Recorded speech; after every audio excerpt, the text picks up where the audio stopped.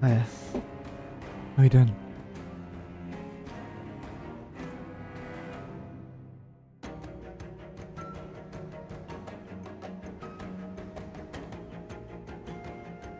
Man, I'm a kind of shit.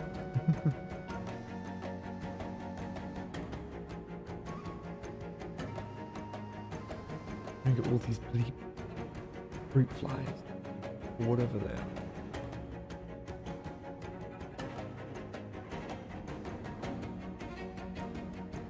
You need to figure out a way to get rid of them.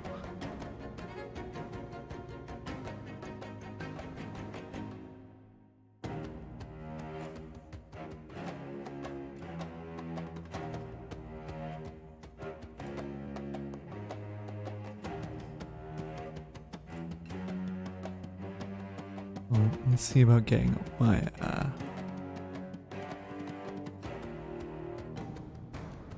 background. No, I'm gonna do it.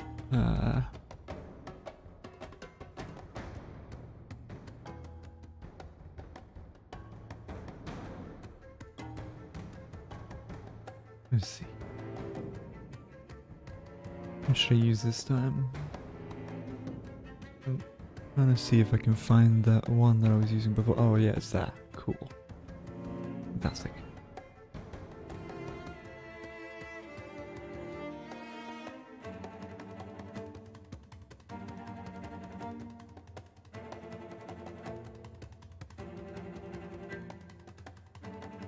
I actually love this one.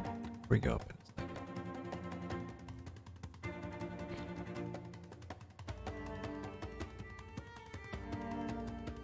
I wonder if I can find the original. Maybe I can use it.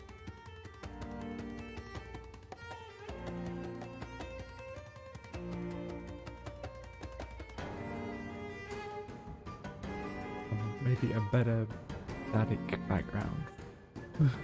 This kind of thing that I'm doing.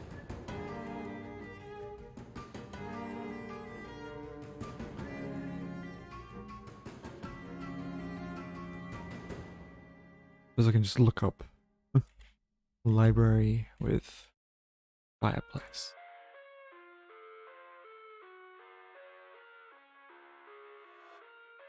Ah, there it is.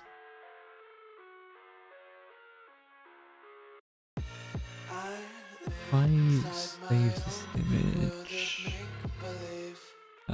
kids screaming in the cradles, profanities. go background, Eyes covered in ink and bleach. Cross out the ones who hurt my see if that works. I love everything. Fire spreading all around my room. My world's so bright, it's hard to breathe, but that's alright. Hush.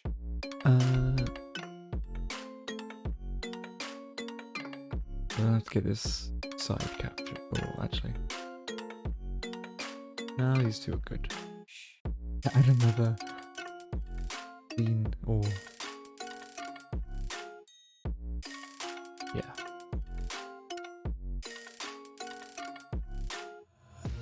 Take my eyes open. Where is it? Image. Add. Why can't you just let me eat my weight in glee?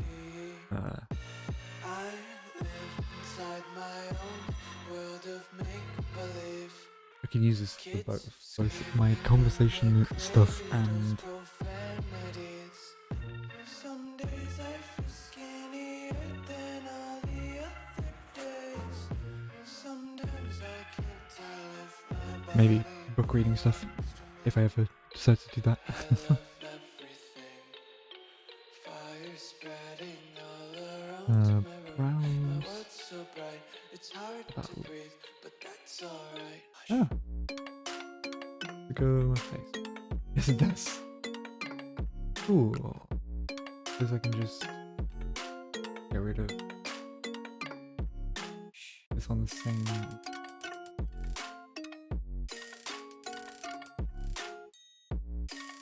Like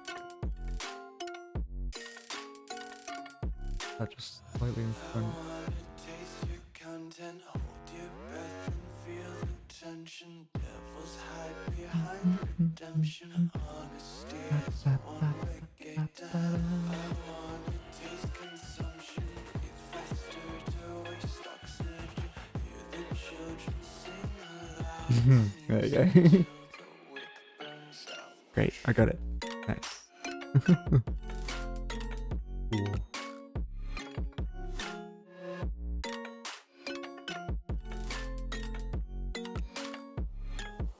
I could always make another scene actually, but I'll do that when I finish the stream.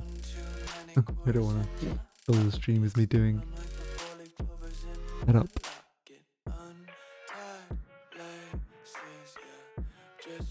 See if I can get the alt capture to work.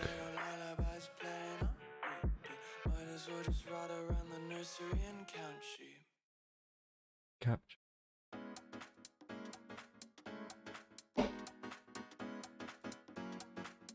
Not my D&D character. I just get the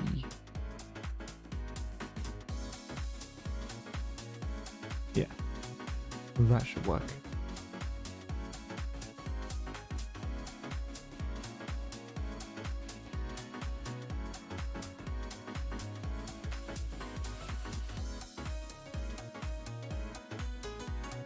If I make this slightly smaller,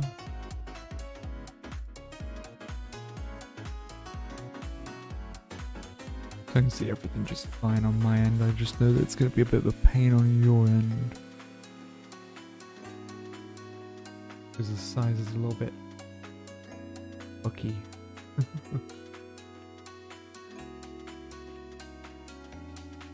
They can make this like a separate table or separate assets behind it.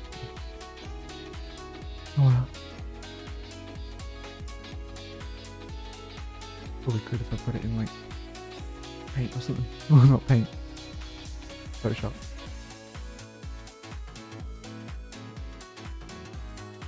Let's see how the side one pops up. That actually looks pretty good. It's not bad.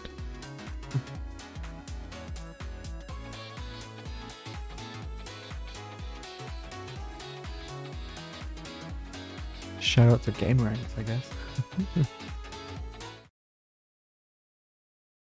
Yeah, chilling in the library. This is my library. This is my my digital library of stuff. Stuff and things. I actually really quite like this. I'm tempted when I get the money to commission something like this.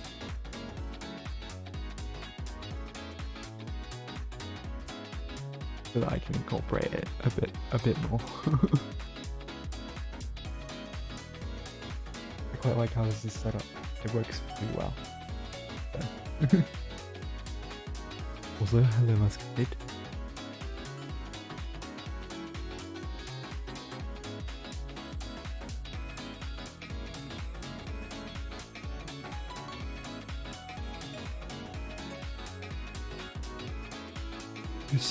I should have set up another scene for this though, specifically I think, so that I can do this. I don't have to keep setting it up in the same scene that I used to capture my games. Or whatever, I'll do it after.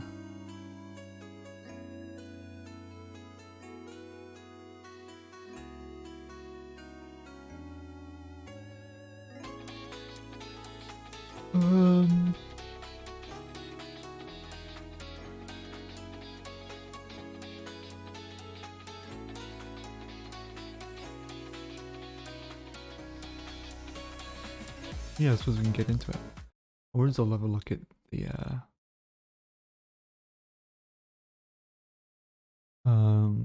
right, yeah, the game. Okay, we'll just minimize. Does me moving this do anything? No? Good. I just wanted to talk about games for a bit.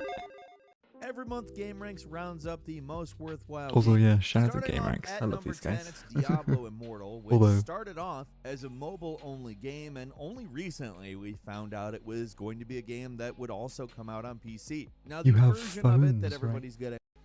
And number 9 is Cuphead, the delicious Last Course Uh, DLC, which is, of course, exactly I as... never really played And number 8 Cuphead. is the Elder Scrolls Online High Isle, which is obviously a new Elder Scrolls story taking place, firstly, in the Elder Scrolls Love Online. content brought by Secondly, Eagle. in lands never before seen in any Elder Scrolls, including Amenos, Eagles? a very vertical place with lots of cliffs, castles, think etc. he's The my story favorite from involves the a GameRanks conspiracy crew. where a secret order of knights is looking to disrupt peace It's very, talks, prolonging the war. yeah, And we're quite a deadpan, ways and- off from the Elder Scrolls 6, and even a little ways off from Starfield. He just so gives this you the is a deets. good way to tide over your Bethesda No storytelling. maths. Elder Scrolls Online High Isle comes to PC, Mac via Steam and Stadia on June 6th, and on consoles, including the Xbox Series and the PS5, on June 21st. I don't really care about And Elder number Scrolls 7 2. is Starship Troopers Tehran Command, a real-time strategy game that takes you into a world This that is really hasn't just- been explored. I don't know what this is.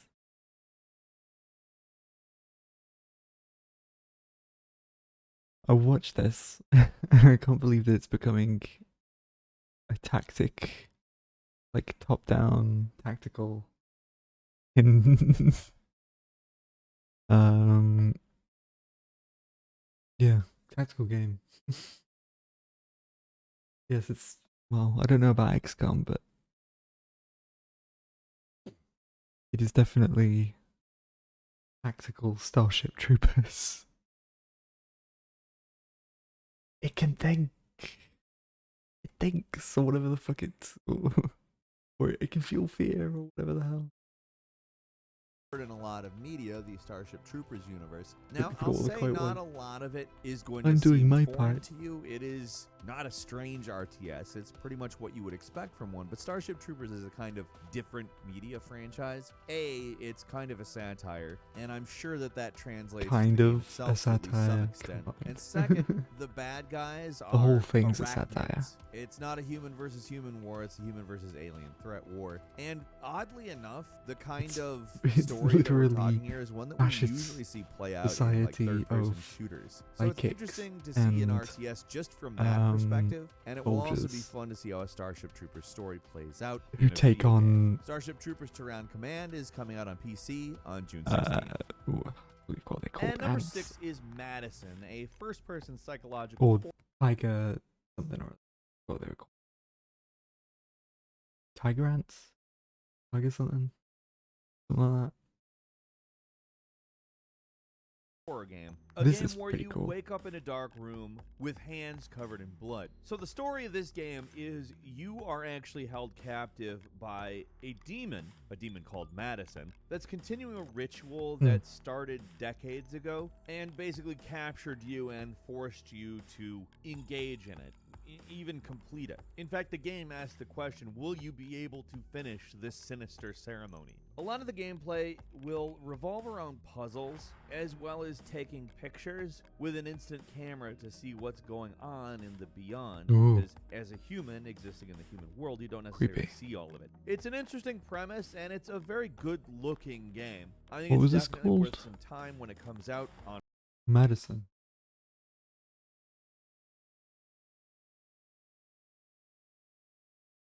Hmm.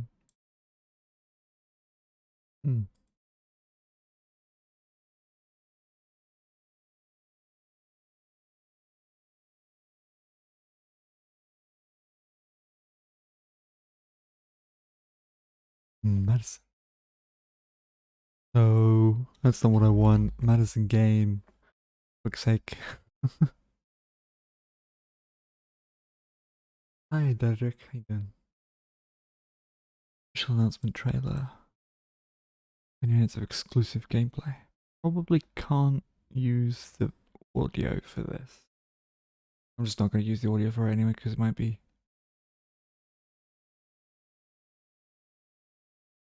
copyrighted. But it looks pretty fucking cool.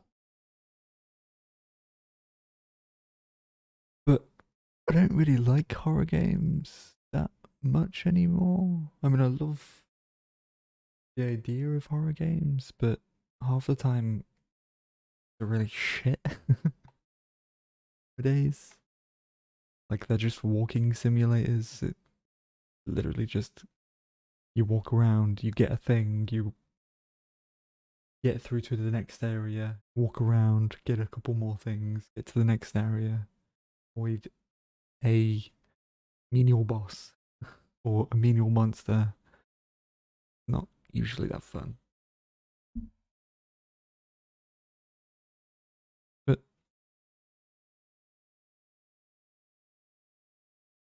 like I prefer horror that actually is like pretty. Because psychological horror, I think, is the best horror. And this looks kind of cool. But then again, it also just kind of does look like the exact same horror game as every other horror game. It doesn't look totally different.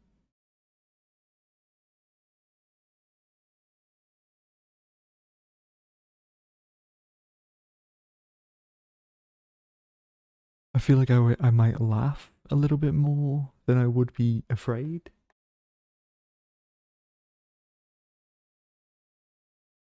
Dead Space might be amazing, yeah. I loved Dead Space. I hadn't, think I only played a little bit of the third game, but I played through the first and the second.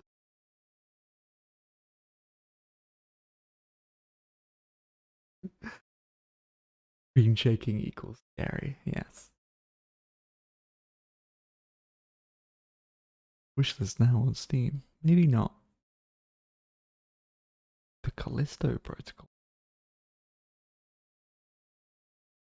What is this? Who?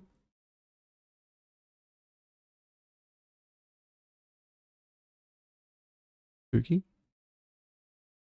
He's looking around in a dimly lit room. What the fuck? Who was that? What? What?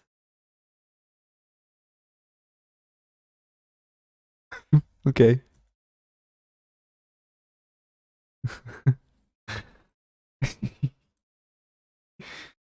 Alright. This looks pretty cool, whatever this is. Official Red Band Cinematic is a more gruesome look at striking distance single player third person survival horror game, The Callisto Protocol, set 300 years after the events of PUBG. What? Huh? His grandmother in there.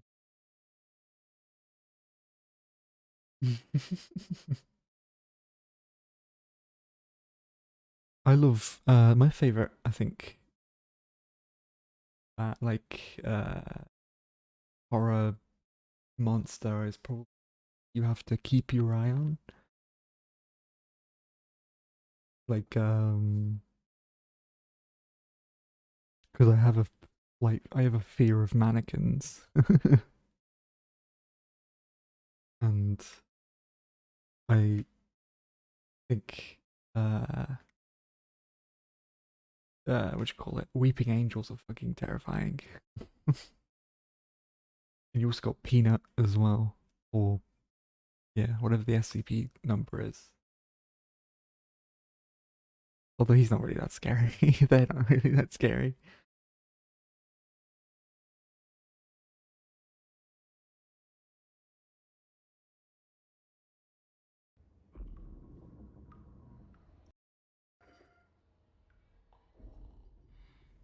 Oh, this! I remember seeing this. I had no idea what it was. Yeah, this is really cool. Although I don't know if I can. Because it looks like. With this. This is obviously the health bar. Like, it's definitely looks as though it's Dead Space. Is this not Dead Space though?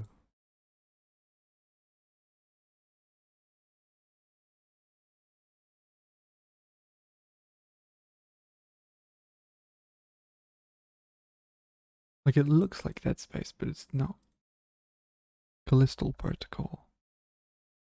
Callisto Protocol. There's not been those are scheduled for release in 2022. The game is being developed by Striking Distance Studios, founded by Glenn Schofield, previously co-created the Dead Space series. Yeah. What to say?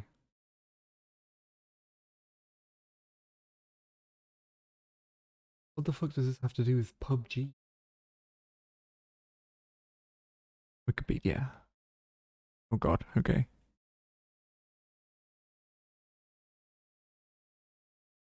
Put my music back on now.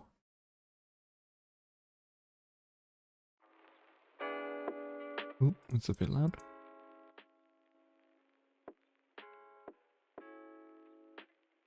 Gameplay. At a prison called Black Iron operated by the United Jupiter's Company and located on Jupiter's moon Callisto. Takes the role of a prisoner, Jacob Lee. They do like starting as a prisoner. That's a pretty good way to start a horror game. Finding themselves in the midst of an alien invasion that appears to have been engineered by the prison's warden. Very SCP.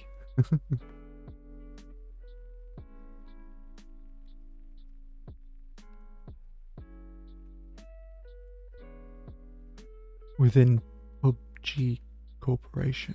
As a studio within PUBG Corporation in June 2019, helmed by Glenn Schofield, who previously co-created the Dead Space series at Visceral Games. The studio was created to expand the PUBG Battlegrounds universe by creating a narrative-driven game. Huh. I mean, I liked PUBG. PUBG was pretty cool. Although they turned it into a bit of a shitty game later on.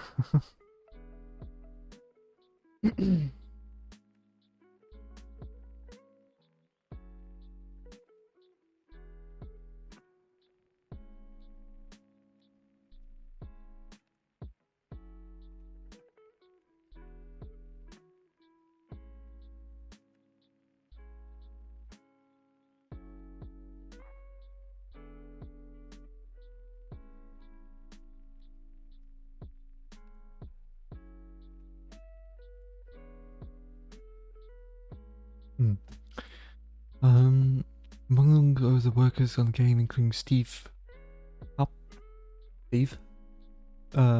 was co-created the Dead Space series and led the series following Schofield's departure. From Visceral, Scott Whitney, designer of the Dead Space series, Christopher Stone, animation director for the following series. Wow, this is a lot. And Sledgehammer Games. Cool, that shows us at least. The producers aren't gonna get their grubby hands all over it. Wait, who's actually making it? Or producing it even? I'm assuming it's PUBG Studios that's publishing it, I mean, not producing it.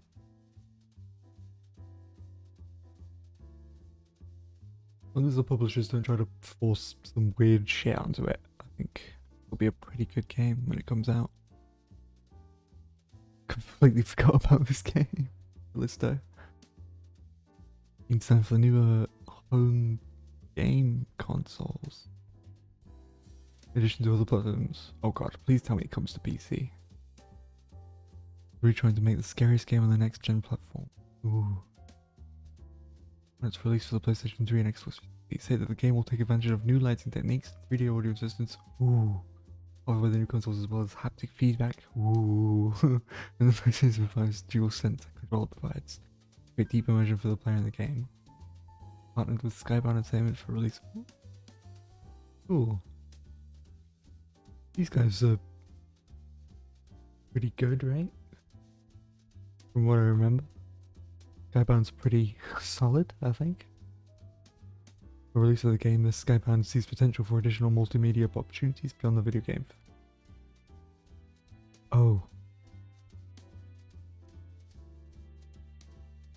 Huh. Okay.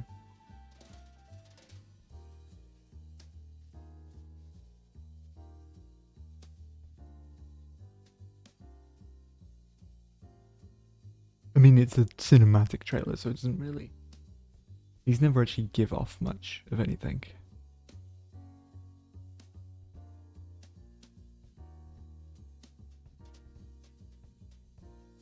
It's always just concept in order to garner hype and while also to get investors. Probably also as a sales pitch to get more people to work on the game as well. That's fucking terrifying. Oh, weird, freaky. Oh, that's a body horror. Oh, okay. Jesus.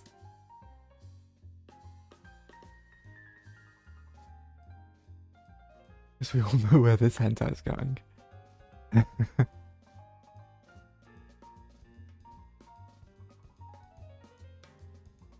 Callisto Protocol 2022. That's this year. Who the fuck knows when it... I mean, they haven't said anything, but in June, I believe there is supposed to be some stuff coming up.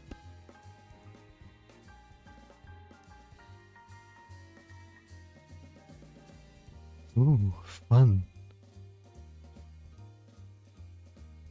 Creepy.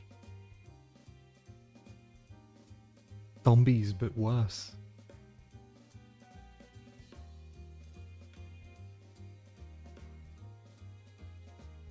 I don't know what any of stuff is. Right, this is the one I wanted to...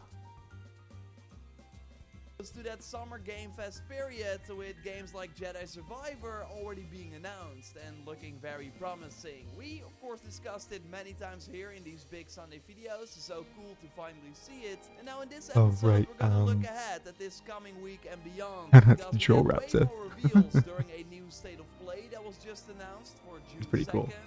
Sure, State of Plays are usually hit or miss, but I got some theories and we got some rumors as to why it might be different this time. Like we might see a new kill zone, which kind of wild to think about. Plus we got more leaks for things that seem to be dropping. Just a thumb to go over. Of course, if you like these big Sunday videos, then leaving a like would really show you something like this. Okay, let's immediately start with this kill zone VR game. The leak comes from Without Parole, a trustworthy PSVR YouTuber, because in August 2021, so almost half a year before the new headset was officially announced, he already leaked all the details. Oh, do you? What's happening with this? What's this interview for? What's this interview for?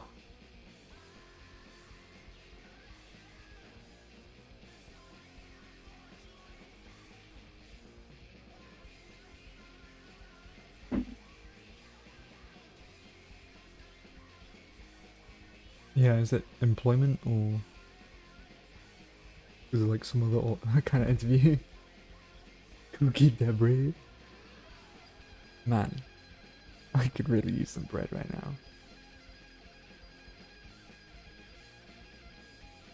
Apart from the bread that I store in the fridge because I'm a heathen, but...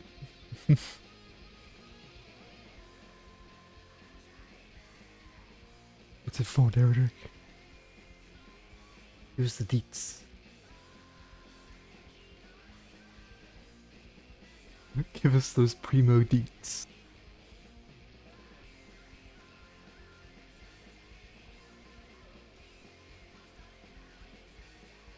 Go, go, go. Go, go, go. Where's the tea? Spell the tea.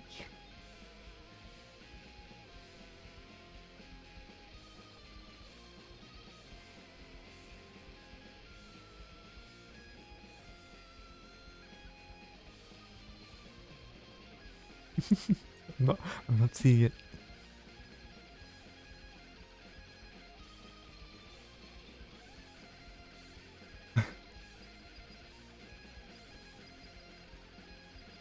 Hopefully you won't. I don't know how much the stream is behind on. I think I'm pretty good. I think my streams are usually pretty in time.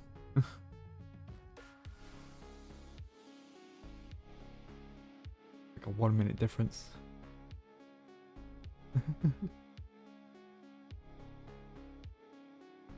Oh, was that him? Was that him saying that?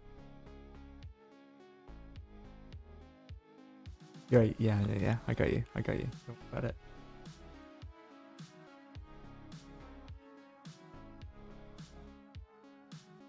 Prolific study interview.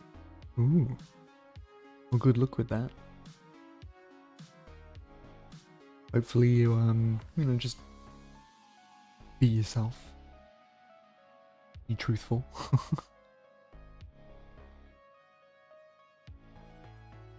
Don't use any puns. Or try not to, at least. As much as you might be tempted to.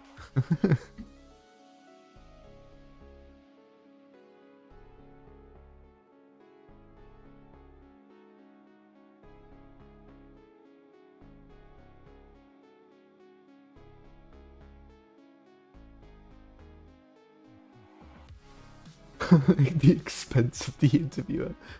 I'll pitch them. Well. I wish you luck, good sir.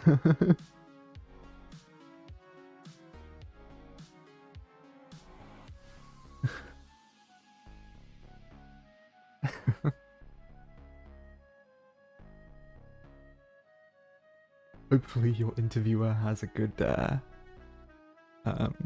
has good humor. Or it's just nice in general.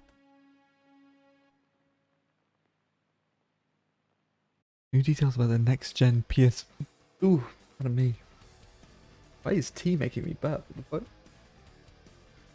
the fuck? PSVR without parole, a well-known name in the PSVR community, just dropped a video outing... What? Outlining details from a Sony held their developers regarding the next PSVR, referred to as NGVR by Sony, next gen PSVR, not PSVR 2. Will use Fresnel OLED screens with a 2000 to 2040, wow, 2020 to 2040 resolution per eye. That's fucking nuts. As long as it, I mean, if it runs in like 60 FPS, that's amazing too.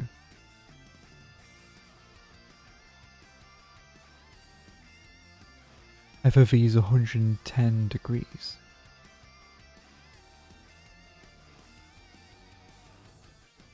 That's pretty good, right?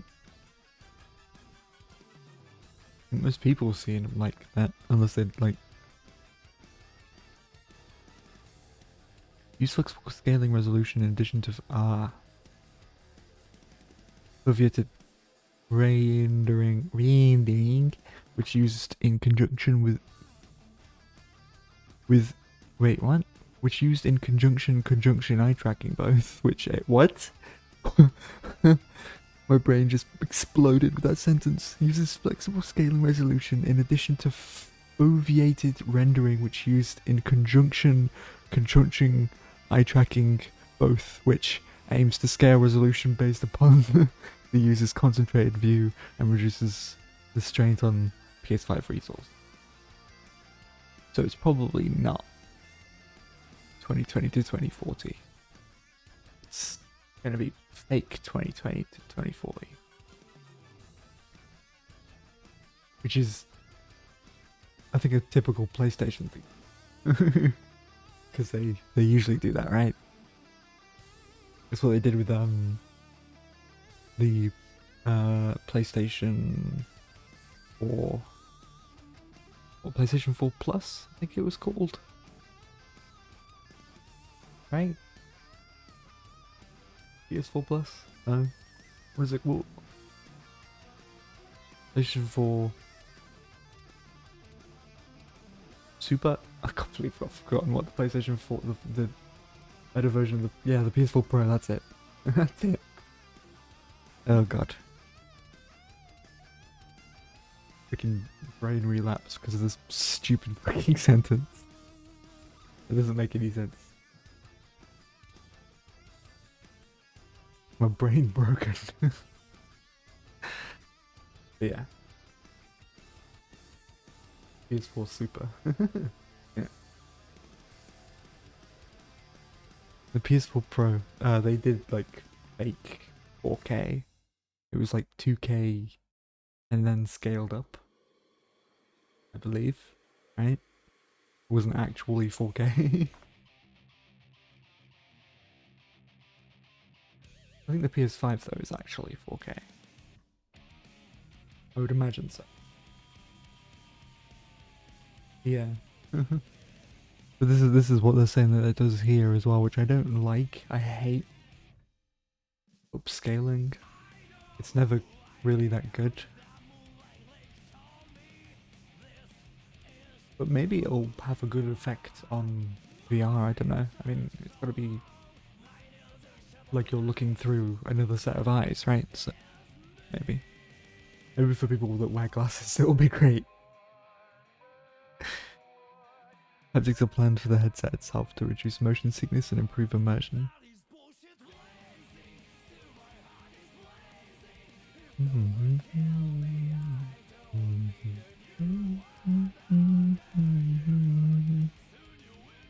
LTK is great.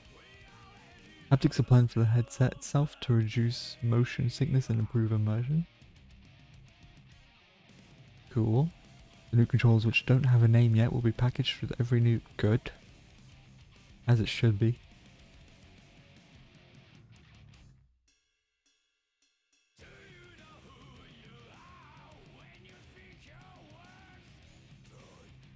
Yeah, I mean 2K is pretty good. Like 2K is still a massive upgrade.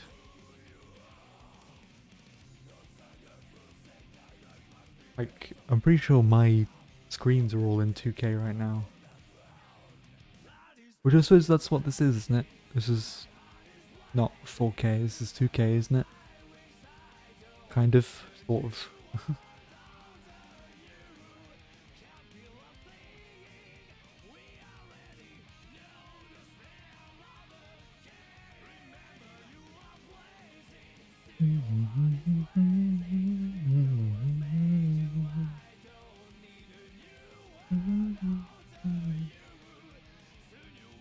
You wouldn't risk having...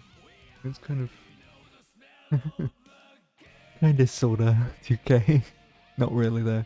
Because it's, I think it's, believe it's 2560. And this should be like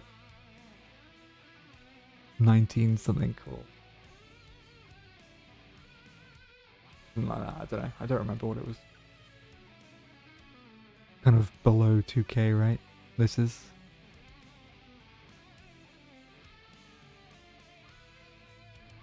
Very weird resolution that is. I'm not quite sure what that is. It's like a in between 1080 and 2K. Something was mentioned regarding Sony wants to move away from VR experiences and concentrate on AAA games with an aim to make hybrid games that are playable in both flat screen and VR. Yeah. When those titles launch, you can even select which version you want to download. Nothing was mentioned regarding BC for PSVR 1, but there is a push to remaster some PSVR 1 games. Wasn't shown a release date, wasn't mentioned, but launch plans will be revealed in early 2022.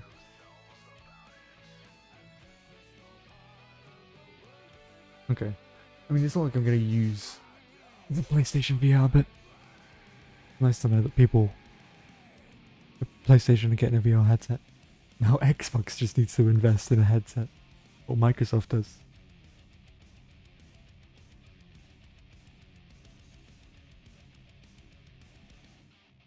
Mm-hmm.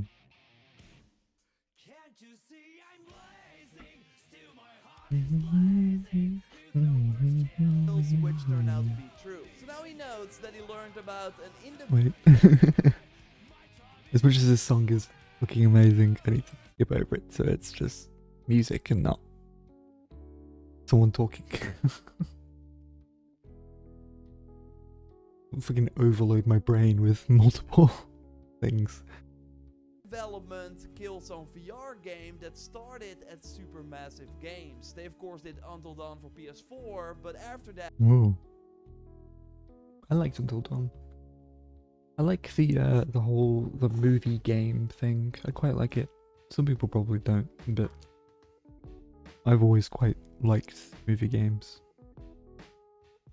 Not movies that were made from games, but games that are like quite a bit like films. Obviously, I don't think I'd like it all the time. I wouldn't like all of my games to be like that, but the kind of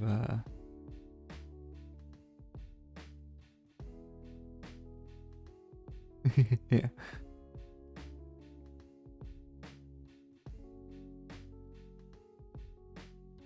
Movie license games aren't always good, but what I'm referring to is like this is or like stuff from Quantic Dream is a game that's like watching a film sometimes, because you always get that like you're watching a film feeling, but you get to interact with it.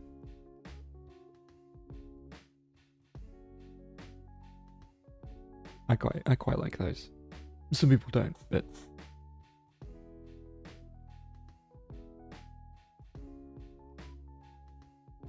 yeah, I can't wait for that. I've said this already. I think that game's gonna be pretty cool. Because I mean, they're taking something that already exists and using the lore to create their own story, right?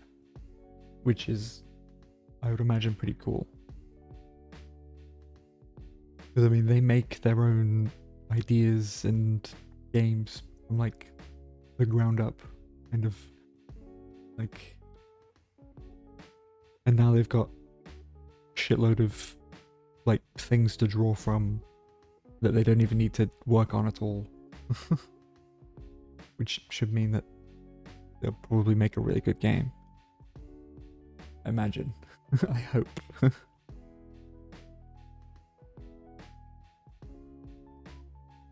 I think it could be pretty good.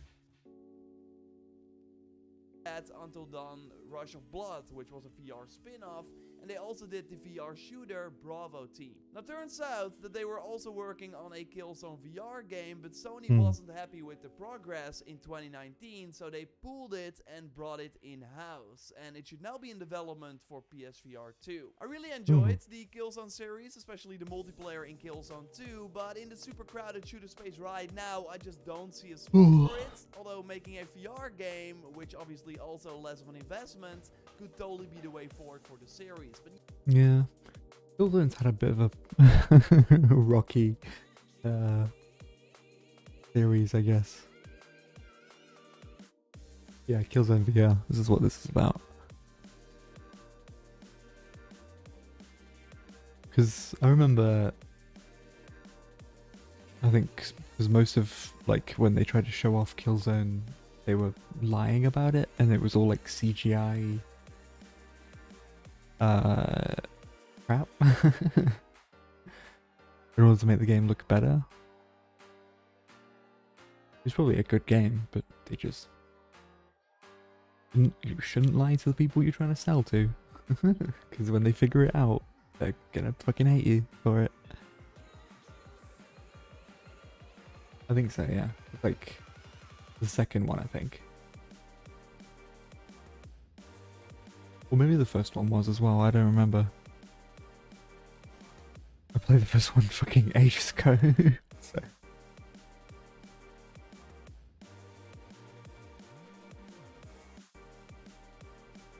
I never played the most recent one.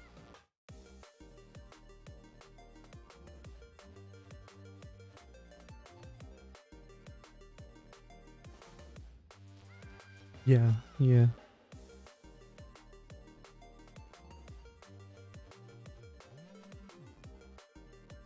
It was definitely a shooter. That's for sure.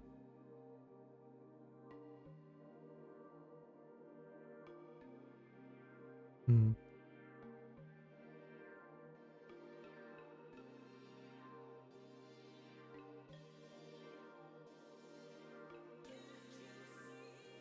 Yeah, I think... Do I have Killzone 3? I don't even know if I have it on this. I think I own Killzone. Oh, Steam isn't loading for some reason.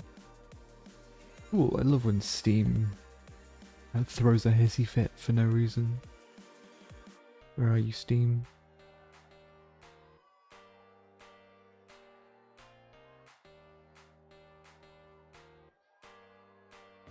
There you are.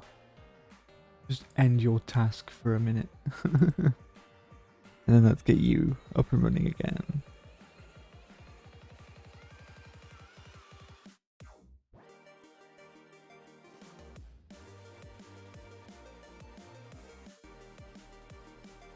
Ugh, why is Steam being a bastard right now?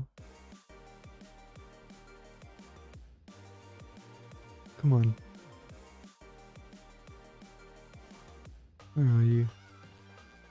You're not even open. What the fuck? You're not even in my... I've got client web helper, but I've got...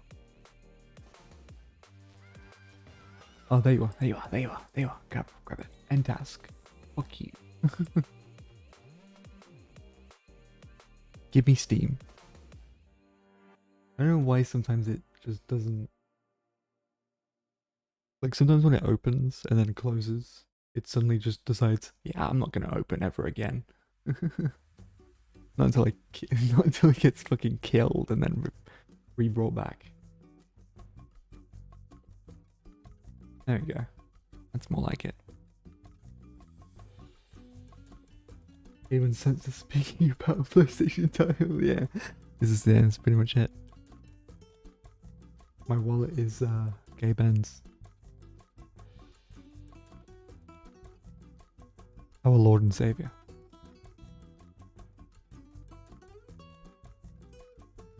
The God of Wallets.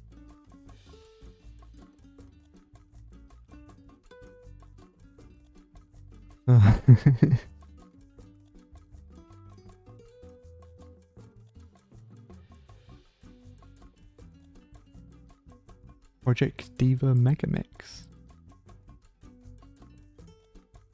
Horizon Zero Dawn. Complete edition. Oh, it's 50% off. Okay. Build a zoo. Got some updates for some things. Let's have a look at my games. Killzone. Killzone.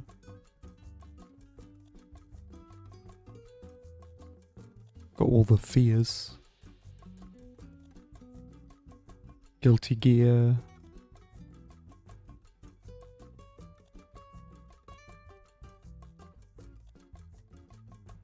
Huh.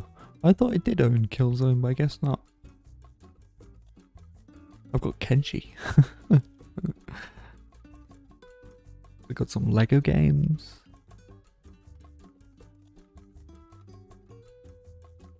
I've got all the Max Paynes, which I want to play at some point. Not on PC. Oh right, it's on PlayStation. I had it on PlayStation. Fuck, right.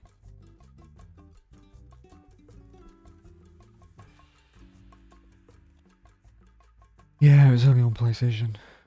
And I didn't have a PlayStation anymore, so and I've got my PS2 actually.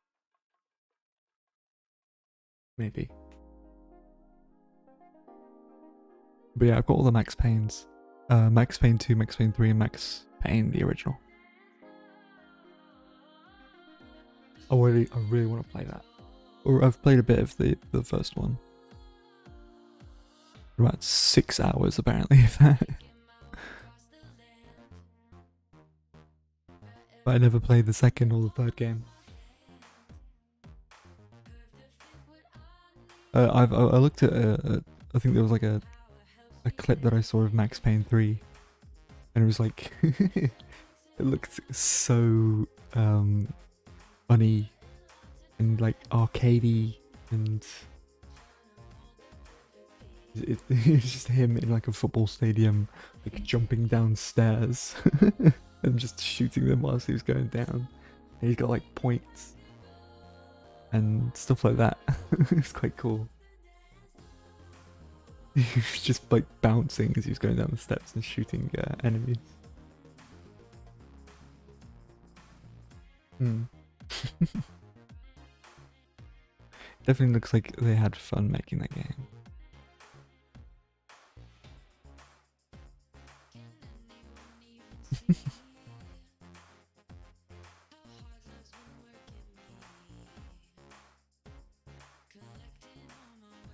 Might have to be a little bit careful because there's some amount of nudity in there, but I think you should be fine.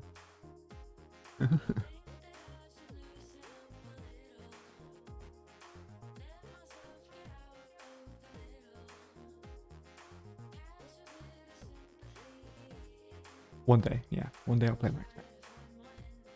You know what? I might be tempted to do it after I complete Dying Light, maybe. I think after I complete Dying Light, I'll do like a mix of games, maybe. Do some Max Payne, some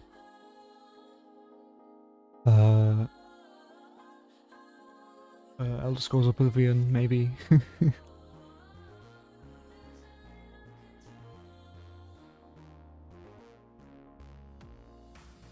Yes, I did. Supposed to be a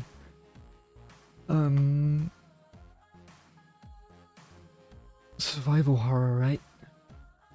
I've played both of them. I mean, I've played all of the like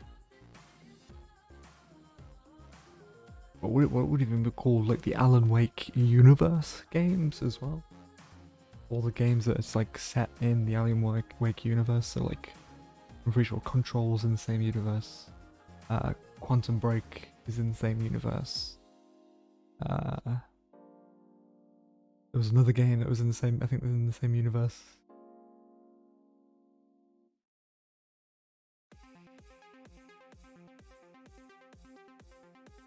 Ooh, cool.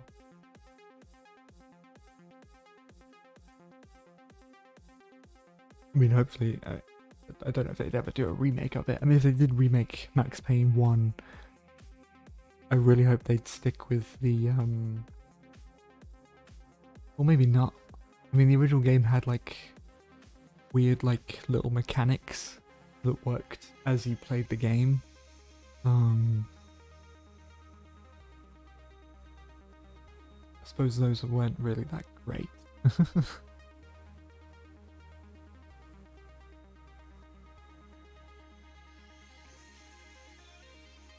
Sam Lakes, yeah. Very funny.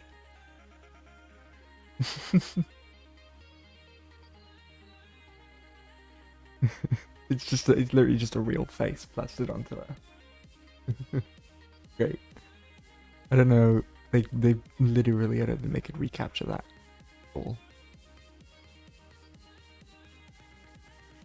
Because it would just be a real person that randomly.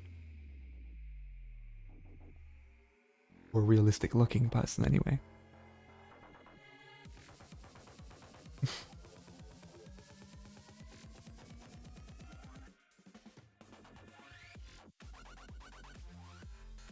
Yeah, but the original also had like a scaling mechanic in it, which like pretty much, I think the more enemies you killed and the less amount that you died, the harder the game would get. Which is a little bit insane, but kind of makes sense. And then it gets easier if you die. If you die a lot, the game becomes easier.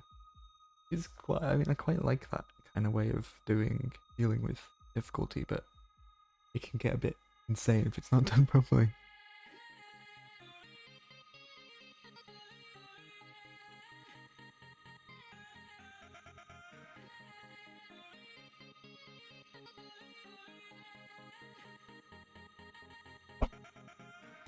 Anyways. Yeah, who's making it? I don't see Guerrilla step away from the Horizon universe. anytime soon. Maybe you saw our big recent video where we went in depth on all the PlayStation studios and what they're likely working on. I will link to it at the end of this one for if you haven't watched it yet. But there we did not notice a hint or like a job posting that could revert to a Killzone VR game. So I still hope it's true, God, his name was. and that would of course be a huge announcement at that upcoming The raccoon, right? They note Actually. in their blog post that we will have some exciting reveals from our third-party partners, plus a sneak peek at several games in development for PlayStation VR 2. And we learned during a big Sony presentation this week that there are 20 plus major first and third-party titles called. Ooh.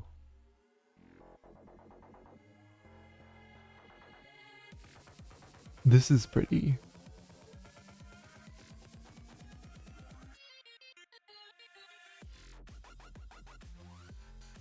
I mean, what? I mean, the old controls were just sticks with fucking pom-poms on the end, right? It's what they look like. They look like massive, fucking oversized light-up microphones. Hey. That's what those controllers are, right?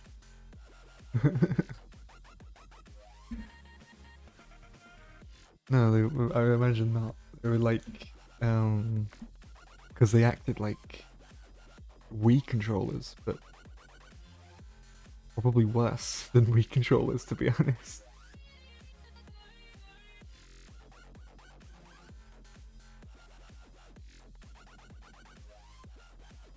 Confirmed for PSVR 2 at launch.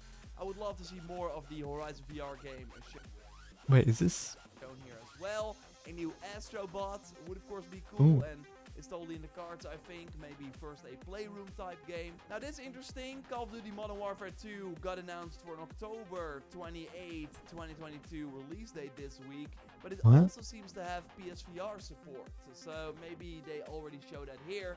While the official reveal for the game Call of Duty Modern Warfare 2 with would be VR, awesome, that and sounds we got insane. a confirmation that Half-Life Alyx is a PSVR 2 launch game, and Don't know if I it would would work also very love to well. see some surprises. Although Killzone would of course totally be one of them. And even though I'm totally very interested in PSVR Yeah, I'm not 2, sure what I this think the was. Horizon VR game is shown here as well. I don't think it's. It looks more like a Horizon experience I would love to see more on a track. Because this definitely looks like you're on a track.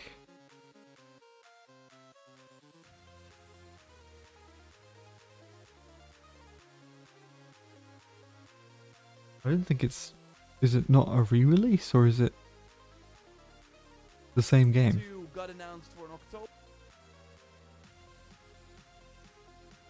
Is there another Modern Warfare 2? Yeah, I mean, it kind of does look like a Horizon thing on rails. It kind of looks like that. Just a little bit. Judging by the fact that you're on a moving boat, More of the Horizon VR game is shown here as well. A new it does not look like a game. It looks like a sit-down roller coaster experience. Like you're in a fucking Cadbury World bowl going through a chocolate river or something. Looking at a bunch of fucking chocolate eggs. I remember that shit. It was not good. Chocolate was good there. Definitely the chocolate was release good. date this week, but it also seems to have PSVR support. So 2022 release. Duty Modern Warfare 2 got announced, maybe first a playroom type game. Now this is interesting. Call of Duty Modern Warfare 2 got announced for an October. What is this? Is this another game that they've just called Modern Warfare 2? Or is this Modern Warfare 2 remastered? Or remade? Like, what is this? Because there already was a Modern Warfare 2, so how can they call it Modern Warfare 2?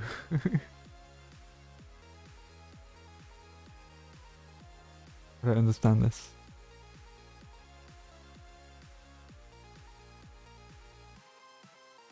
For 28, 2022 release date this week, but it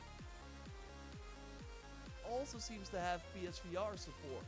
Is it a VR version of it or something? So maybe they already showed that here, while the official reveal for the game will be on June 8th. Would be awesome if we got a confirmation that Half-Life Alyx is a PSVR 2 launch game, and Ooh, that's quite cool.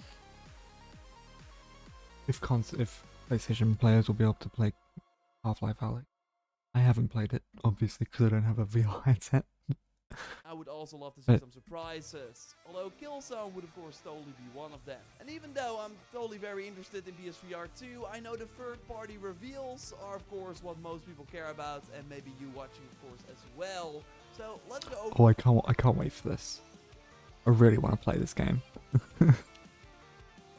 I have no idea what it's about, but you play as a cat, surrounded by robots. What's not to like? For that now, I think it's interesting that they note that it's nearly 30 minutes, while the previous two State of Plays were a little over 20 minutes, so it's already bigger than what we got before. But yeah, Shuei Yoshida points out on Twitter that we should read Exciting reveals from our third-party partners, plus a sneak peek at several games in development for PlayStation VR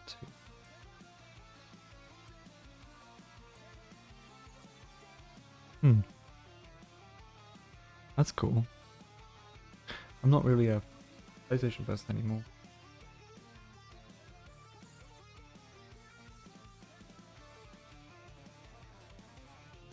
What was that?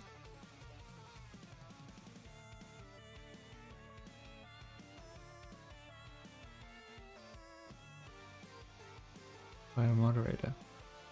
Nightbot timed out. Oh, did I catch a bot? Did we catch one? Did we catch a bot?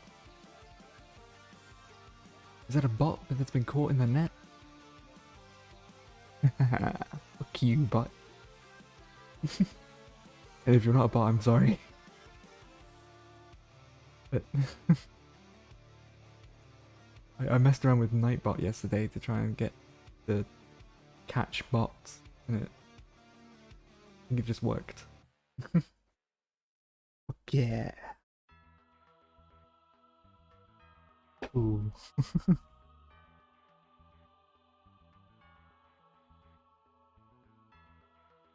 Because we're seeing same reviews from our third-party partners, plus a sneak peek at several games of development for PlayStation. Well, it was something for 5 seconds. I'm not actually sure if that was a bot. I guess we'll figure it out right now, because it's been about probably longer than 5 seconds.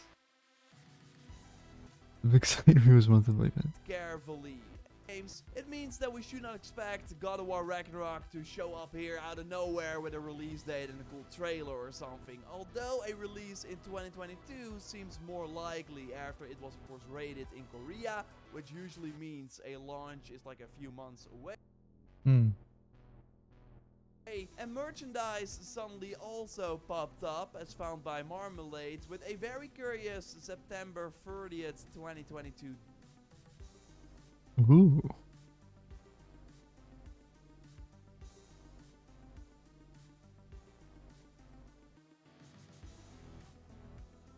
found by Marmalade, with a very curious September 30th. September 30th. I thought he said December 30th. I was like, that's not December. It's September. To date, and these listings have now been removed, by the way. But this is the same date that the back end of the PlayStation Store had a while back. Like, imagine this game dropping in September. That would be huge. But we will likely not see it during the State of Play. Now, the highlights will very likely be Final Fantasy VI. I don't know what the game God of War is going to be like. Because, I mean, I really like the God of War franchise so far.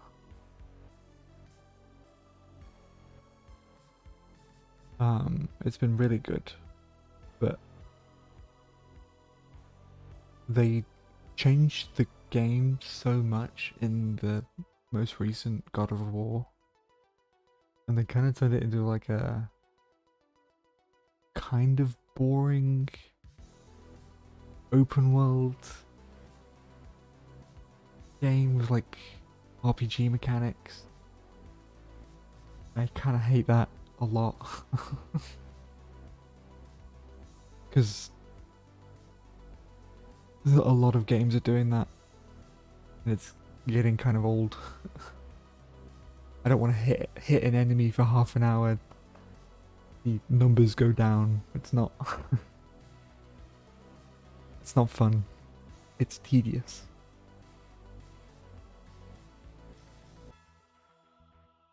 But I mean, God of War was pretty good. Like, even though that was a thing, it wasn't bad. It definitely had the God of War feel to it.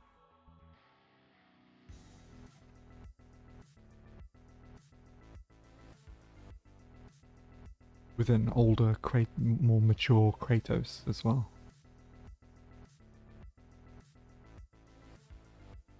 I just don't know whether second game's gonna take it at all.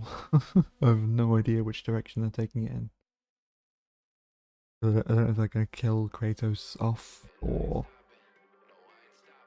they're gonna make Atreus a main character, which I don't really care much for.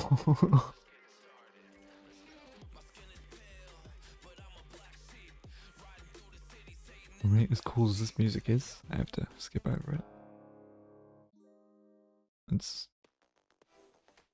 There we go. I'm not sure though. 16. I mean, last September we heard that the trailer would be dropping in spring 2022, and yes, I checked. Spring is still June 21st, so time is running out. It's of course... Yeah, it is. Is that the newest... Wait, that was not a... Spring starts Sunday, March 20th. Spring ends. It's still spring. Really? You know what? For some reason I thought it was still summer. I thought it was summer right now. For some reason I thought summer started around May. Or like near the end of May, but okay. Starts in June apparently. Guess that makes sense.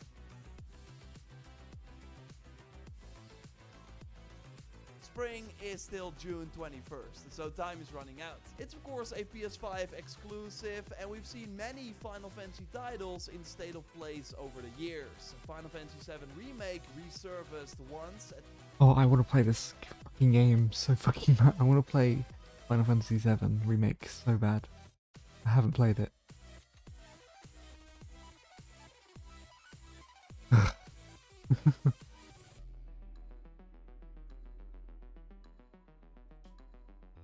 I know they brought it out for PlayStation. I mean, PC as well. But by the time it came out on PC, I had no money to be able to get it.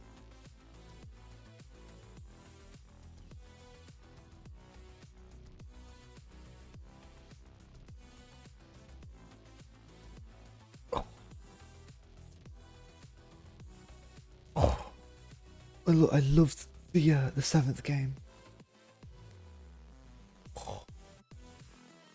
I quite like most of the Final Fantasy games, although some of them are a bit shit.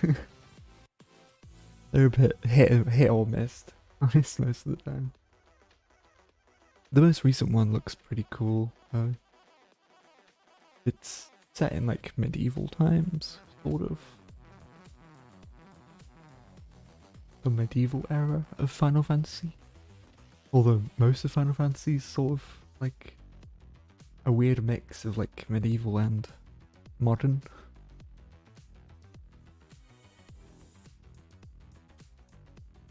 A little bit. This one looks like it's like full medieval era Final Fantasy, which I quite like.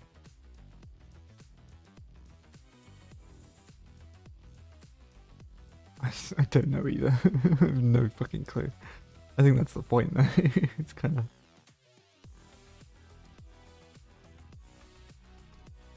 kind of feels like it's multiple universes.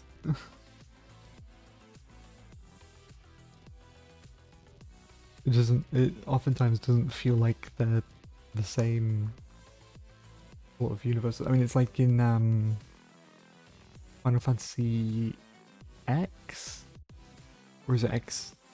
Yeah, I think it's X. X and X2. Where Paul goes into, I don't know, is it a parallel dimension or is he goes forwards in time? Either he goes forwards in time or it's like a different sort of dimension in a different time.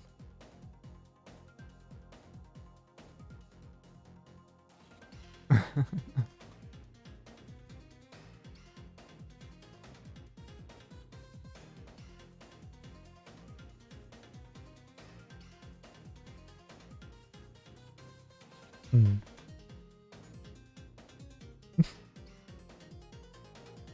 The end of the May 2019 State of Play, and last year we heard about the Final Fantasy VII Integrate PS5 version, also for the first time at a State of Play. So yes, I would be shocked if it wasn't here, and maybe we also get a 2022 date. Like, there is actually a rumor right now that for Forspoken might be delayed and released if I've seen instead. Oh.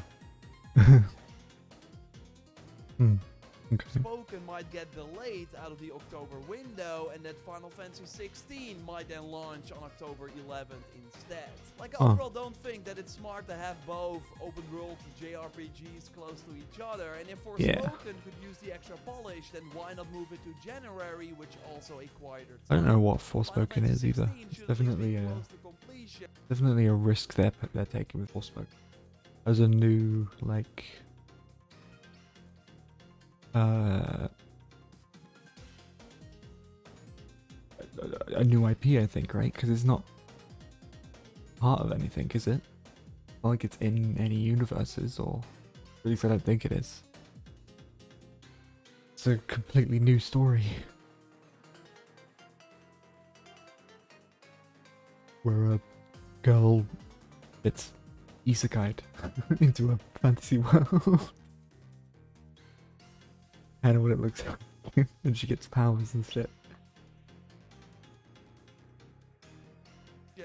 So we will have to wait and see. Now, if I could pick one game though, I would love to see Avatar Frontiers of Pandora Oh here. my god. And Sony has been pushing it as one of their marketing deals in also many recent press. What is that? What the fuck is Avatar? Avatar. Oh, I can't wait for this. The Way of Water. I can't wait. It's freaking the first Avatar film. I think the whole Avatar...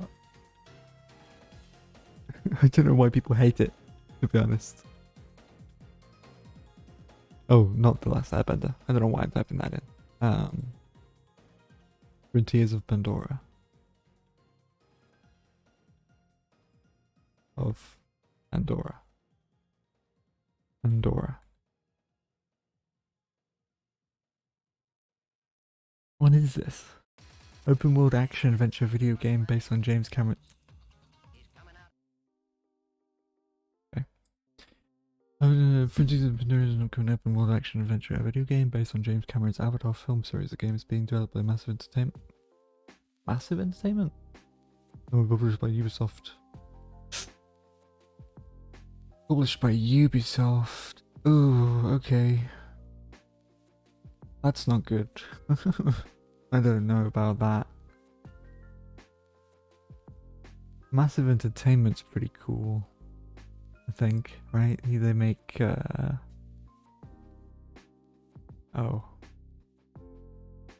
I mean, yeah, The Division was okay.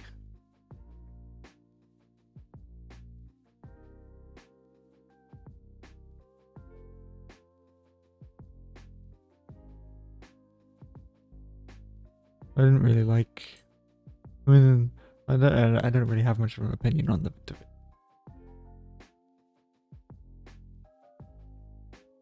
Hi, bro. Welcome back, Derek. Yeah, they used to be great, Ubisoft. I loved most of their games, like, ages ago, like... all the Far Cry's, well, Far Cry 1, 2, 3. I loved all the Assassin's Creeds, which was Assassin's Creed... what was it? Brotherhood, the first one, I think? No. I think it was just called Assassin's Creed, wasn't it, the first one? I can't remember. I think Brotherhood might have been the second one, and then Revelations was the third one, and then they released... Wait, no. I've got my Assassin's Creed lore fucked up right now. I can't remember what the Assassin's Creed games. It was like 1, 2, and then Brotherhood, Revelations, and then it was 3, right? And then it was Black Flag. Yeah, Black Flag was amazing. I thought Black Flag was great. I think Black Flag was the last good Assassin's Creed game that they made, to be honest. Because it's all... I mean, Syndicate was okay. It wasn't too good, though. I think I only liked Syndicate because it was set in, like... Was it Syndicate? Wait, was it Syndicate that was set in... AC Syndicate? Was this the one that was set in London? Yeah, old age London. I quite like the old age London sort of vibe. I really like Victorian era London, and well, I'm not sure if this was really Victorian era. It's more...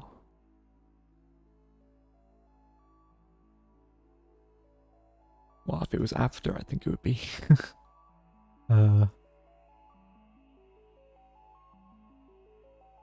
Liz, right?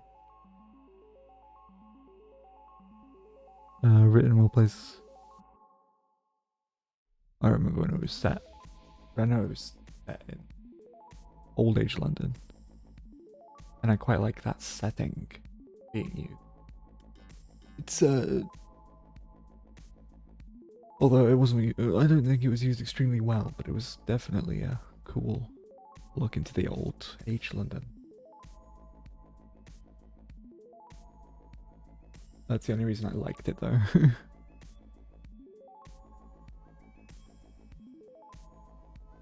Yeah, I'm a little bit worried about Avatar Frontiers of Pandora, mainly because of Ubisoft being the publisher.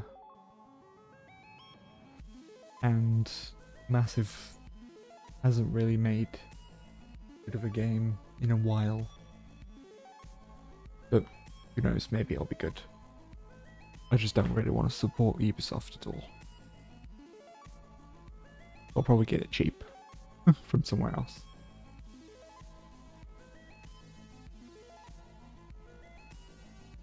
Or if it comes to Game Pass, maybe that would be good. I could play it then without worrying so much about my conscience.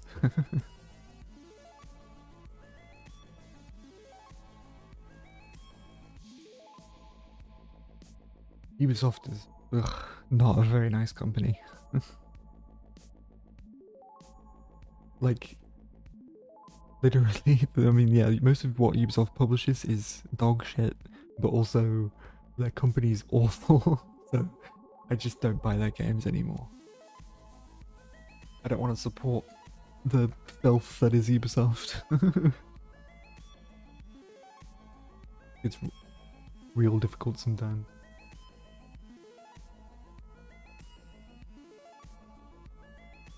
Although, it's not that difficult, actually. Their shitty games don't make me want to buy their games, so... I suppose they make it easy on me. Presentations. Here we also see Final Fantasy 16 Forspoken, Hogwarts Legacy that this week got a special PS5 features trailer. But yeah, we haven't seen I like... Legacy. Here we also I want to have a look at... I really want this to be good. Hogwarts Legacy. Although it's set in a time that's not so great. It's set before Harry Potter, in like old ages of the Wizarding World.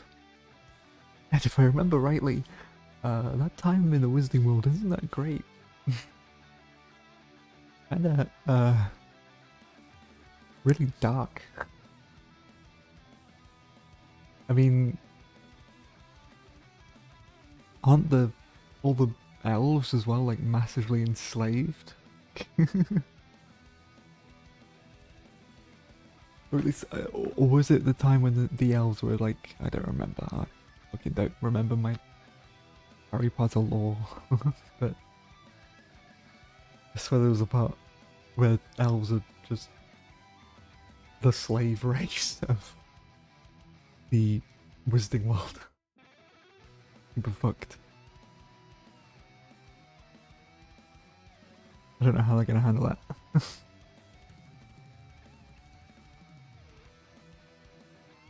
Or maybe they just make up their own lore on that, maybe. Who knows? It looks pretty cool though. And I quite like Harry Potter. I don't really like the new shit that's coming out, but maybe these people will do it right. Seems like the developers really quite like the lore that they're delving into.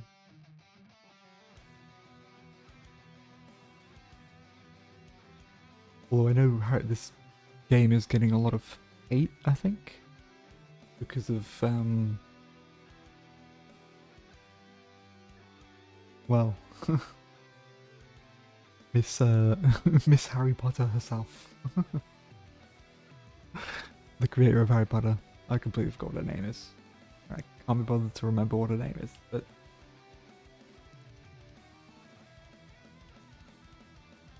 people really don't like her, and that's very understandable why. Even her books are a little bit etch. But as far as I know, she's not making this game, so it shouldn't deserve the hate that it's getting, I don't think. If it's even getting hate anymore, I don't know. It'd just be weirdos getting angry because Harry Potter exists.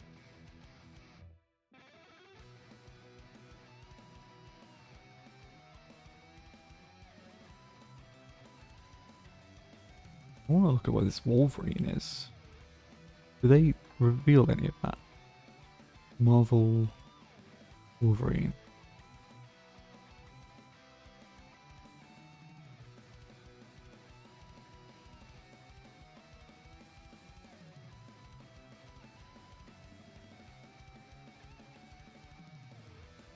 Right, I mean, it's made by Insomniac, who handled Spider-Man extremely well, I think. Like, Spider-Man was a pretty amazing game from them. And Miles Morales was pretty good. But I don't really get to play it, so...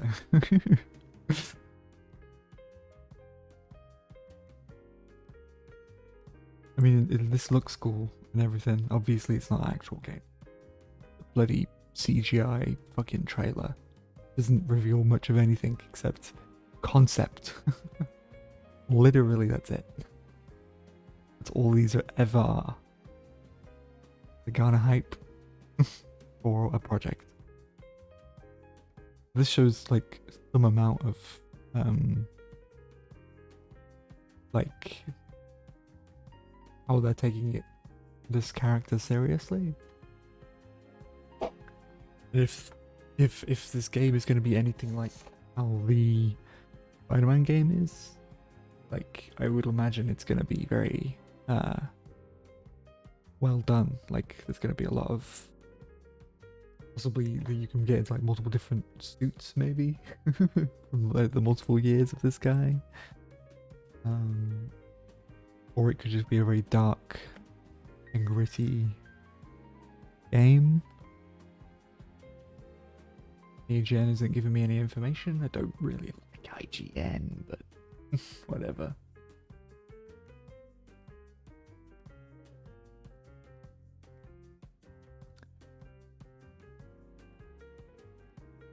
Like, this is pretty cool. Like, there is blood here. Like, I only hope that they don't, because Wolverine's a pretty gory fucker. Like, he's not. He's an angry. He's a vicious. I mean, he's very animalistic. Like, if you were to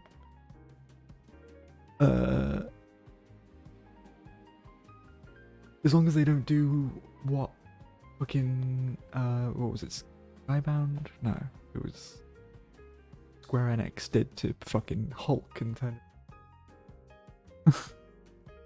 just a shit version of Hulk.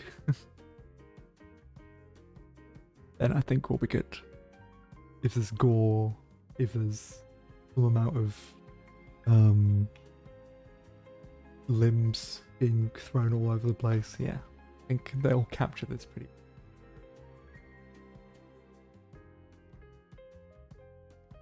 Swear to God, if they do fucking impact wave things, like when they do the thing with Spider-Man, that really weird comic book sort of impact wave that happens when you punch somebody with his claws. It'd be so fucking dumb looking.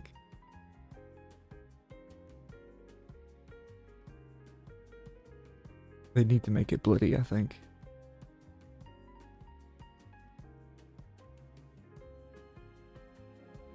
Although I don't really know much about it.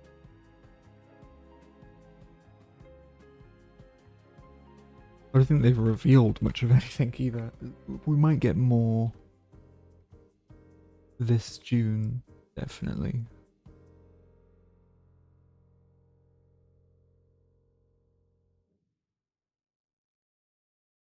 Also, oh wait. We type in the game version of it being made.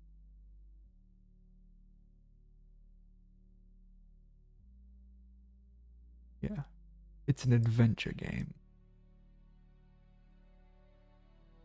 It'd be cool if it was like the Wolverine that was in like the the segregated Wolverine, like the guy who just puts himself away from everything. Like he's in the woods and he's surviving out there and living his own life. Like that kind of Wolverine's pretty cool. I like that one. Full-size game with a mature tone. Whatever the fuck that means. Hopefully that's just downplaying how mature it actually is.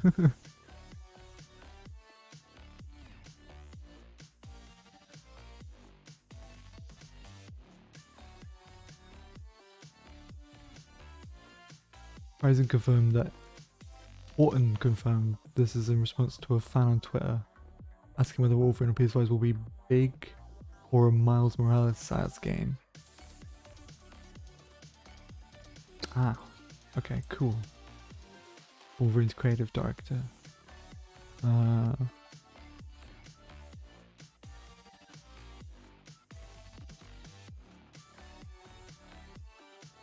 Wait, stop. Oh. Yeah, this. Very cool. I mean, it looks like he's... This is a CGI trailer, so I can't really... It doesn't really matter what he looks like here, because he could look completely fucking different in the actual game. We haven't actually seen anything of the game. We haven't about the game, so I have no fucking clue what it's about, to be honest. Other than it's an adventure game, and it has a mature tone, and it's a full game. That's it. That's it. No fucking clue. Hopefully we get something in June about it.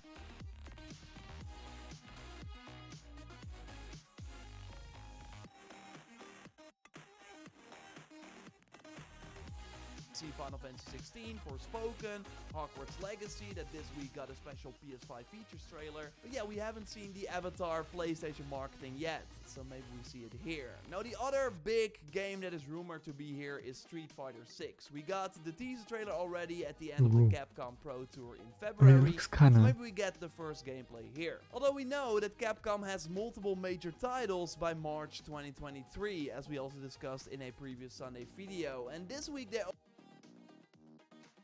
Is this...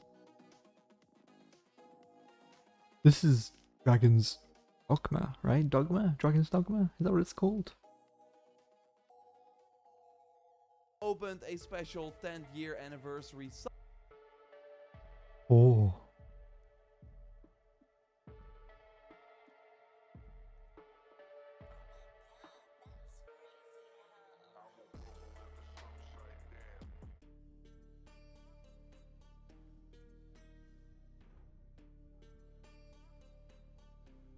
Are they gonna do another Dragon's Dogma? That was a pretty cool game.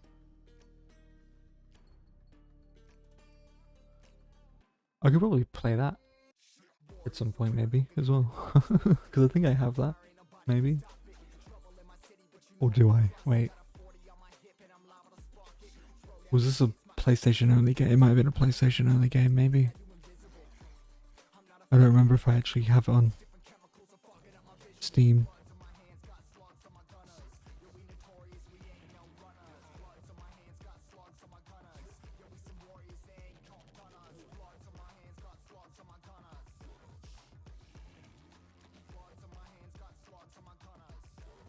Yeah, I don't. It might have been only on PlayStation actually.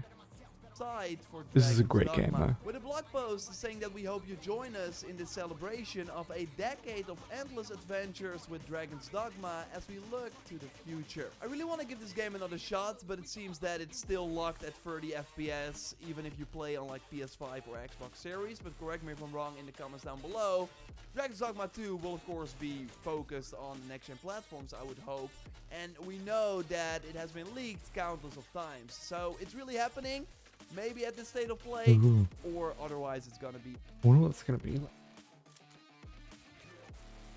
A little later. Now of course, Resident Evil remakes have also been at State of Plays as well. Resident Evil 3 remake was actually announced at a State of Play, but let's take a step back and let's not get too crazy here. Resident Evil 4 remake would of course be wild, but let's set our expectations right. It's probably going to be Final Fantasy 16 or Street Fighter 6 as like the big third-party games. Like usually we do not get a lot of big hitters at the State of Plays. This is the highlight video from July 2021 with really nothing noteworthy. Still, is this just he just talking about period now, and State of so Play? It would look kind of stupid next to Microsoft's big show if they did not at least have a few interesting titles. Stray, the cat game, seems like a safe bet though, as the PlayStation database recently got updated with a...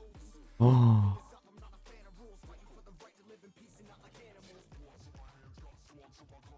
Fuck, I hope this game comes out on PC. This fucking game better come out on PC, I swear to God. I need it. I need it. I just want to play as a cat. If I can just play games as a cat. It's been done really well. Need it in my life, okay? The July 19th date, and I really like what I saw in the most recent gameplay demo they dropped. Ooh. So we will be live reacting on What is YouTube that? to the State of Play. Hope you join us on June 2nd, and then we'll also drop a countdown timer to the event in the pinned comments. Oh you can God, I also hope see that the new game is Destroy good. All Human game here. The Microsoft Store ruined the surprise and leaked this multiplayer title called Clone Carnage. Oh fucking God. And learn multiplayer leaked here. The standalone DLC comes with 4 modes, 6 maps, and up to 4-player multiplayer, Ooh. according to the description. Wait.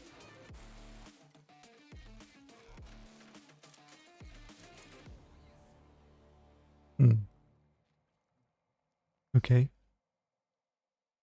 That suggests that we're gonna have to pay for that, right?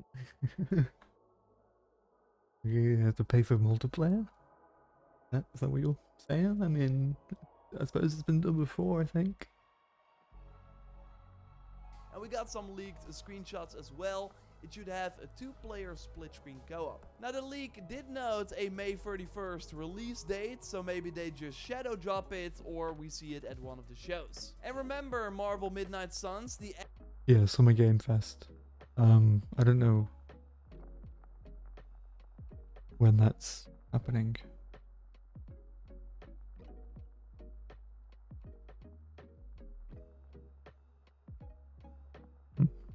XCOM Marvel game. We actually got a new report XCOM Marvel that a game. re-reveal is slated for this June. What?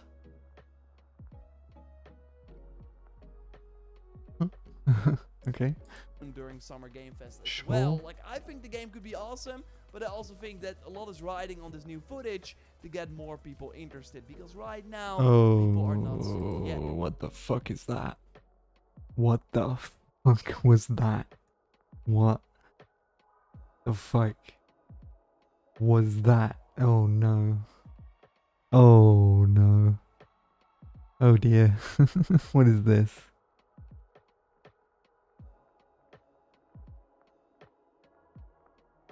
Party games? As in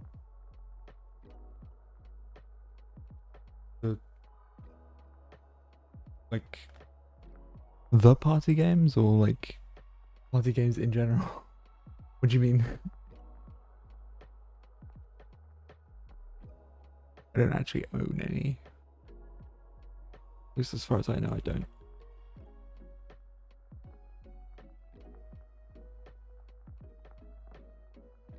Jackbox. Yeah, I don't own any of them.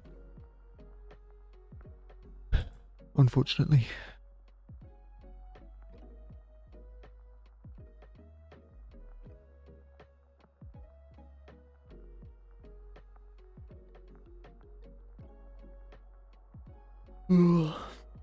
If there's something that's free. I mean, I've got marbles.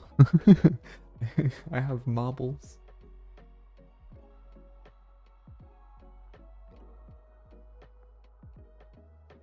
This new footage to get more people interested, because right now people are not sold yet, which I do understand looking at the sort of card-based combat system. I have a pretty Yeah, and it looks like you have to pay for those cards. good sense of what's Yeah, so I think there's going to be a bit of a shift. I have a pretty good sense of what's coming in the next month, and I think people will be hyped about games coming in in general. the next month, and I think people will be hyped about games in general. So Right, yeah, Jeff Summer Keighley, Games the Fest. host, of course, of Summer Game Fest on June 9th. We will be live reacting to that as well. I'm getting low-key excited.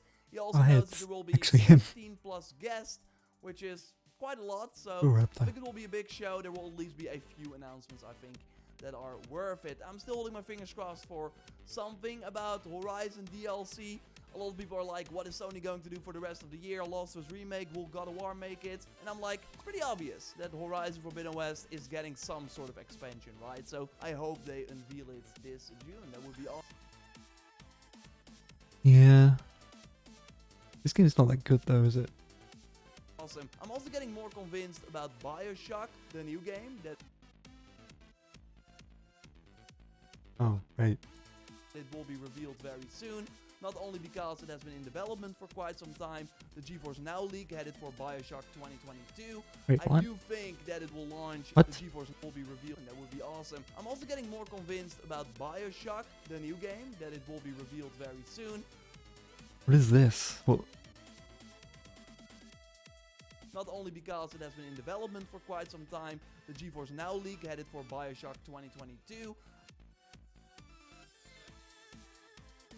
I do think that it will launch in 2023 at the earliest now, though it has likely been delayed a bit.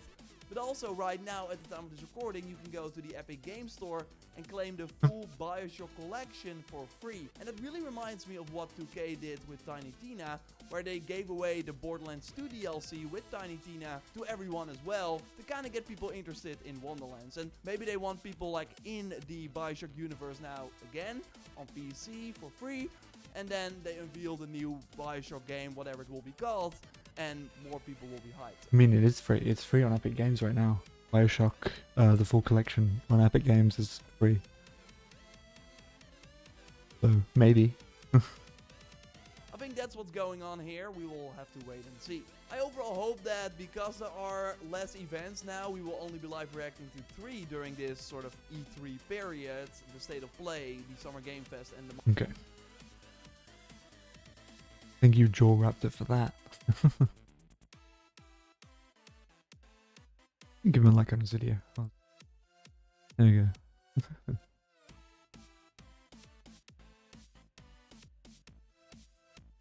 On PC, June 24th.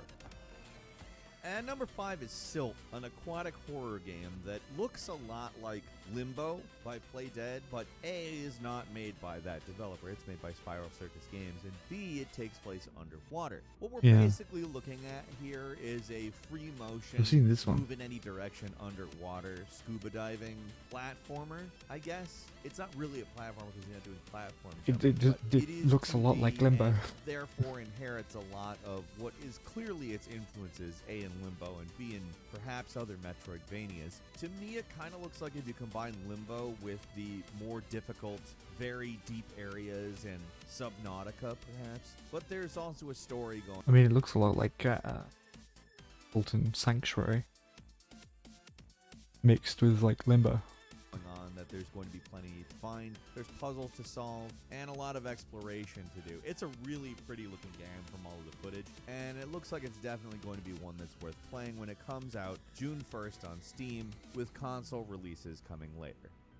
And number 4 is Fire Emblem Warriors 3 Hopes, a spin-off of Fire Emblem 3. I've never played Fire Emblem before. Apparently it's really good and like kind of underrated.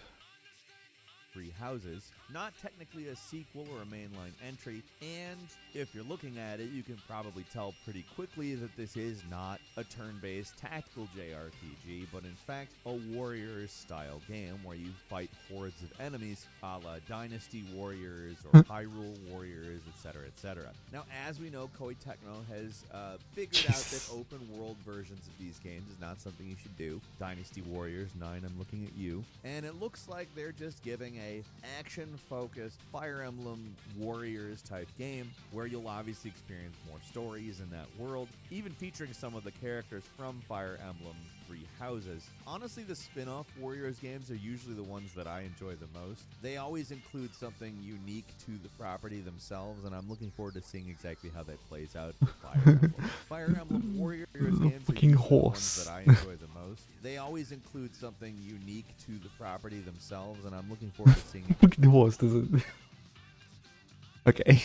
exactly how that plays out for Fire Emblem. Fire Emblem Warriors 3 Hopes comes to Nintendo Switch on June 24th. Cool. And number 3 is Sonic Origins, a remaster of the first 4 Sonic games. Actually, Ooh. technically first 5, but Sonic 3 and Knuckles here is treated as one game, as it should be. It's a collection of Sonic the Hedgehog, Sonic CD, Sonic 2, and Sonic 3 and Knuckles that plays inside the same engine as Sonic Mania, which really handles all that stuff very well, fixes a lot of the old problems of Sonic, and further gives you all of the original music, which was one of the main reasons Sonic 3 and Knuckles hasn't been released as a remake at any point. Thankfully, that's where we are, because it's the best of all the old Sonic games in my opinion, and it'll be great to be playing it on the new, much better Sonic Mania engine. Sonic Origins is coming to PC and pretty much every console on June 23rd. And number 2 is Like me Mario some Sonic. Strikers Battle League, the third game in the Mario Strikers series, and one of Nintendo Switch's few particularly sports-oriented entries. We have a club mode with this, though, where groups of up to 20 players can create basically everything in a season, from teams to strategies, etc. Now, this is the first Mario Strikers game in Wait a minute. long time. What? The previous one was on the Wii. It came out in 2007, and the multiplayer stuff is kind of what's the most exciting about this. Bowser. Bowser. Bowser, I don't think this is a legal move. I don't think you can do this.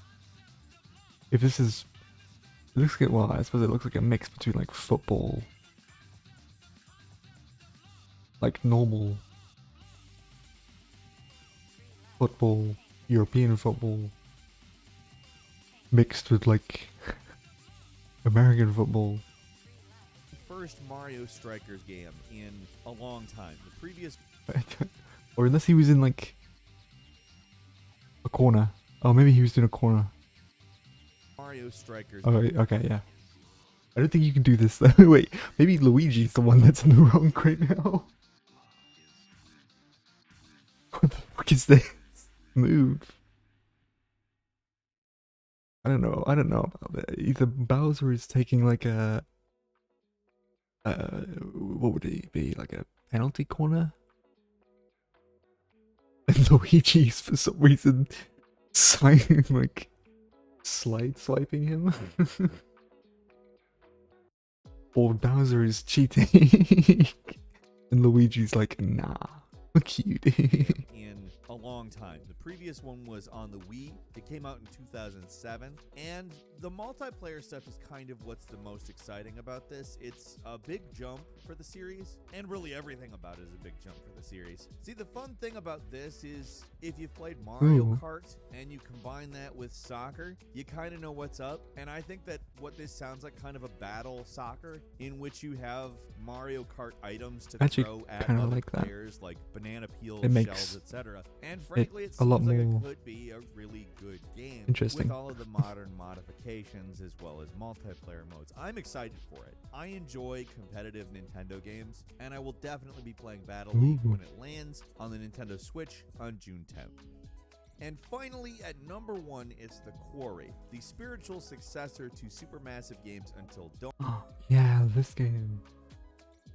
Quarry. And the first post-Dark Pictures anthology game for the studio. So there is a lot to talk about with this one. It's made by an extremely talented team that's given us a ton of really interesting, unique stories already in the Dark Pictures anthology and Until Dawn, as well as Until Dawn's spin-off. The Quarry looks to up the ante a bit. For one, there is an A-list cast. We've got David Arquette from Scream, Lynn Shay from Nightmare on Elm Street, Brenda Song from Dollface, Ariel Winter from Modern Family. Lots of big names, so you'll probably be recognizing voices in it, and that's good because and you're faces. Be with them for about 10 hours on average. They do that weird, like, sort of face rendering thing that renders their actual faces onto the characters.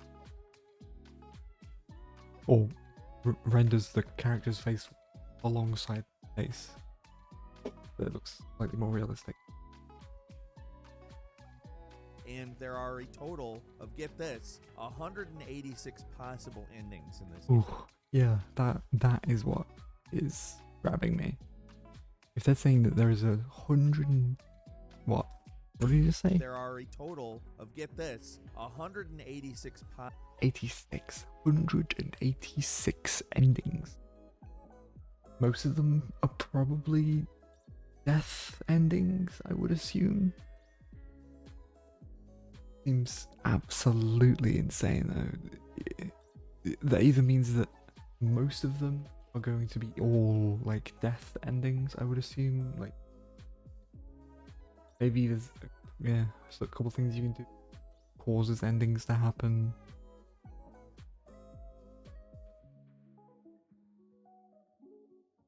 I wouldn't say that there would be like 186 true endings. I don't think that's saying at all. Fallout 3. Yeah, nah. There was only one ending for. What do you mean?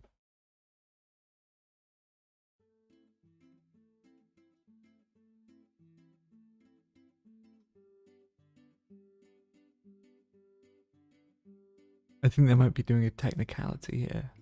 186 endings seems a bit much. I think there's only going to be a couple endings. Probably going to be like more like maybe 5, 6 true endings. Maybe not even that.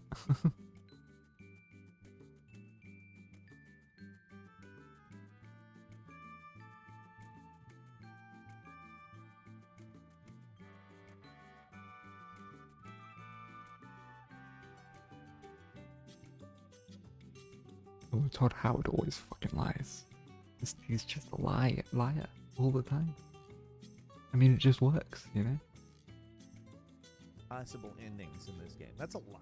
That's ridiculous. They've also added a feature that I'm not sure whether people will really like or really dislike, but if you've already beaten the game, or if you buy the deluxe version of it, you'll be given a new feature called Death Rewind, which is kind of the equivalent of a lives mechanic in that if you have a character die, you can go back to the decision you made that made them die and make a different choice. Oh, that's good. That's good for, because I know there are in the original game of Until Dawn, really annoying to go through it a second time and forget what you've done originally to try and get the good ending. I of course got the good ending first, right? Not to brag or anything. Nah. But I know that when content creators were trying to do the replay the game, because you had to replay the game in order to reset. I think you can't just you couldn't choose a chapter. I don't think you had to replay the whole game, like all the same again, and all the better decisions. But that's pretty good. If you can rewind mid-game after you've completed it, that's a good option for people who want to replay the game. No problem, Derek. I don't need to wash my dishes today. Overall, it sounds like a pretty good for a bit. Interesting upgrade to the formula, and to be frank, an 80s-inspired horror game, which kind of intentionally adheres to those types of tropes, has a kind of basic-sounding story with a town full of people that are bloodthirsty, and a big creature that's supposedly the main big bad. I think it's going to be a blast. This is a developer that does these types of games really well, and I will definitely be playing the Quarry when it comes to the PlayStations, the Xboxes, and PC. I wonder if we're going to get some Lovecraftian stuff. Bonus games for you in the form of Capcom Fighting Collection, which is exactly that. It's a really extensive collection, 24 new places to explore, new quests, an expansion that brings you new monsters, new places to explore, new quests, new everything. And Monster Hunter Rise is frankly really just a great Monster Hunter title. That's coming to Switch on June 30th. MX vs ATV Legends, which is exactly what it sounds like. It's a two-wheeler and four-wheeler racing off-road game, which gives you not only racing but open world type gameplay, a career mode, and a large amount of customization. This is the next in a long line of games. It's like Forza, but dirt like bikes. All of them have been fun. Demon Slayer, Kimitsu Ooh. no Yaba, the Hinokami Chronicles. Try saying that one 3 times fast. Now this is a Switch release of a game that came out fall last year. It's a fighting game with a really large roster. This is a game that takes the 3D that looks like 2D anime approach to a new level. Genuinely, I wouldn't be shocked if you start seeing anime made like this, because it's incredibly impressive looking, and it's also a good fighting game. Again, that is landing on Switch on June 10th. And then DNF Duel, a 2.5D action fighting game. This is a new game. And PlayStation, like this video, click like. If you're not subscribed, now's a great time to do so. We upload. Yeah, subscribe to these guys. Game Ranks is fucking great.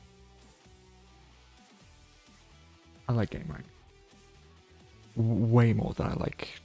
Well, I don't like IGN at all. Like, fuck off. Sorry, IGN. Don't mean to out you on fucking Twitch, but I'm a fucking nobody. What the fuck you gonna do?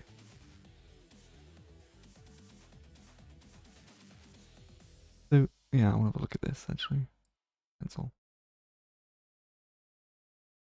I've already looked at this Ni no Kuni. Sniper Elite 5 doesn't really work that well on PC. What you?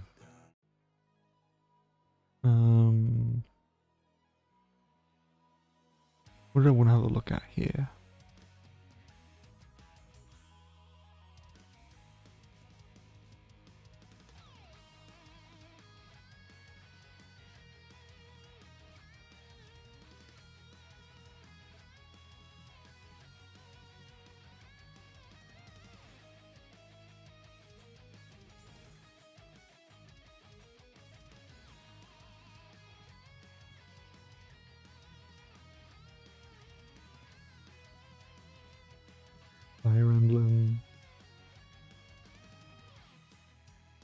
Right, the quarry. Let's look at that.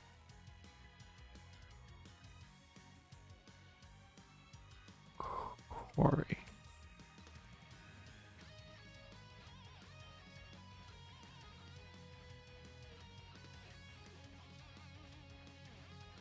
$2K.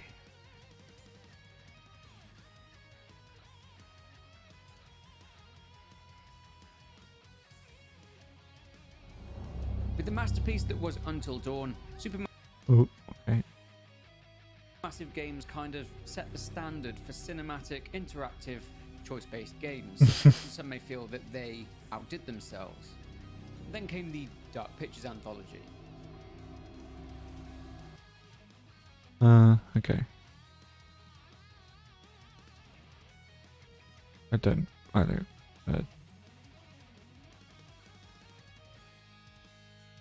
Thank you, Gaming Harry, for that. Okay, so time to move on to the Quarry. Firstly, super massive thanks to 2K Games, who got in touch and sent me some assets and footage to use in this video. Ooh.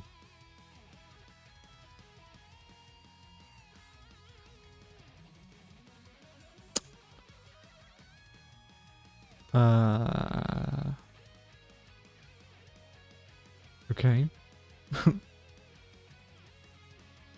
I'm sure things will be fine. Do me a favour, go and pre-order this game. It is going to be one of the games of the year. I'm calling it now. That's a bit of a stretch, Harry. But, okay. When this game was announced, people naturally got excited, and I can't blame them. I think what made Until Dawn so great was the whole teen slasher B-movie horror aspect. We know about the From what gameplay. we've been given so far in relation to the game's mechanics and how the gameplay works is that in keeping with the other games, decisions affect relationships, and of course, relationships affect the outcome. As seen here, where one of the characters, Emma, has a choice of scaring Jacob with a clown. Here, where one of the characters, Emma, Oh. Okay. has a choice of scaring Jacob with a clown or a Yeah. spider.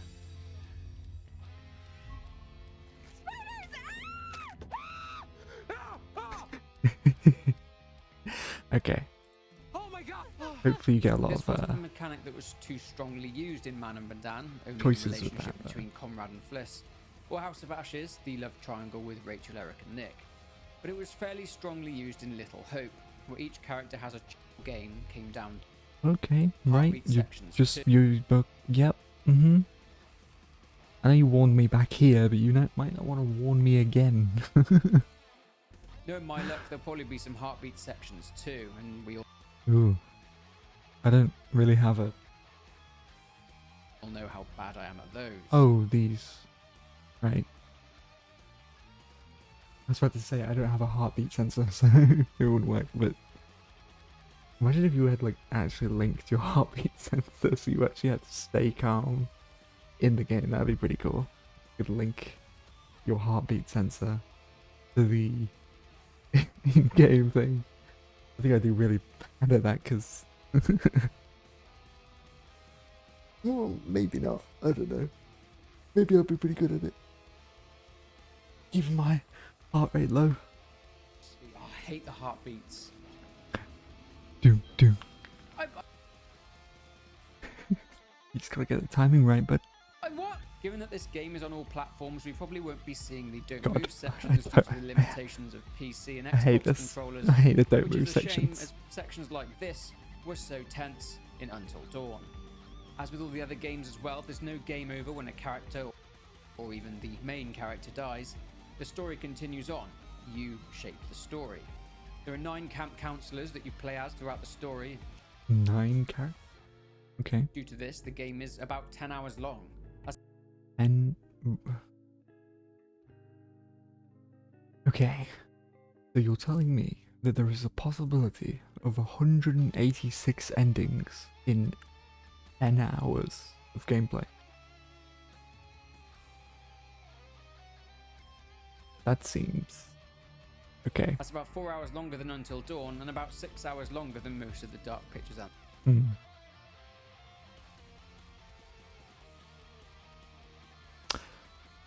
Hold on a second. We just get a calculator out.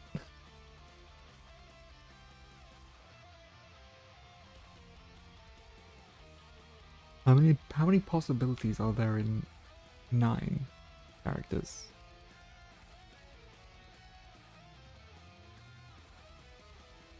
Actually, I don't even know how you'd figure that out. How would you figure out the... It would be the... Oh god. So basically, if you were to take 9 characters, right, and you were to finish the game, and you take one of those characters out because they've been killed, that would be a different ending, right? So that means you could have multiple combinations of multiple different characters taken out. And it's multiple combinations within 9 characters. Which could equal about, what? I don't know how many combinations you could have. I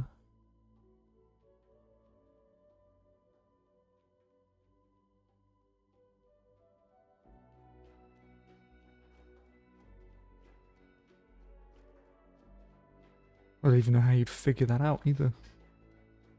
I don't think it would be like the square root, would it?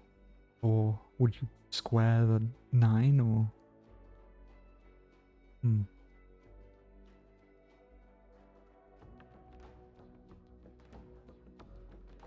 No, it wouldn't be the square root of 9. What the fuck am I talking about? 3 endings.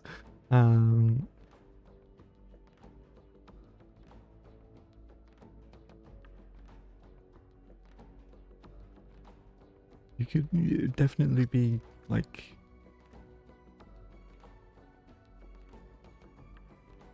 Well, definitely more than 9 endings.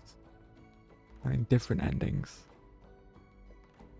With possible true endings being like scattered in there as well. I could see there being about 186 endings then. If you do like multiple different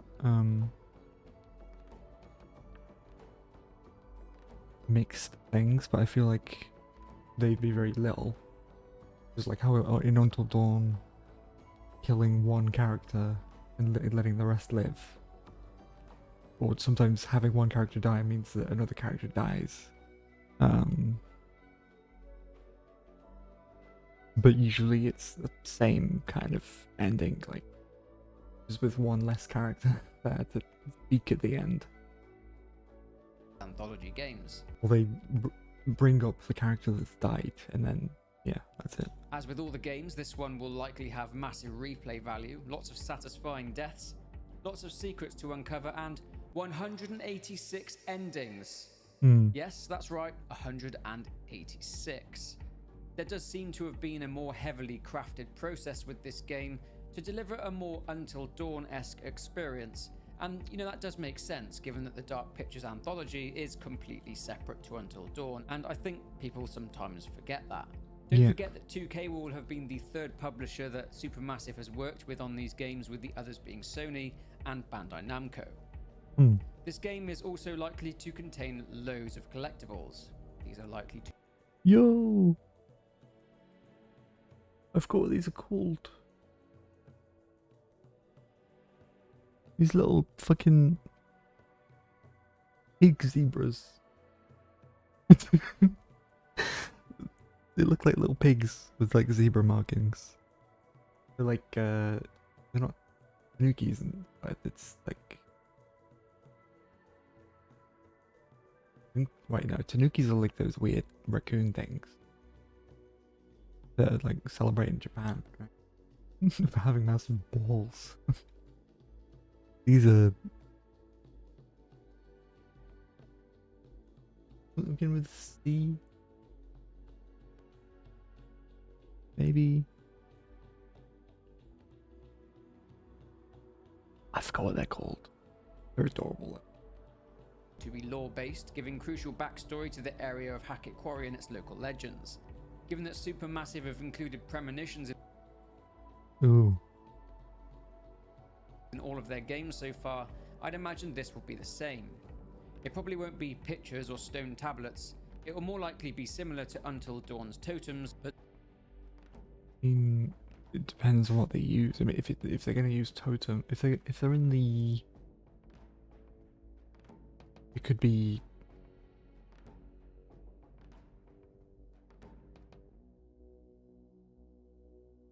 possible like symbols or something, or maybe I don't fucking know. But Artifacts. this time using the tarot cards, which can be used at the end of chapters. You can of course explore Hackett's Tarot Quarry Camp, cards. and as you can see from this B-roll pre-release footage that was sent to me by 2K, this Ooh. game and its setting looks absolutely gorgeous. Yeah. Hopefully it runs well. It looks like it's set definitely in like a summer camp in like the middle of a forest or something. Now this is a really cool feature, movie mode. As seen here, you Ooh. can choose whether everyone lives or everyone dies, then you Director's just chair. sit back and watch the game like a movie. Also, you can Oh my god. They're really taking movie into the that's pretty cool. I quite like that. That wouldn't be actually too bad. I could see a stream going like that. You can just set it on Everyone Lives and then just sit down and watch it. That sounds actually quite fun. be the director, if you like. You can make changes to certain characters, whether they are going to be erratic or clumsy, Ooh. sympathetic, inconsistent, or antagonistic, Oh, whether they're going to be awesome. composed or flustered. It needs to be mentioned as well that if you bought the deluxe edition, it unlocks a Gorefest mode, which I've heard Gorefest. is absolutely brutal. Oh There's my Death god. Rewind mode, where after you've completed the game, you can essentially rewind up to 3 times per character if you slip up or want to change the fate of a certain character. That's With pretty cool. online co-op, you can invite up to 7 friends who can cast votes on the key decisions in the game. What?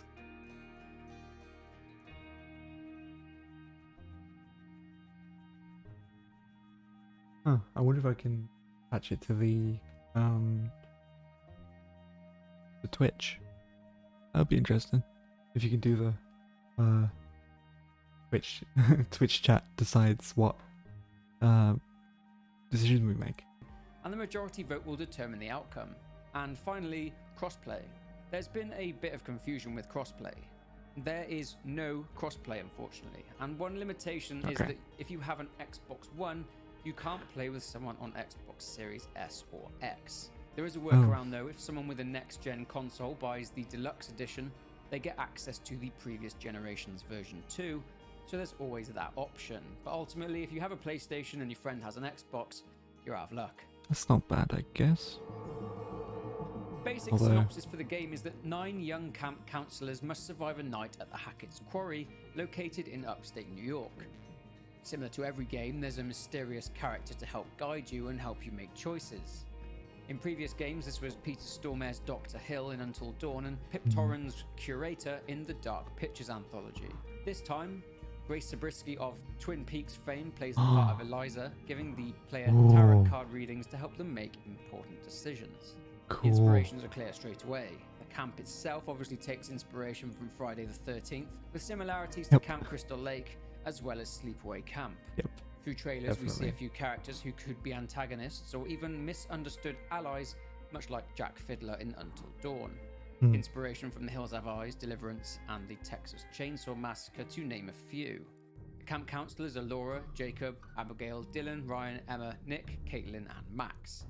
And they are led by a man called Chris, also known as Mr. H. Mr. H. As for the locals, there's Travis, Mr. sheriff of H. nearby town North Kill, the mysterious Jedediah, Constance, and Bobby, and of course, town North Kill, the mysterious Yeah. Lance Henriksen. Jedediah, Constance, and Bobby, and of course, Eliza. There are podcasts on the official Quarry website that you should go and listen to, which give you a little taster as to what the Quarry has lurking inside it. And there are still 2 podcasts to come. But that is Spotify it for this podcast. video. I hope you enjoyed it and that you are as hyped for this game as I am. Well, you definitely hyped me up a bit. Nice one, gaming Harry. Okay. Cool.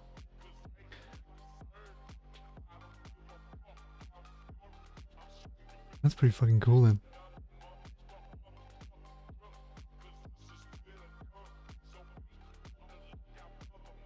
Oh. Yeah, I mean, it seems pretty cool. Definitely, will play that. Hopefully, yeah.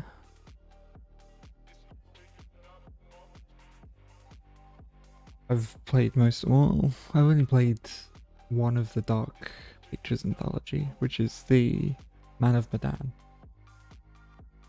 Which I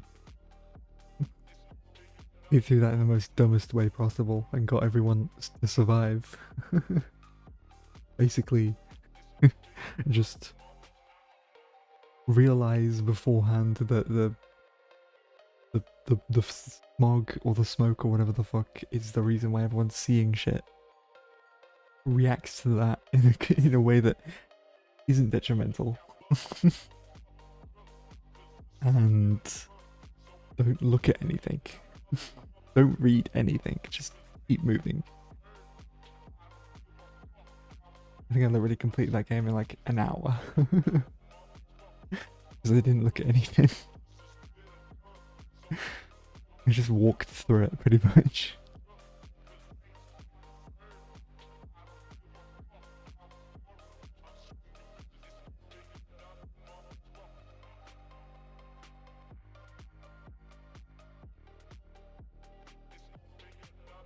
Hmm.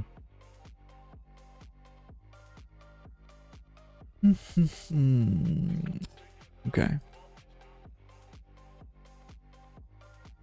But I liked Until Dawn. Pretty good game. I played through it quite, I think, maybe 2-3 times. Although it was very fun watching other people play through it. It's definitely, I like seeing other people's perspectives on it. Like how they play and stuff. If the game has as much depth as Until Dawn has, then I think it'll be a pretty good game. But they're always pretty good fun anyways, so.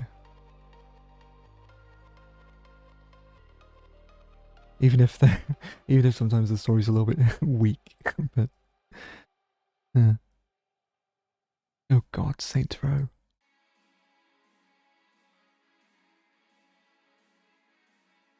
Yeah, let's see how. I don't know how Saints Row is gonna go.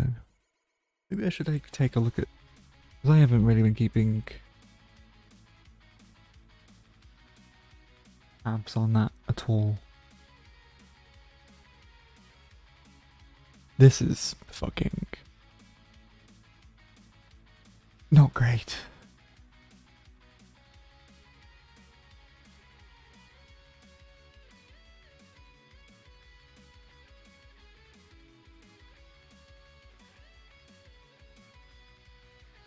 Like, oh my god, what? Already this. What? What is this color palette? You got the blue and orange, and they got rid of the fucking awesome looking purple that they usually have. It doesn't even look like Saints Row anymore. It just looks weird.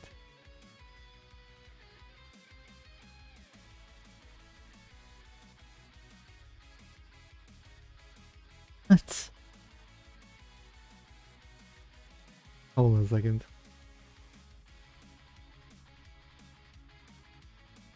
She just unloaded almost an entire clip of that person's head. I'm assuming she must be playing on a hard difficulty.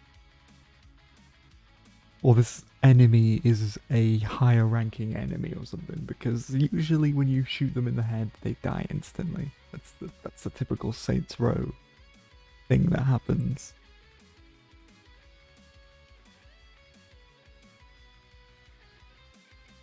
Kind of shitty animations.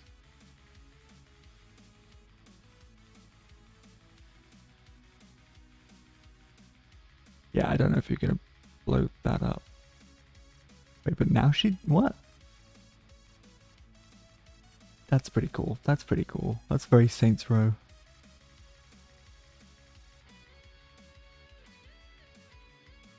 That's pretty Saints Row as well. gameplay looks somewhat solid for a game.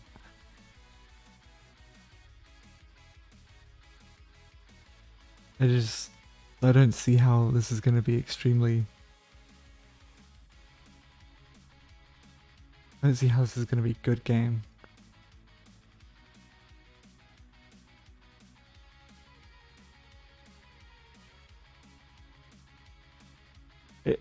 It looks solid. Like, I mean, visually speaking, it looks like a very solid game. Although it looks also pretty barren because you're set in a desert.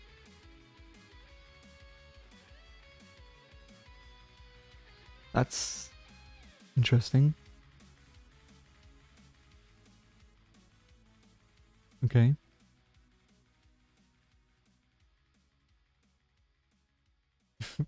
You pulled a thing from a prison pocket, I guess.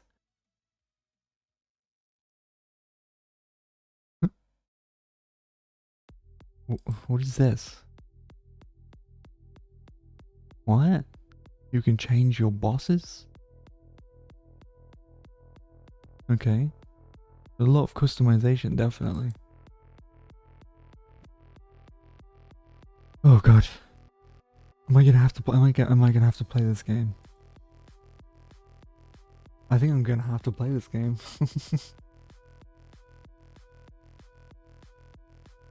I've got to at least try it and take a look at it, but I really don't want to. Although I have played every single Saints Row game, even the fucking weird offshoot ones or ones.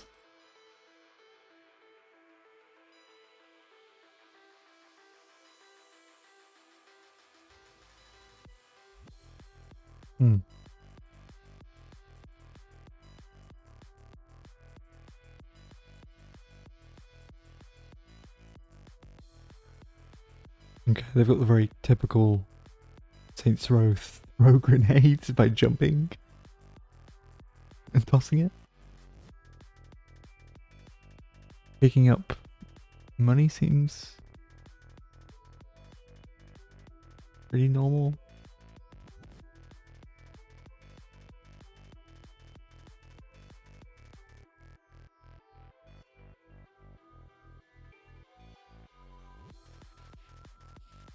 I don't know if I don't really like how they.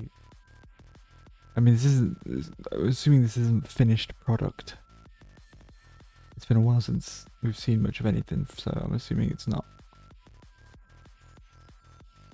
But from what we're seeing right now, I mean, it doesn't look terrible.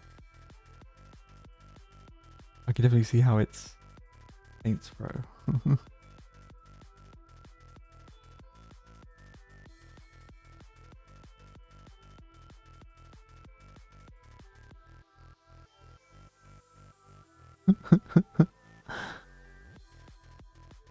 Is that... Did they censor his nipples? Did I see that right then? Were his nipples censored? Was his nipples censored then? His nipples were censored. What? Okay. Sure.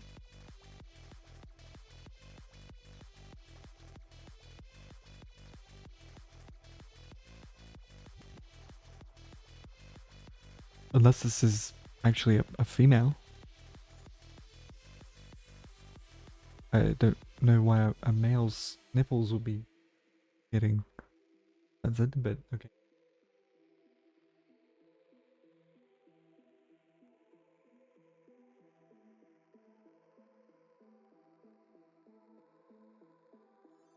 I suppose I don't know really why.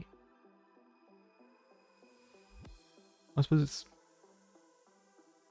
I don't know if male's nipples are seen as a sexual thing. Okay. That was funky. I mean, that's a pretty cool way of getting around. Although it seems like he's literally flying. That's pretty cool. I mean, that's very Saints Row.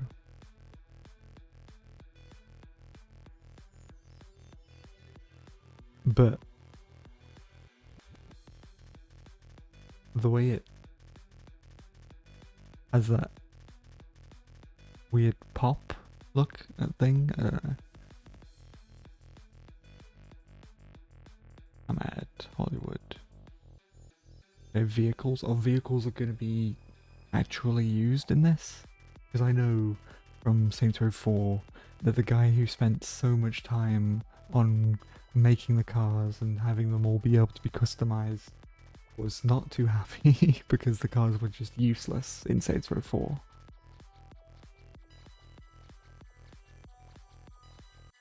After a certain point anyways, and it was not, like, you could literally just run up walls and glide. There was no point to take a car. Or go through the customization of a car. Seems like there's a lot of customizations though. Which is nice. I like that in my games.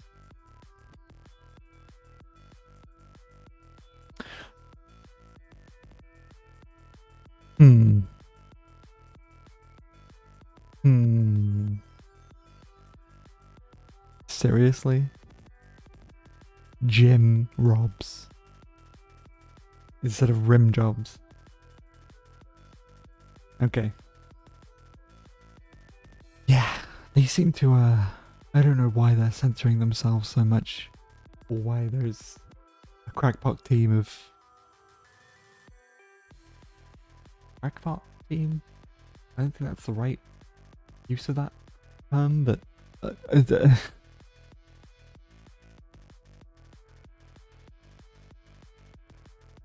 shit's getting family friendly up. I don't know why.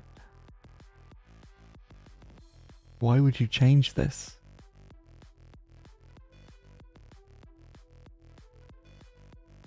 It's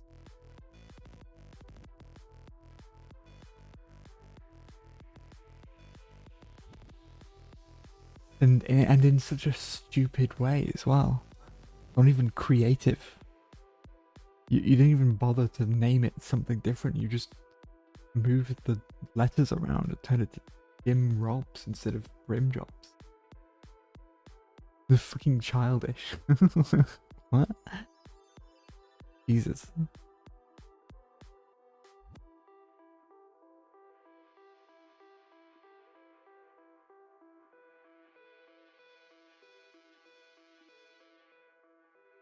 Visually speaking, it's great, but I mean, visuals aren't much to go by nowadays. Everything looks pretty fucking amazing. I don't play a game because it looks great. I play a game because it's got sustenance that makes me want to play it. Let's see.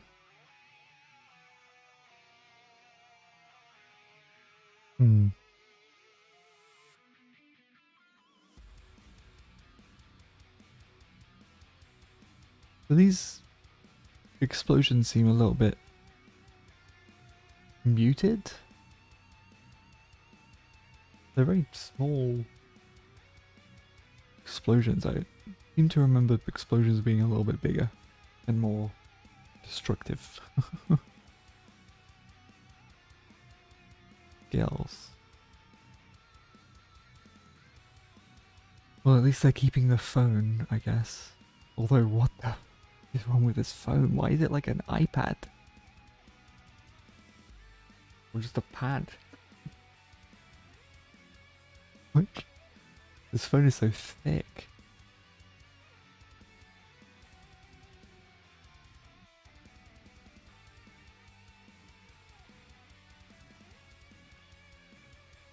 Wait a second. Wait a minute. What?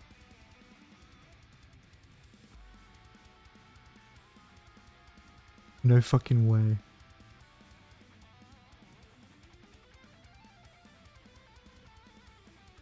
Oh, they've made skill trees. Shit now. What is this?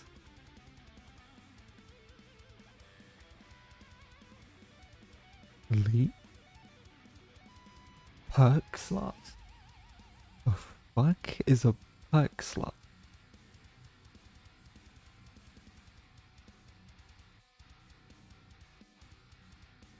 What? Why the fuck are you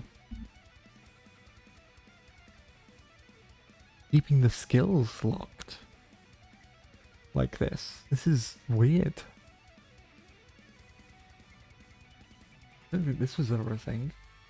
I mean, usually when you did skills in the game, you could just buy them outright, and you could become like an absolute beast.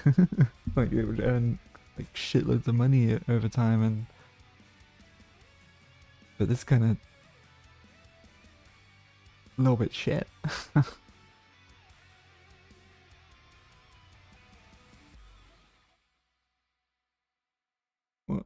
What is this?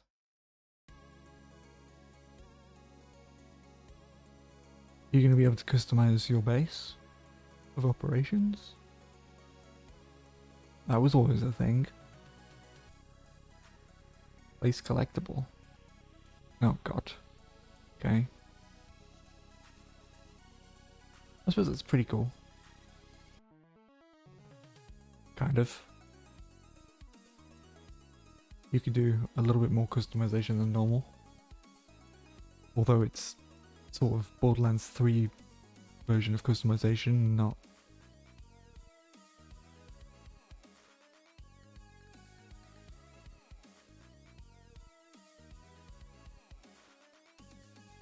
Huh.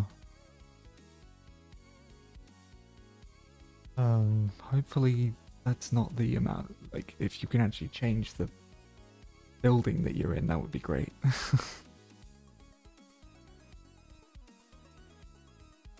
Also,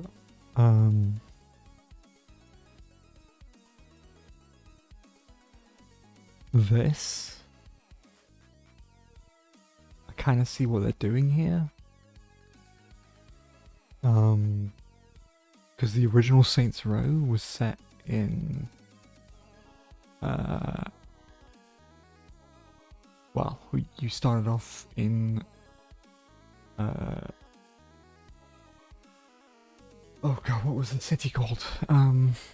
But it originally, you get, brought into the Saints Row gang, or the Saints, Third Street Saints gang, via a broken down church with one spire on it. I believe it was one spire. Maybe it was multiple. I don't remember. Maybe it was a 4-spire church. I think that's what made it a city, right? And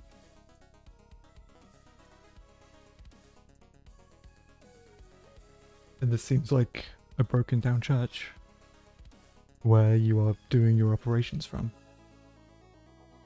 But set in, where is it, Mexico? Where is this set in?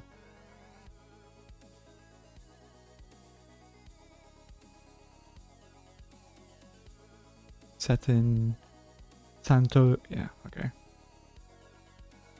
Santo Elizo.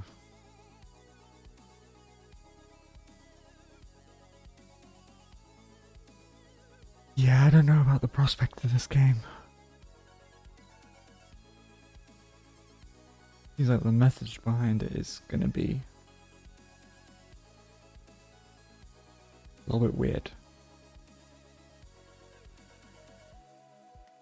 Like the gameplay's sort of selling me, but I don't know about every other part of this.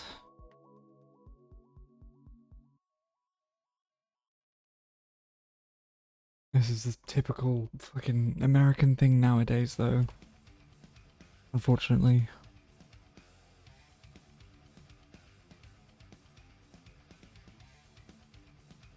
Everything has to be a safe space. Even if it ruins the entire game or a whole storyline just for that. This is cool, I guess. Wardrobe. You can change your character as much as possible. You don't have to actually pay the what you call it thing. Oh, interesting. A lot more customization, I like that. Which is what Saints Row has pretty much always had. Be an elf. Okay. Sure.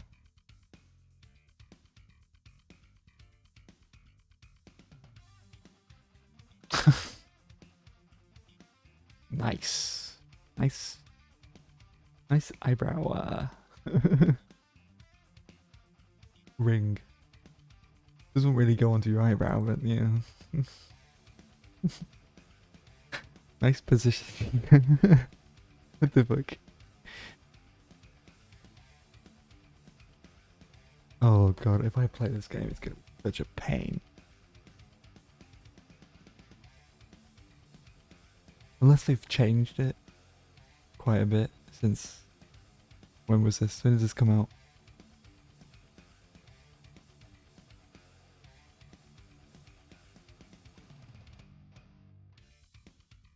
I don't know. I can't see where it is.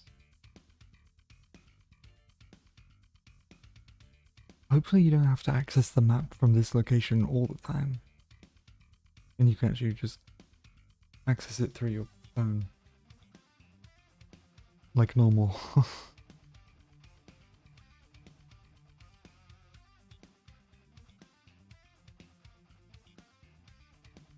Or maybe I could see... Huh, what was that? What is this? Cheat big corporations by dumping their toxic waste illegally.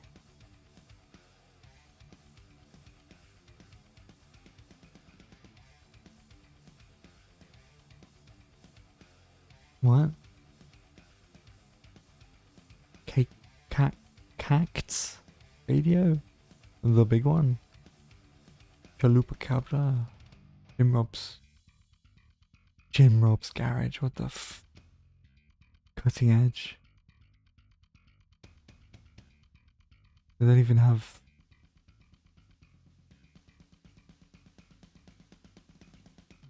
God, okay.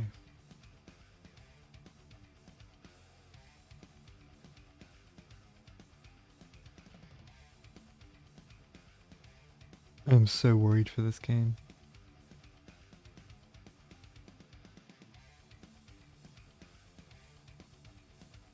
Someone who's loved fucking Saints Row from like the very beginning. Saints Row is not a game about niceties of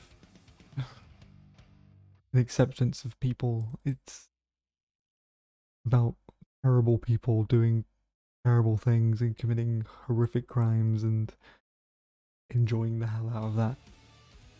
It's about depravity and no,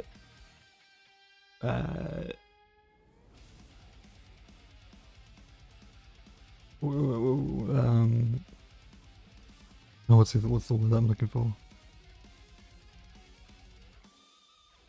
None of it's to be taken seriously.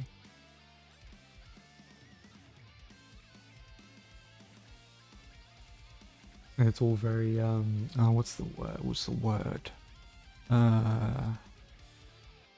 Raunchy. That's it. That's the word I'm looking for. It's very raunchy, very kind of gritty, sort of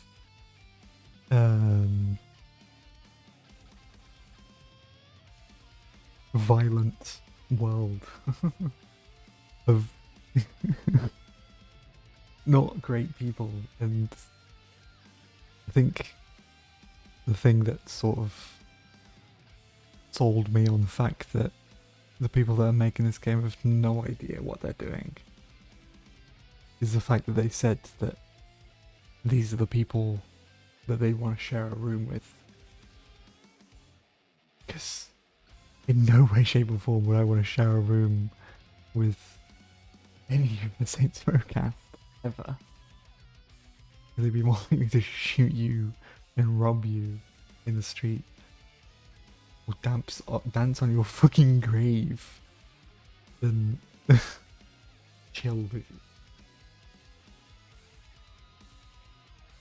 Or accept you as a person. Like, I don't know. Very worried.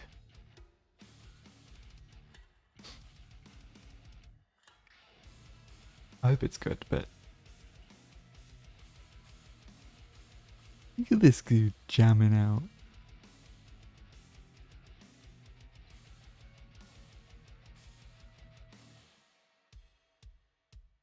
What? Okay. Didn't even smash his head into the fucking thing.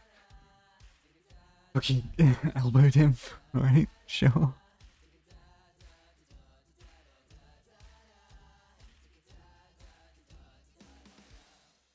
Well, that's cool. I don't know why he can do that, but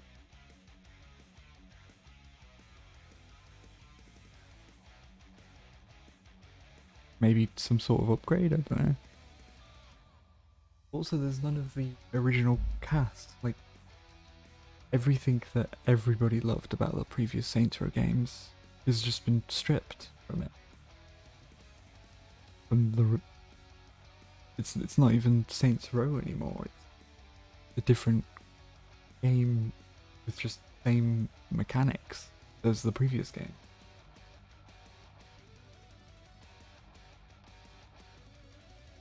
So what is getting people to buy this game other than the fact that it has Saints Row plus? You know? Like, there's no Johnny Gat, there's no Thorndy, there's no Pierce, there's no I'm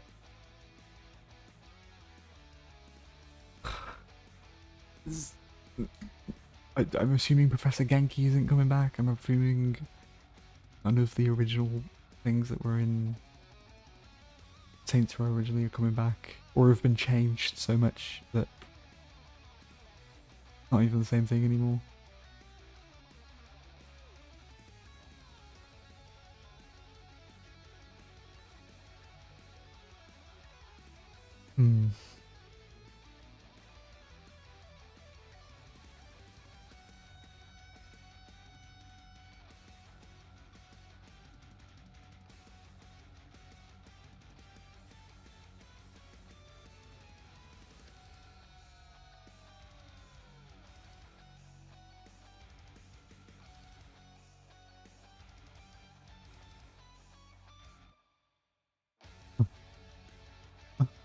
Jesus.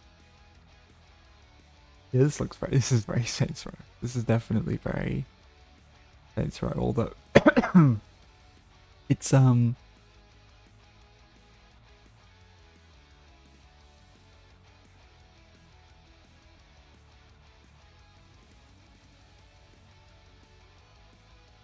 it's literal toilet humor, so I also don't know if it is very Saints Row themed, because as much as there was one singular joke about toilet humor in Saints Row, where you could literally be a toilet, maybe there might have been another one, but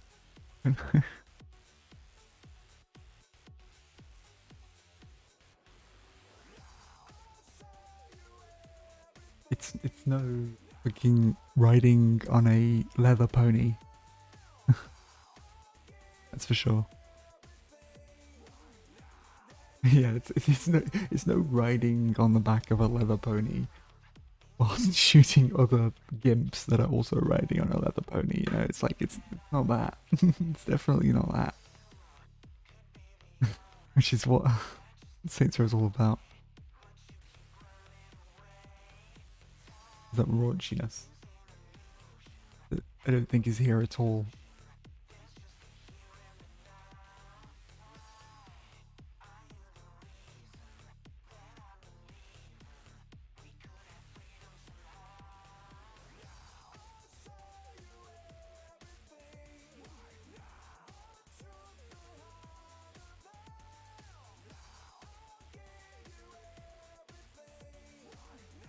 I just don't know about this character.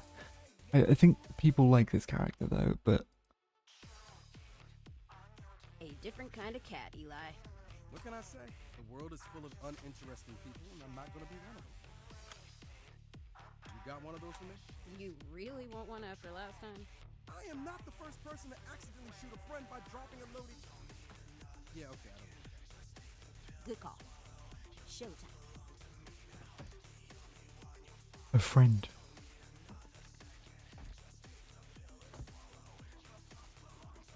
The crew is never a... I mean, actually, yeah. Those... So I made them watch while I broke their dad's... Shit. Walk away, or the phrase dead-end job gets literal. Yeah, I don't know.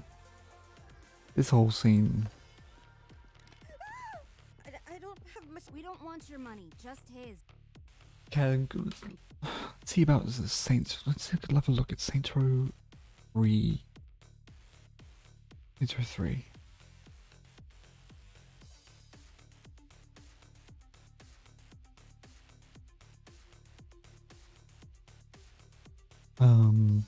Trailer.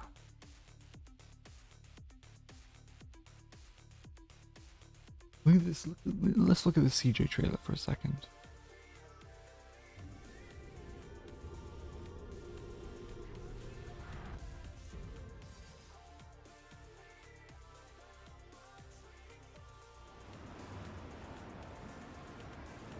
Like,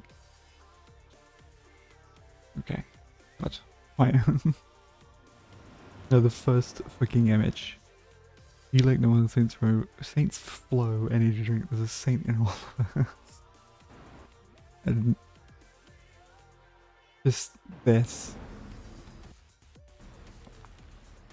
The fact that they've all become like superstars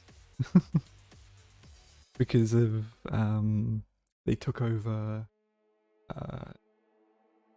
Voltec, right?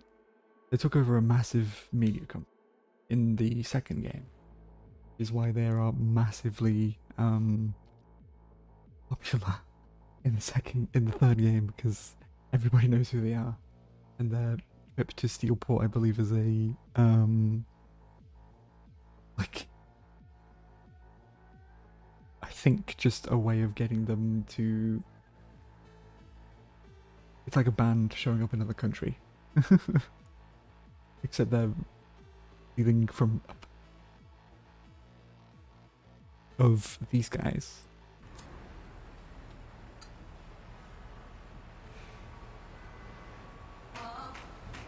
Ooh, no, okay. I can't. I'll do that one. That was close. I completely forgot that would be something that showed up. Amazing music, but I can't. I cannot do that at all.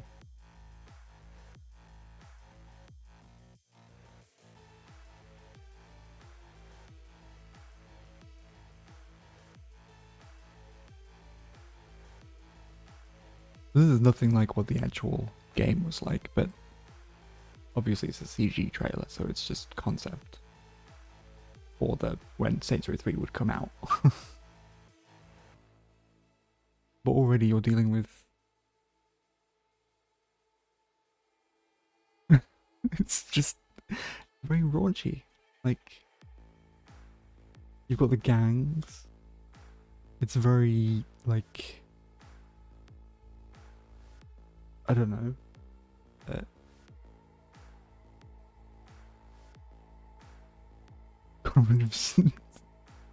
Rivers and stuff. You got Pierce. You got Kinsey, Angel.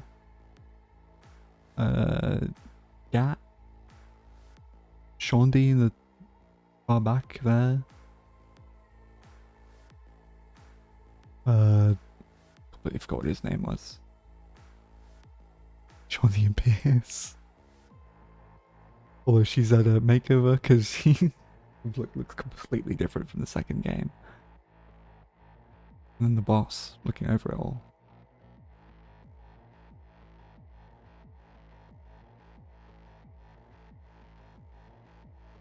it's just this trailer just feels a lot more badass. Like you look at these people and you realize like they're all fucking hardened killers. Are used to violence and live around it and cause chaos and live in it.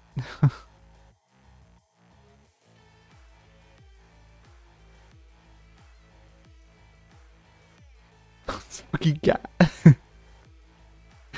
takes a blow,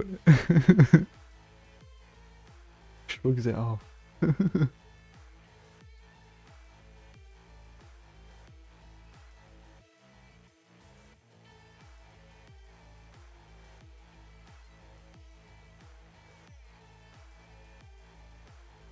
Oh, fucking oh, what's his name? Oh, fuck's sake. He was one of my favourite characters, and then they completely shafted him in the 4th game. I completely forgot what his name is. I haven't played Saints Row in so fucking long.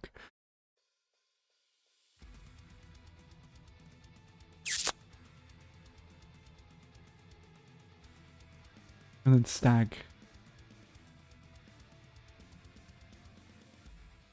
I mean, this is where they definitely took Saints Row.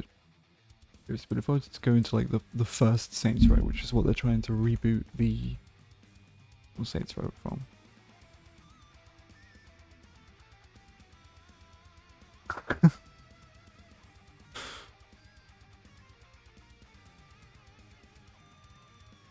God.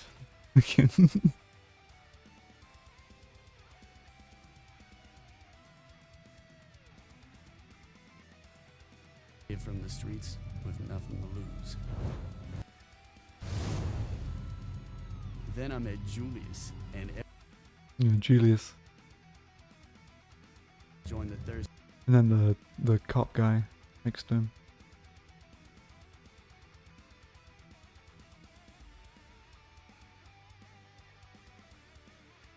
I mean, I suppose the first game isn't really what they're going for at all.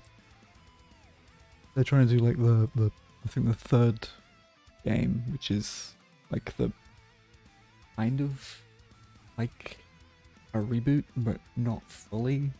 They definitely took it to the extreme, like everything. But the first game was I don't know. I mean, I could definitely see the comparisons to GTA because Saints Row 1 and 2 were very massively compared to GTA. But I still think it was very different. They definitely took it a step further in Saints Row 2. It was definitely a different that game by then, I think.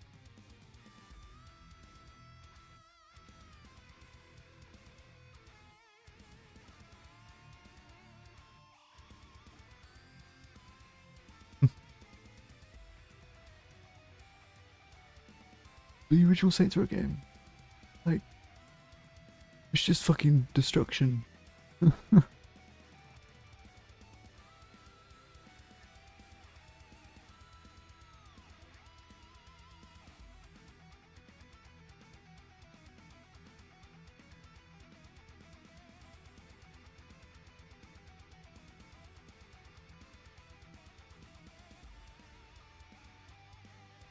And everything about Saints Row reboot. Everybody is just shitting on it, and I know why.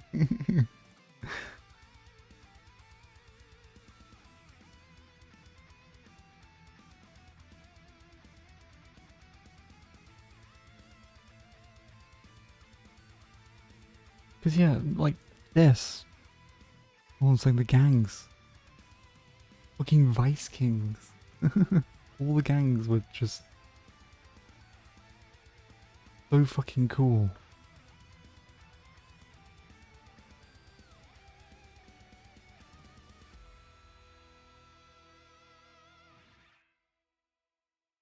And they had depth, and they weren't just fucking stereotypes.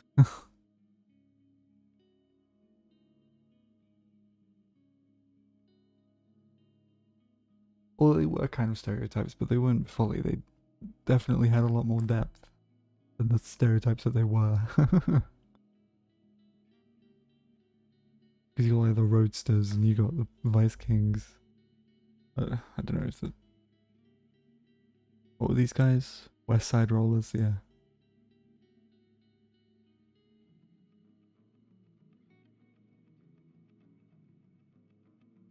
And Lynn was the fucking best at that. Like, she's fucking best character. She doesn't even return. I didn't even you even see Lynn ever again. I don't remember if you saw her in the second game, but she was like one of the best characters from the first game. Unless, oh wait, maybe she dies. I don't remember. She's probably one of the fucking coolest characters in the game. Close to Gat.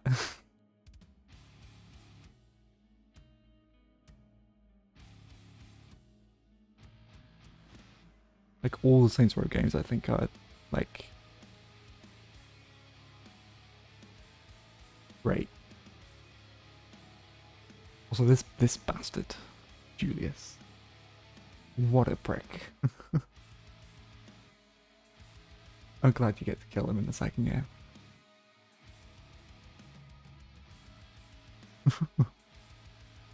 And this guy, Roy. The reason you're in... I think the reason why you're in prison, I think. Although I'm not sure, I don't remember if he's like... Because in the second game he's like... policeman that sort of helped you out.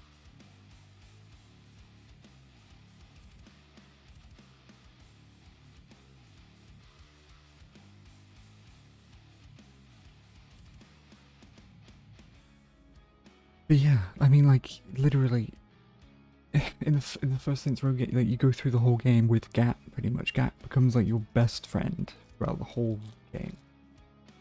And that's after doing a lot together. Like, you save his ass multiple times, and he's literally a sadistic mass murderer.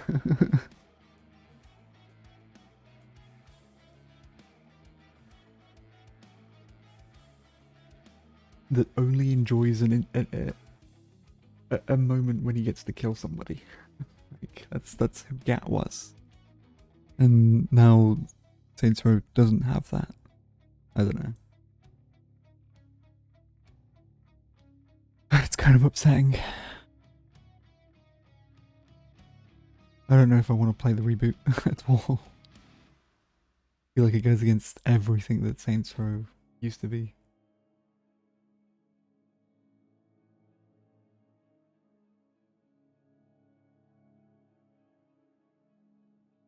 Makes me kind of want to play Saints Row 3 again. Or the second game again, because the second game is fucking amazing. First game's a little bit... I mean, it's not bad. It's definitely an amazing game to play.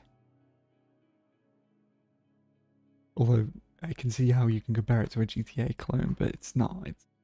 It's definitely its own thing, but definitely worth a play. Although the controls in it are kind of terrible. It's an old game, so. For the second game, fucking great.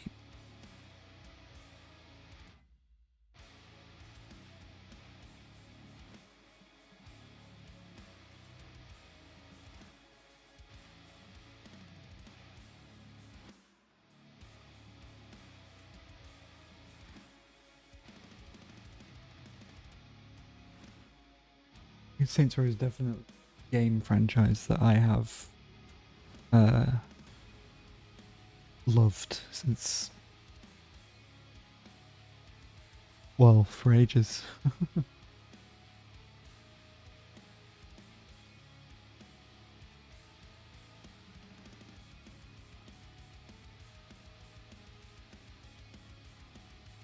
It's probably one of the franchises that are definitely near and dear to my heart.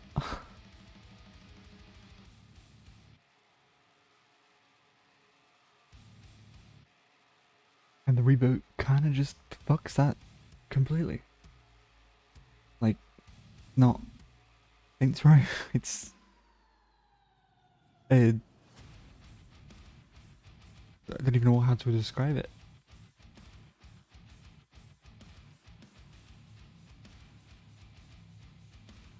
I mean, everything's. I think it's all been going downhill since they first released. Oh, what's it called now? Agents of Mayhem. I don't even know what the fuck that game was. I played through it expecting it to be Saints Row, and it wasn't Saints Row at all. It had Saints Row characters in it. It had the Saints Fleur in it. But apart from that,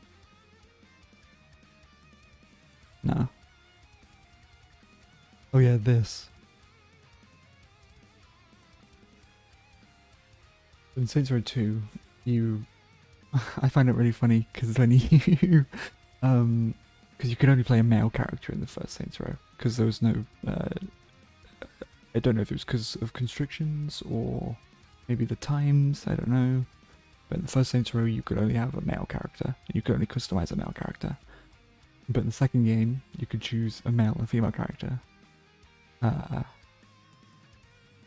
I believe, kind of, I don't think you could take it over to the next game, but you could definitely play the same sort of character. And because I really like the female boss, I swapped over to a female. And I think like you get like some funny little dialogue of them saying, "You seem different. You changed your hair," or something like that. Very funny.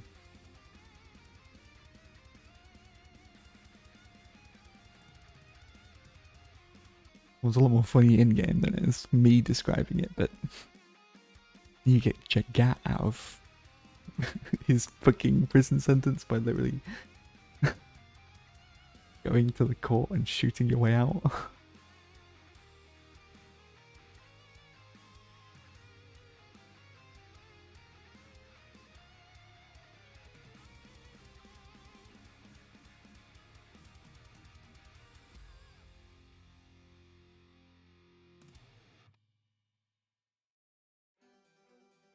And Gat dies so many times. I mean, he doesn't die, but he does.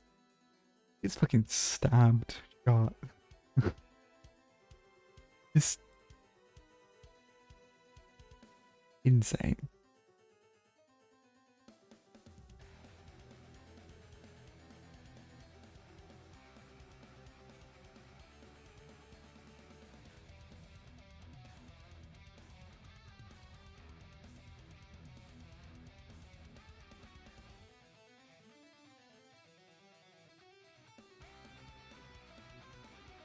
Oh, and I don't remember what the name of the Green Gang was, but Ultor, that's it. Well, not the Green Gang, but the gang that they take over. Oh yeah, the gang that they take over is a massive multimedia company, I think, or something.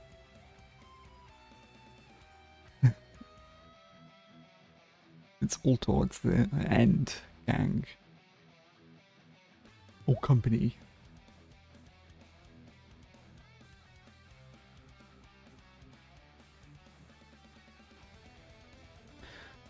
And that basically turns the Third Street Saints into like a... well, the best gang in the world, pretty much. But, where is...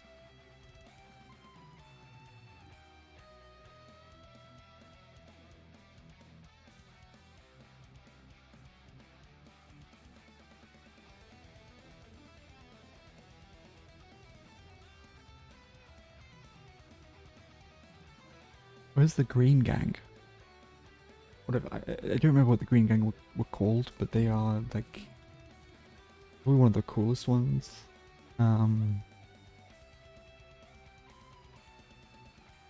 It's basically if they made a gang out of the Diablo 3's Witch Doctor. It's fucking great. They could revive themselves and shit like that. It was weird.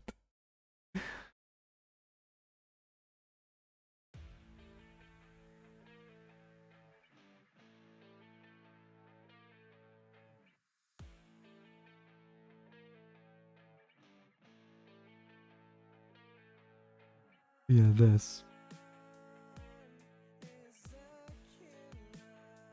And purple. Where's the purple?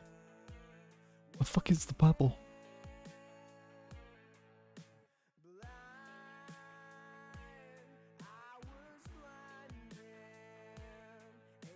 Hold on a second.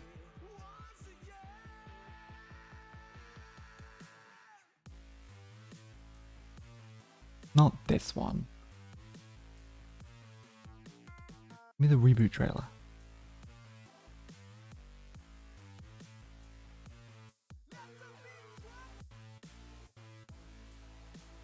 There we go. Announcement trailer. This dog shit trailer. Which doesn't... Everyone thought it was Fortnite or something to begin with. Or something like that. I don't know. They thought it was like an updated UE5. Like... Yeah, Unreal Engine 5 freaking Fortnite update or something. That's pink, motherfucker. That's not purple. This is pink.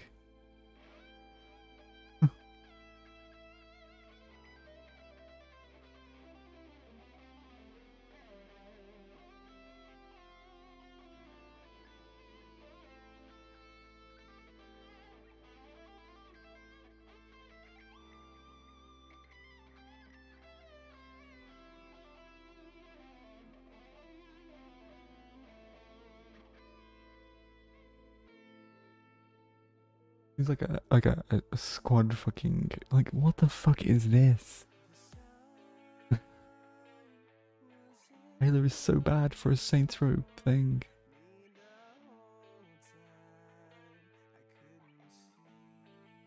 The only time you see it as Saints Row is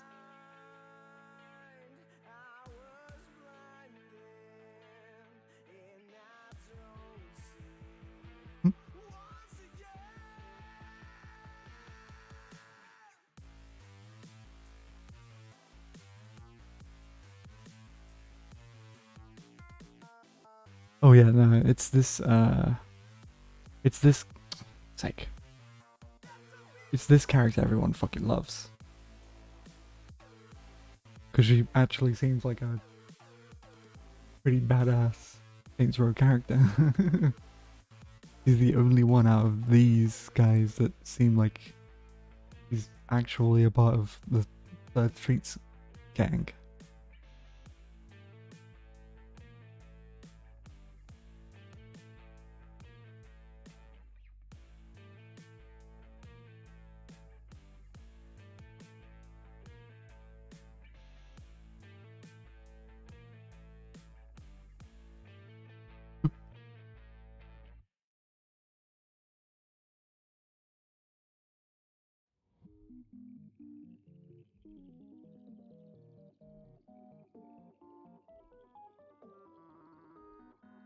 Very CGI, much CGI, much color, much wow. I'm not seeing a whole lot of purple. I'm seeing a lot of colors though. Definitely colorful.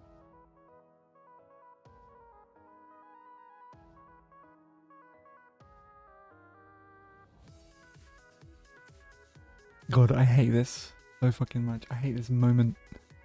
Get away from my friends. Like, shut the fuck up. God. This bit. So fucking awful. Who's Marshall? Who the fuck's Marshall? What does this mean to me? Defense technologies. Marshall. Pretty sure that's never been a thing in Saints Row. I've never heard of Marshall before.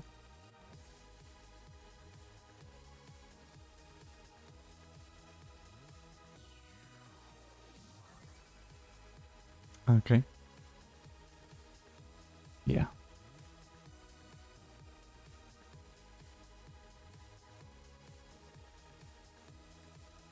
You got these guys.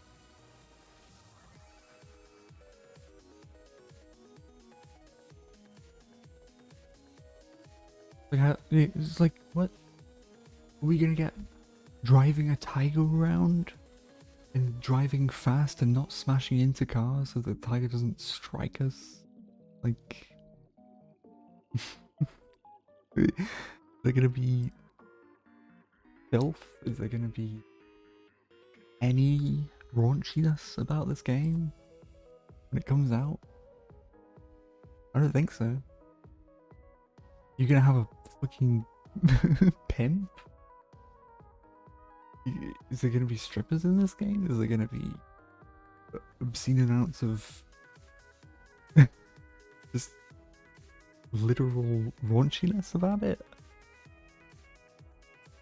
You're gonna be able to save people from being fucking human trafficked by a I don't even know what the gang is.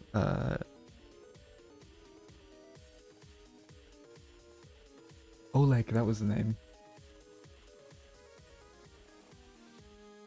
Everything gonna be painted purple? Is there gonna be any amount of purple in this game?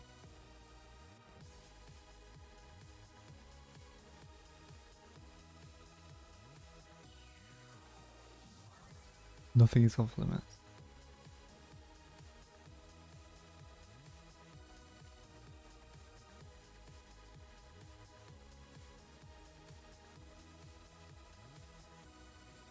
Out GTA's GTA. I don't know about that.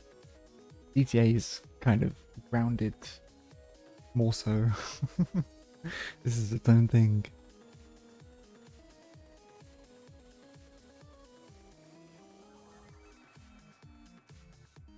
Yeah, but also this,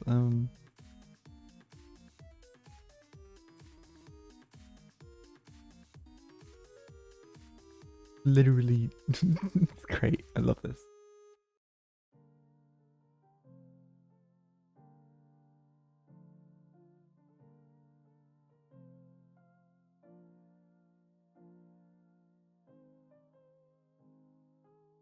Yes, this fucking scene. Jumping out of a fucking... Well, not this one.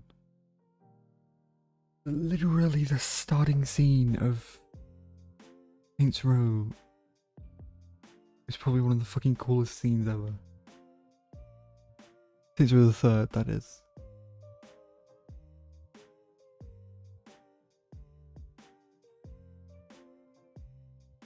It's just fucking jumping out of a... Wait, was that I think that was the first scene, right? It's them jumping out of a plane. And catching Shaundy. And then... No, well, the first scene in the game is actually the bank heist. But...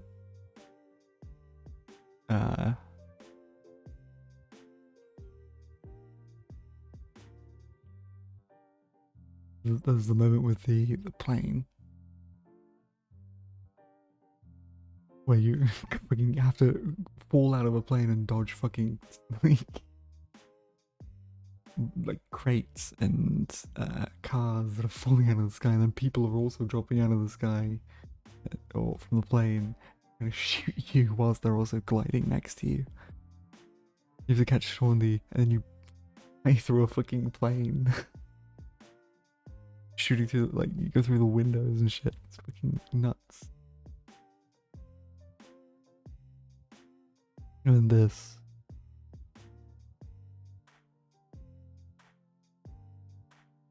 I loved Saints Row 4. I think I like Saints Row 3 the most, but Saints Row 4 is definitely one of my most favorite games.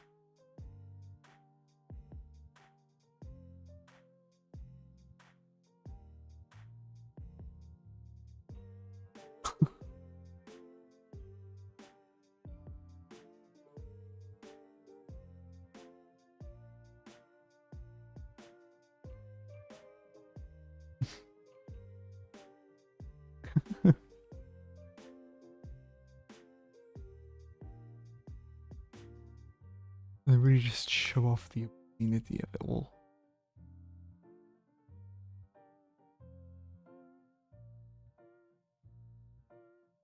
And if they, I don't know why it's being changed so much now though. Why?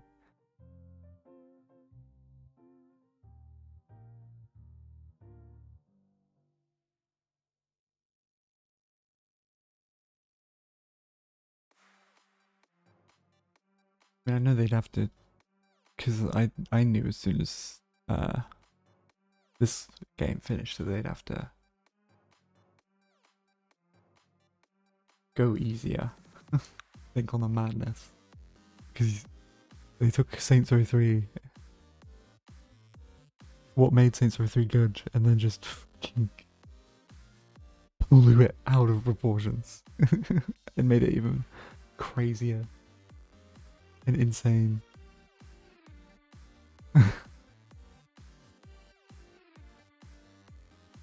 Great. And now it's, I don't know.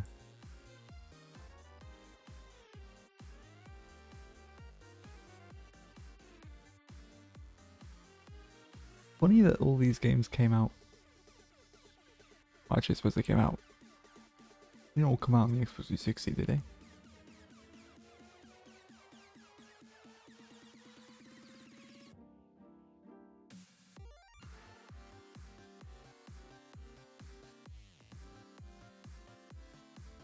Hmm.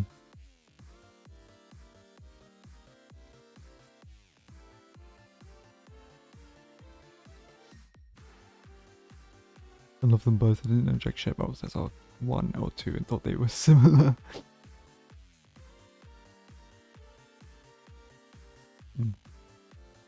Yeah, I don't know about S1 being better than S3. It's kind of... S2? SR2? Definitely pretty good, but I think SR3 really makes it out to be what Saints Row is. Really sets it apart from everything Saints Row 3 did.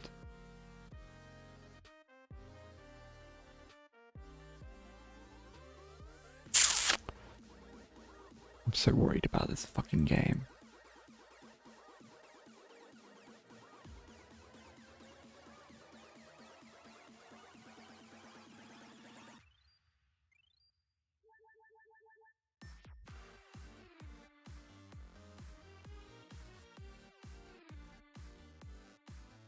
Neon white residual serial cleaners straight.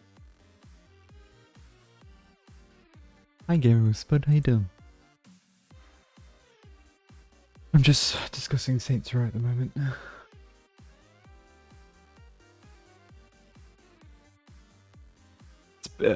I'm really worried about the reboot.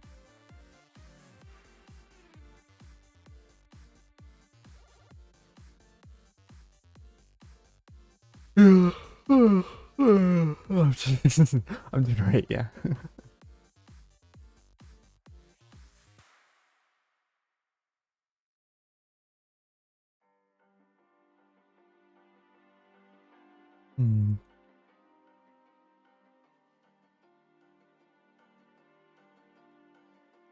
I want to know why Saints Row the reboot has been changed so much, and who decided that a reboot was needed.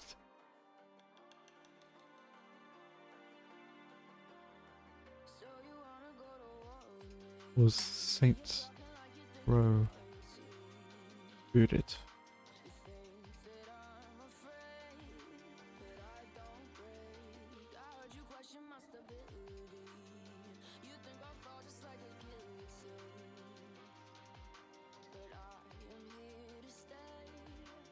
Well, this makes sense. I can definitely see this that Saints Row 2 had. But I don't think they're taking...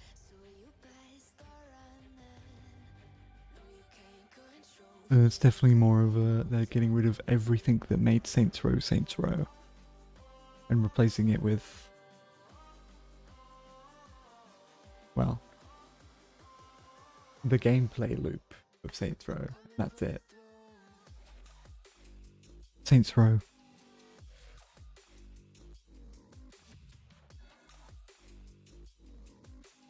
As someone who has played all of them and loved pretty much every single one, apart from Agents of Mayhem, I don't even think it's a Saints Row game, to be honest. It's what they've been doing nowadays. Is they've been just slapping Saints Row on things to make it sell. Unfortunately, and they're just tearing it apart. I think. I've no idea what's going on at Volition.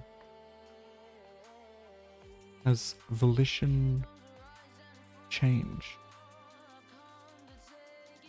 Like, why are they suddenly deciding to change?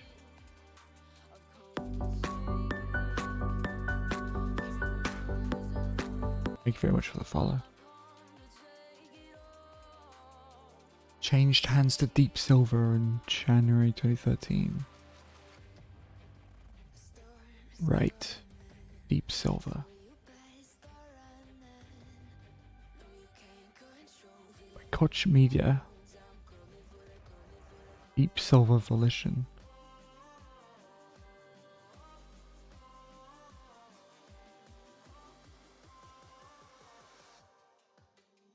What is Deep Silver responsible for?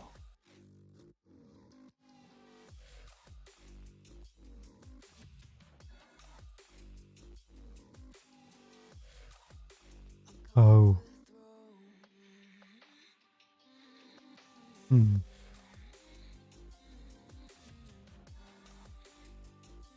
They didn't make these games though, did they?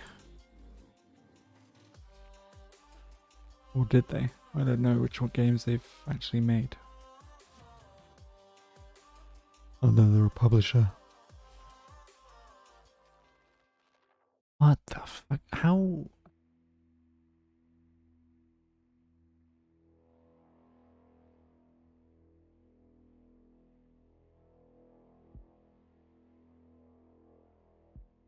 Right? But don't worry about it.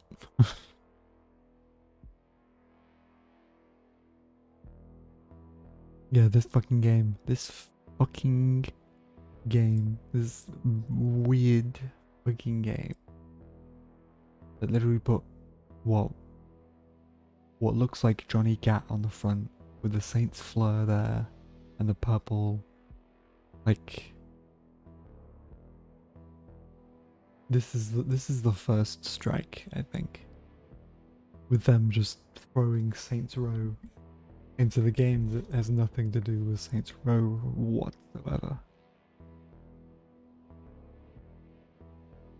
I don't know why.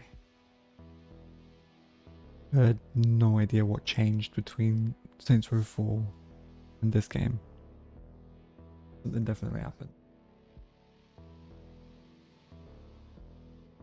Maybe new people got brought in and those new people decided to slap their beliefs all over it without realizing what the previous games were and meant to people. I don't know. I can tell these people don't give a damn about Saints Row or what the original ones. It's why they're rebooting it to fit their needs. Hopefully someone enjoys it, but I don't think I will.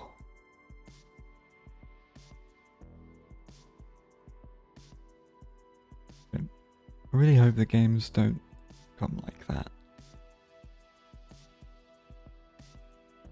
Because, I mean, it's happening in films more so, and series.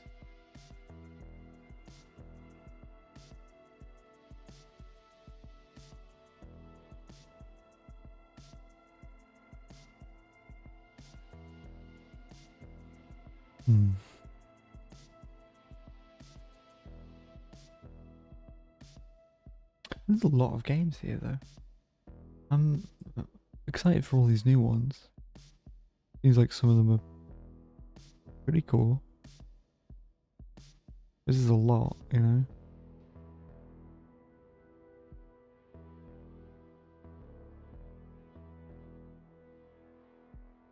like Plague Tale that's coming out.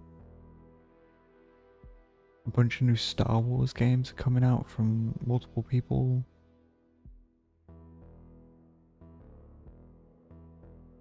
New Mario stuff is coming out. I think some more Warhammer stuff is coming out as well.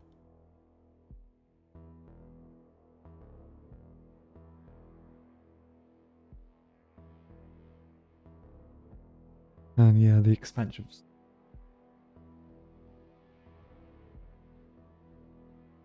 Marionette, what?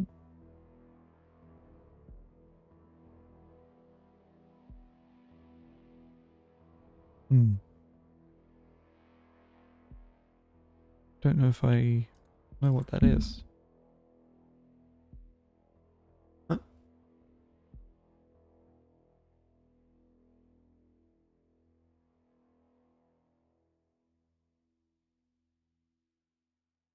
Nacon.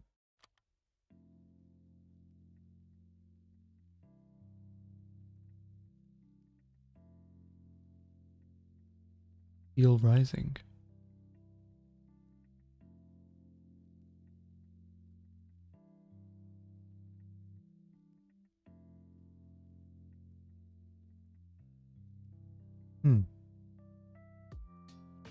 Oh, cool.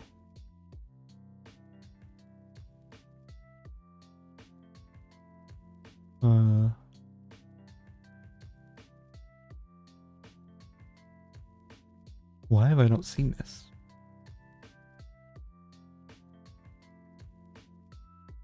Oh, weird. It's got that, I don't know what it's called. I don't think it's steampunk, it's... Or maybe it is steampunk.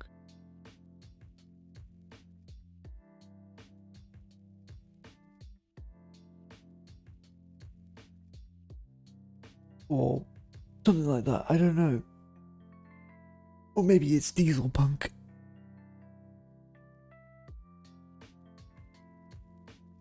This looks kind of cool, actually. I know it's a CGI trailer and everything, but...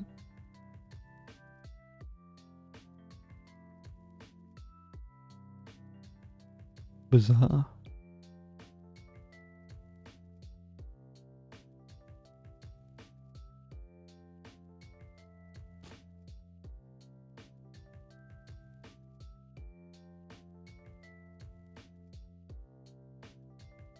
Clock punk.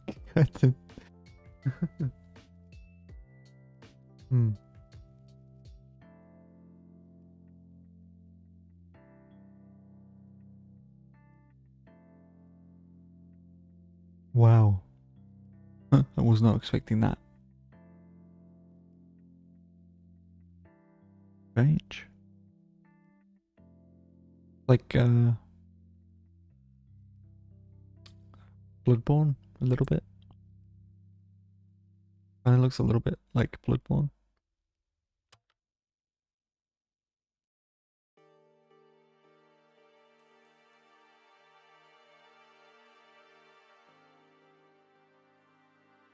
Bizarre.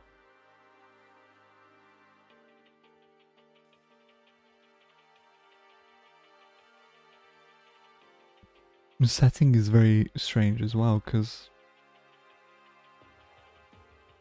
it looks very like medieval fantasy,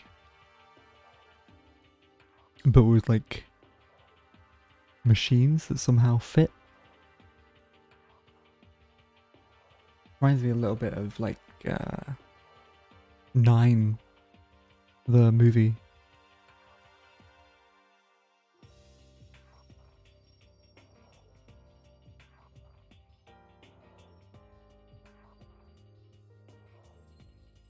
French Revolution. Okay. I can see that definitely.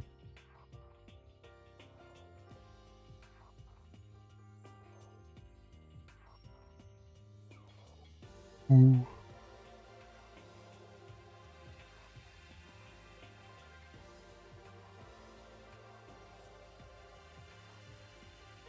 Yeah, I think the reason why it reminds me of 9 so much is that 9 has that weird sort of cobbled together machines.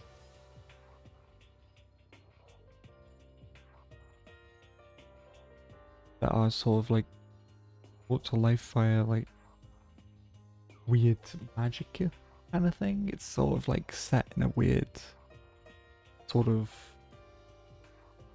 world.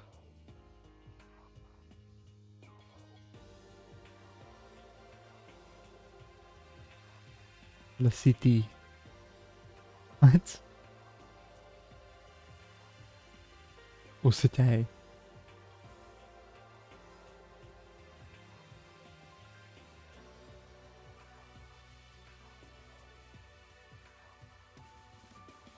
Okay, yeah, definitely French.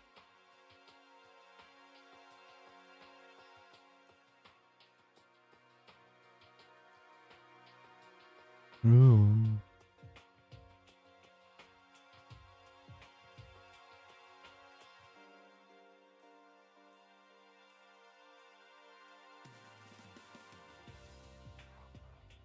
Also, these machines remind me a lot of the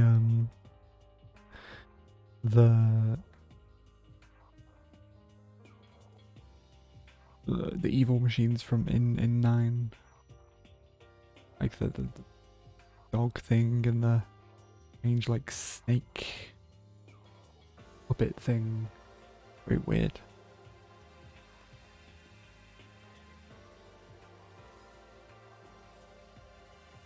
Bishop of the city.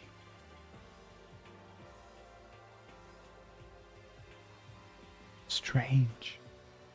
Very cool though. Looks like one of those I forgot what they're called.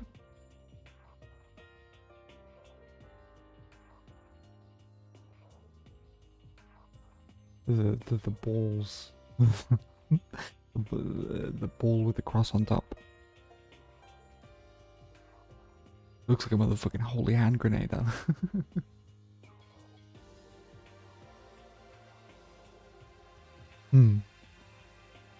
I really want to play the Bloodborne.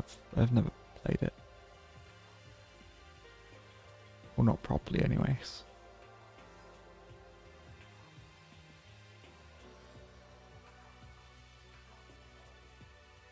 Never sat down and really played Bloodborne.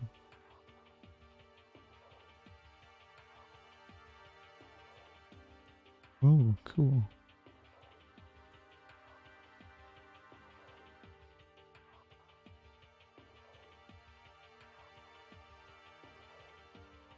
There's a lot of games that I need to play.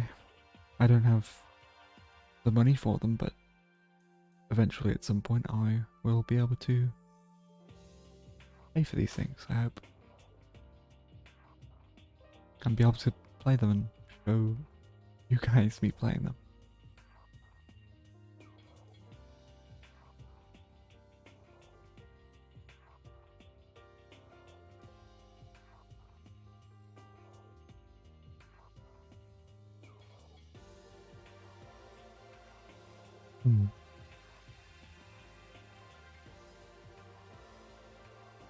I mean, it looks pretty well put together.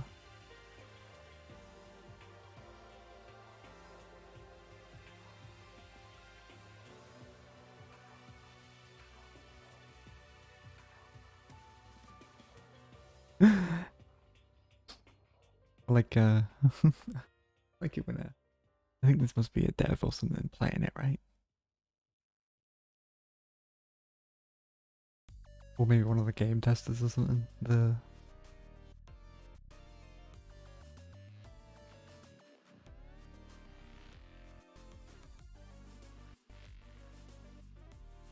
Oh yeah, there's a Wonder Woman game coming out, isn't there? I'd be interested in that, I think.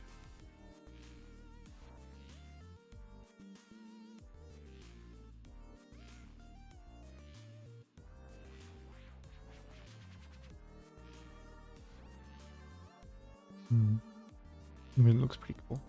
Definitely stylistic. Is there any new... Warhammer games coming out.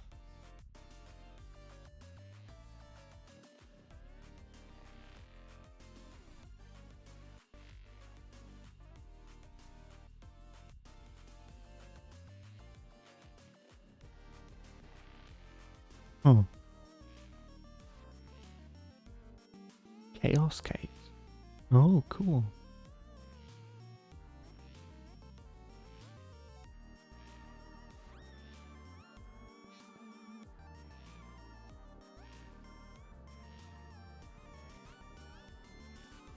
That's a lot of customization.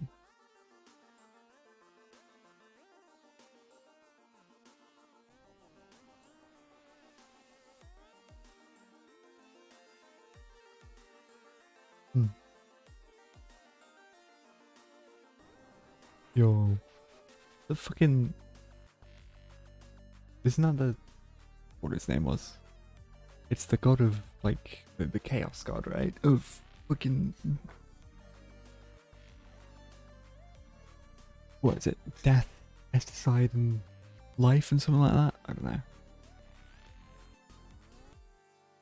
Kinda looks like it, but maybe not. Oh, yeah, maybe not.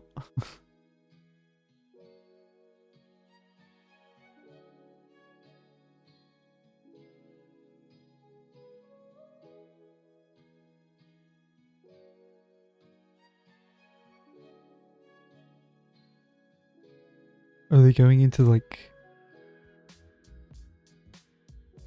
a realm of, like, where all the chaos gods reside or something? This looks kind of nuts.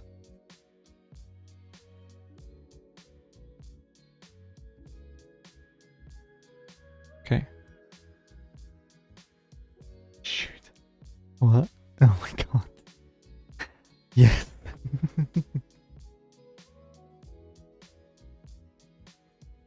Ooh, cool.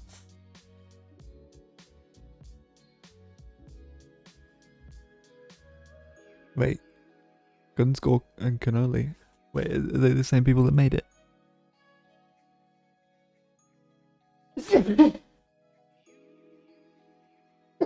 Oh god. Oh fuck. Oh fuck yeah. Orcs. The orcs. Shooters. Shooters. Blood and teeth.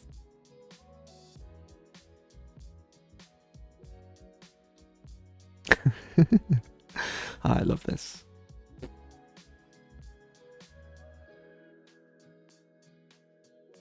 Man, I really want to play. I don't remember what it was called though. It's the one where they're fighting against the. What is it called? What are they called? Not arachnids. Hive. Something or other.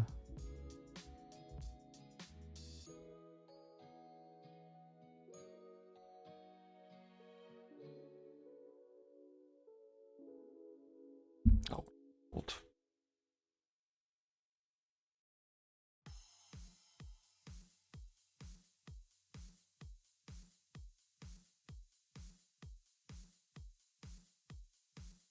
Wait, no, it's not the hive. Where is it? I'm confused. No, it's not. I'm thinking of something completely different. Tyranids, that's it. That's what I'm thinking of. The game with all the... when you fight against Tyranids as a librarian. Or what's referred to as a librarian. I really want to play that one. Although it's... Or really play it on your own.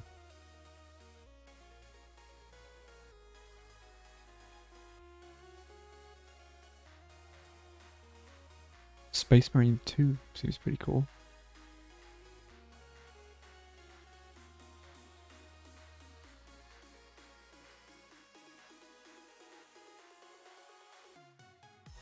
Ooh.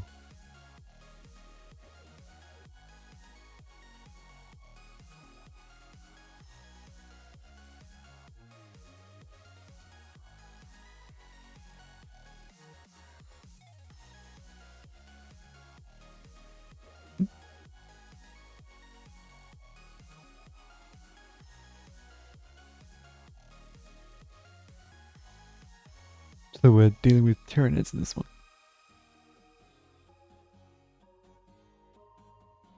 So I believe in the first 40k, or not, well, Space Marine, in the first Space Marine game you dealt with, I think it was a horde of the orcs. And I don't know what you call them. Big shooter. Basically a massive, it's like a massive war chief.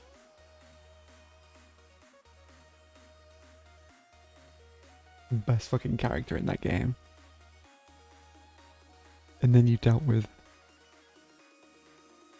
what was it, Chaos Marines? No, it wasn't Chaos Marines. It was those cultist guys that were like overtaken by chaos or something. I don't remember.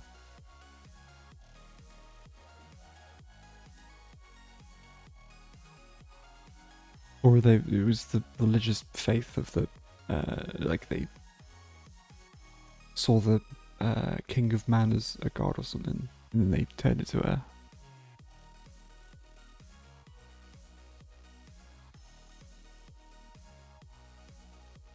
he got shafted because the king of god, I mean the king of man doesn't like religion. He literally destroyed religion.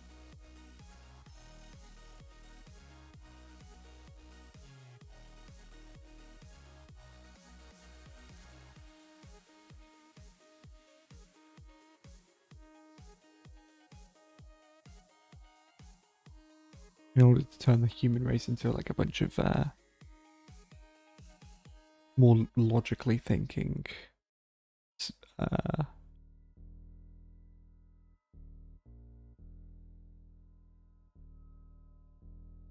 people. Warhammer, oh god, this one. Yeah, this one wasn't that great. I think the second one's still better than this. Dark Tide.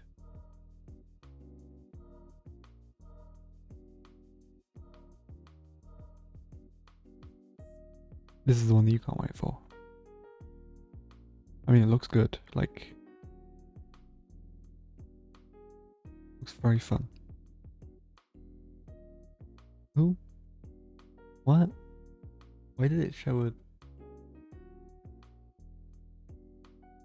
Space Marine clip then?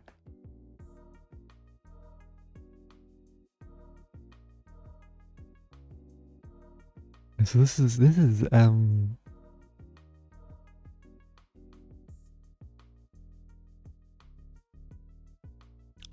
I actually don't know whether this is an ogre or a Space Marine without his armor.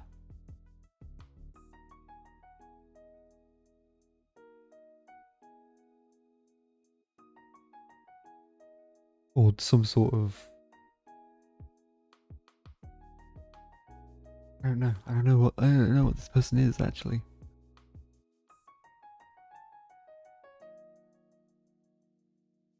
I always want to like the Marines without their armor on, but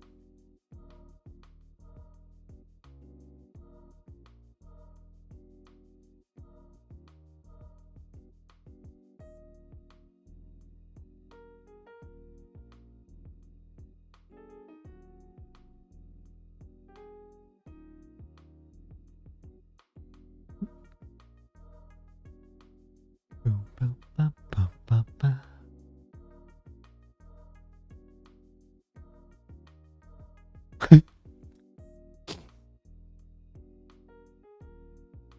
Vermintide was pretty great. from what I can remember.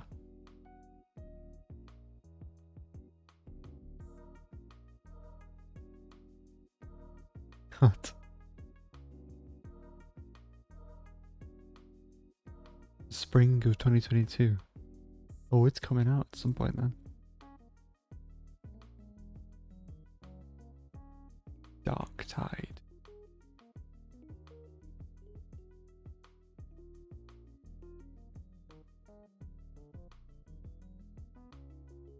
What?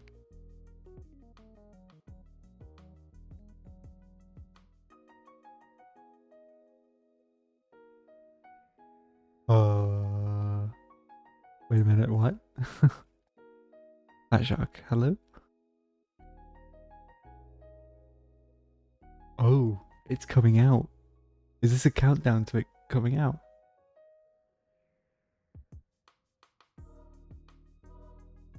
Or is this a countdown to them? Oh no, it's coming out in... Wait, what? What's this countdown for then?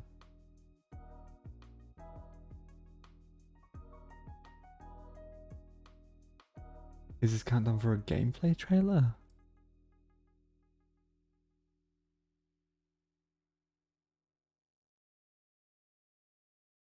There's a countdown. I don't know why there's a countdown.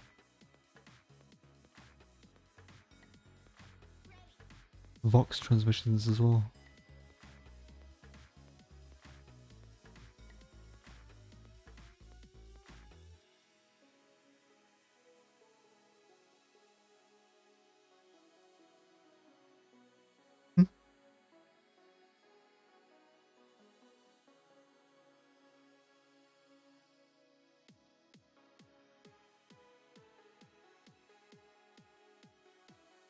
Oh, look at him. He's got like a lot, he looks a lot more fleshed out. You big boy.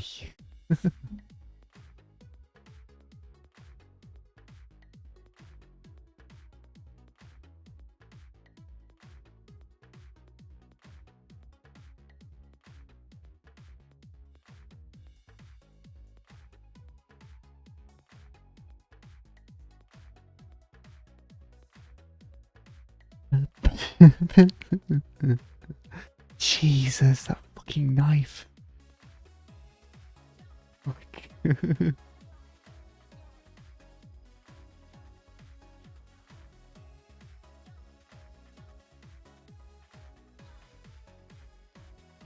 God, I think that looks very fun. Every time Warhammer 40k does a game where you're like 4 players and you go tides and tides of just enemies, it's always fun.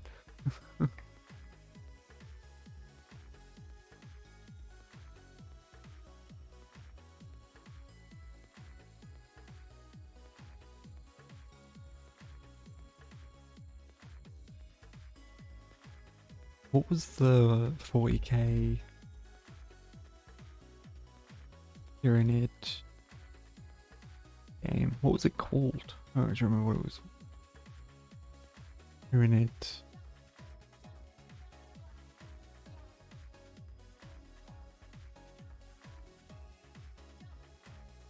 Game.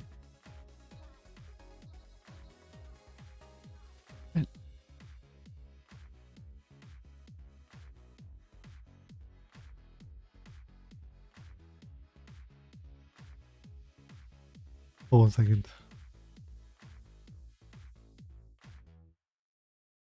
I know he played it, so is this it?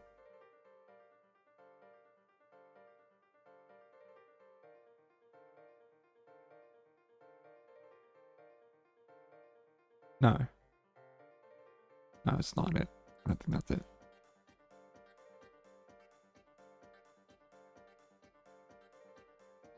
Is this it? No.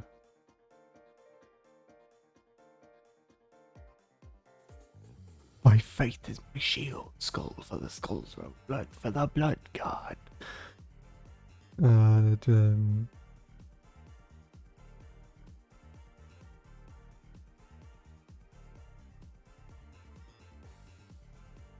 Russian Badger is also an amazing fucking YouTuber. I love his fucking content. Oh, it might be this one, actually.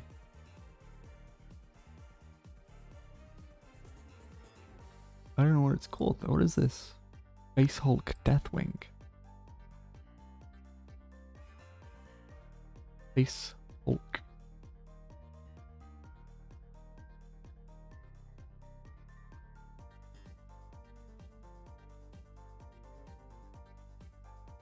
Like, this fucking game is insane.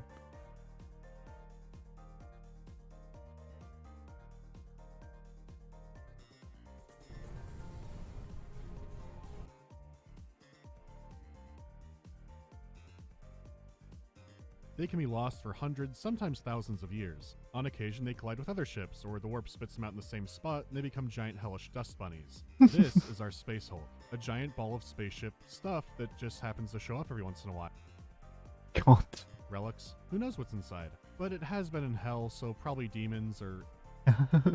It's usually... Oh, thank you, Tintin. Welcome back. I haven't played this game. I've just watched other people play it. It looks fucking awesome. do too. And the fattest, biggest armor they have that can actually fit in a hallway. It keeps them slow, clumsy, and vulnerable to ambush. So, off you go to find some stuff. If there is stuff. If there is stuff. Okay, what does the actual intro say? Command of the assault belongs to an epistolary op. Oh.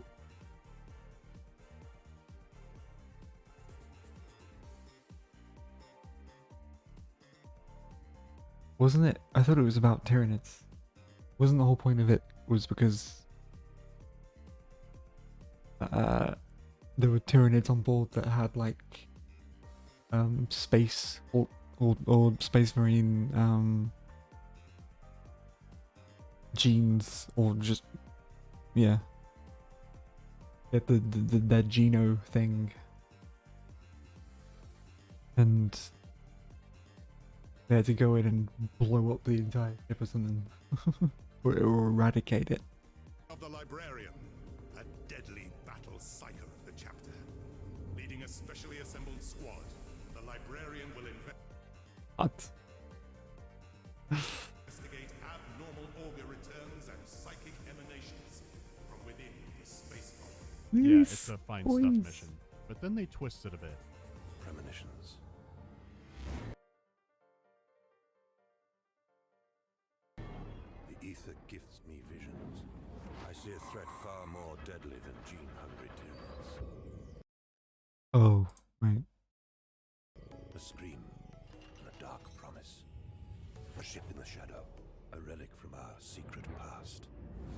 I feel the tightness in my gut as I see a cataclysm as yet unseen. The Umbra Mortalis descends upon us. The shadow of death. Alright, there could be more to it. But first, let's start with the visuals. Space Hulk is already technically impressive, but it's being backed up by some fantastic art direction. The stupid scale of 40K is all here, but there's also a sharp attention to minor detail. Because they are massive ships, but they still give you that sense of being lived in. For example, you could find a guardsman armory with some of their equipment still there, or something like a study room in a library, or even a small officer's room. Which isn't crazy by itself, but then you get to these massive rooms, and it's like, oh, the level of detail hasn't dropped at all. I've seen big cities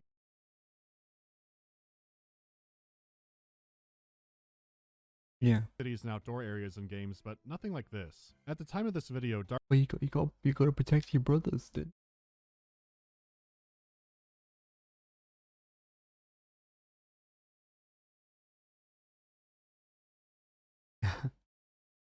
You can't have those gene stealing Tyranids. Fucking taking your genes. Making space marine fucking Tyranids. Fucking terrifying.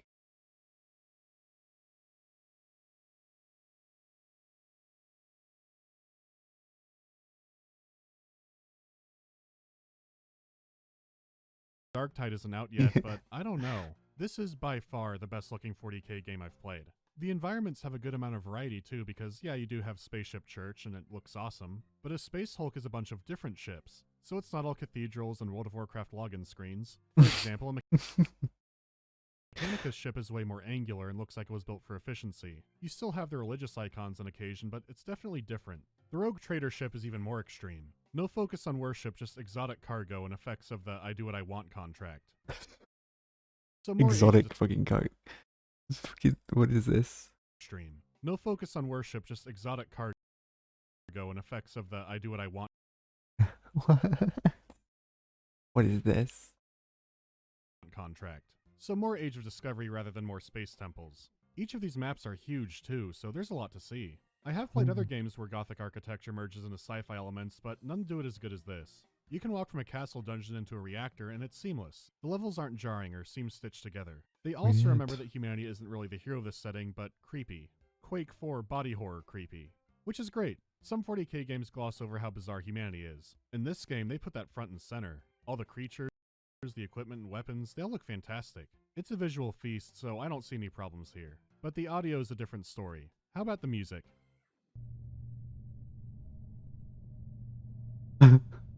Yeah, this is the music. Just droning. Literally just droning sounds. I love it. I mean, Now, what do you expect? Fucking heavy metal or something? I don't know. this is atmospheric, but there's not that many environmental sounds in the mix. Most of the soundtrack is just background noises and an occasional, string sting, but nothing else. You can get away with that, like Arx Fatalis did, but that was incredible ambience work, and Space Hulk isn't up to that level. It also makes moments that could be exciting dull. Here's a part where a ship is exploding and you have to escape in time. There's no music, and it's like a Arx Fatalis.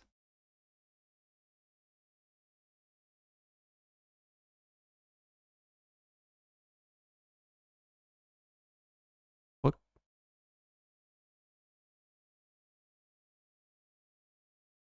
Do I own that game? Do I own that game?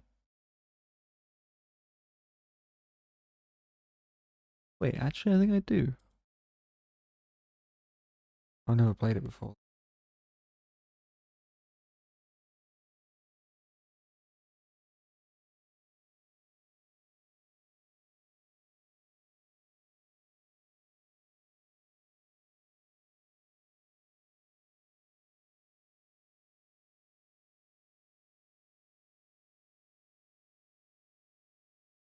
Do I have it? No.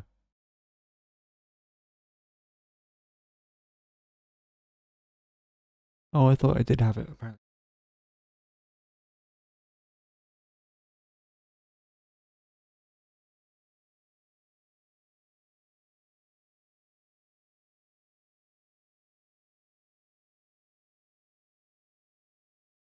Iratus. Iratus, Lord of Death. Oh, it looks very, Darkest Dungeon.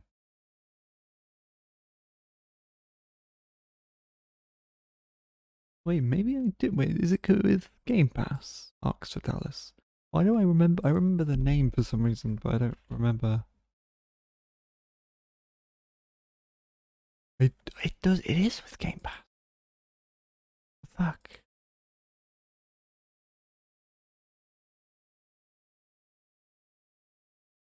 It. I have heard of it before. Yeah, it's on Game Pass.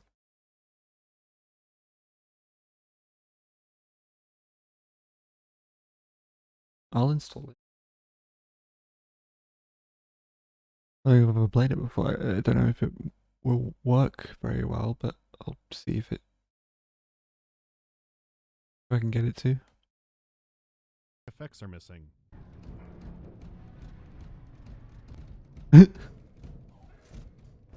How about the campaign's last stand? This is the final battle for victory.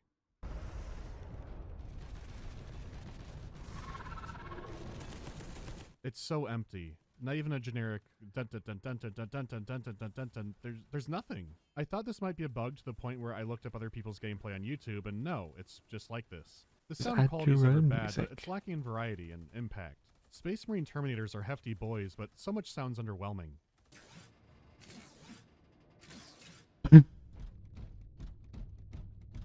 Base those steps up, add some reverb to it. Weapons are a similar toss-up. The assault cannon is, They are coming. They are coming. It's not terrible, but the game itself shows much better things could be.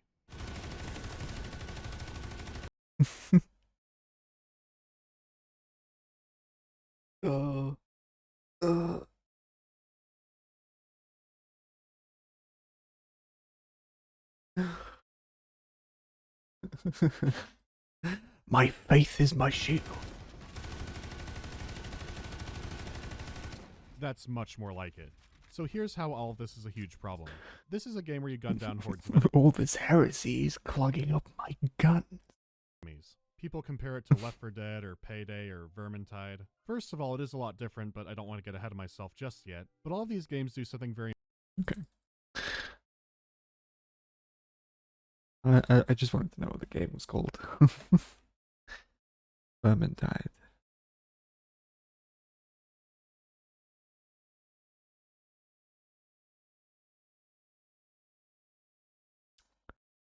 Did people? I don't even remember what Vermintide was. I've played the first one, but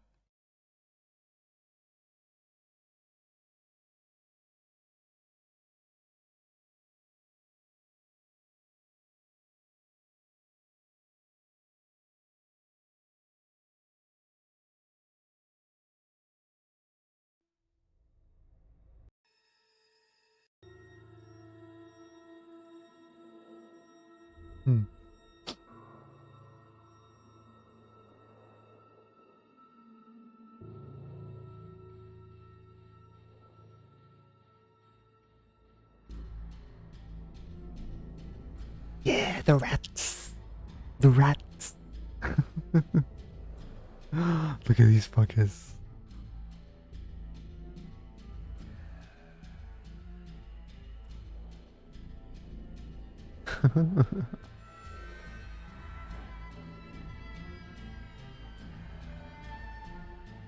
Rat folk.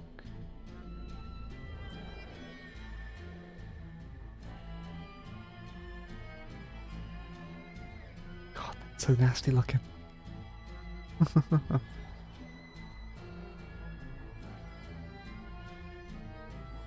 One of them just has a fucking Gatling gun. What the fuck?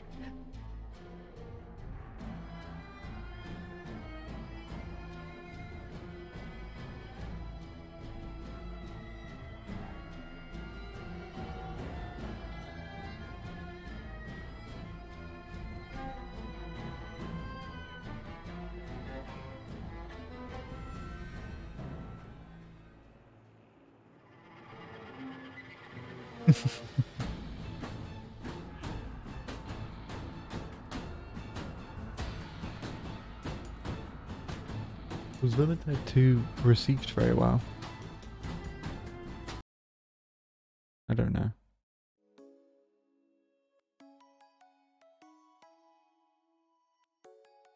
Vermintide 1. The Chaos Gods, the Dark Brothers, tired of their great game. Mankind has encountered no foe that steel could not tame. Whenever I come down to the nitty-gritty of writing these video game reviews, I often come shadowed by a myriad of problems. I'm going to spend the next few minutes telling you just what exactly these problems are. This, quite simply, is not a finished product, and it's false advertising to market it as such. The story itself... Okay. Isn't that what most Warhammer 40k games are usually? That's definitely when they start out.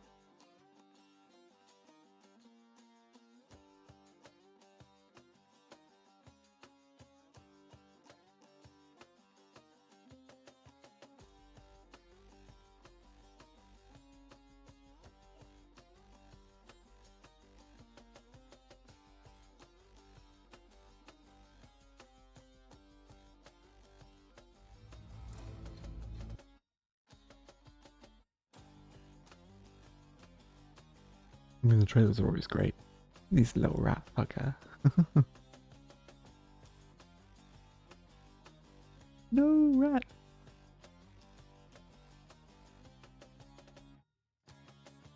Ew.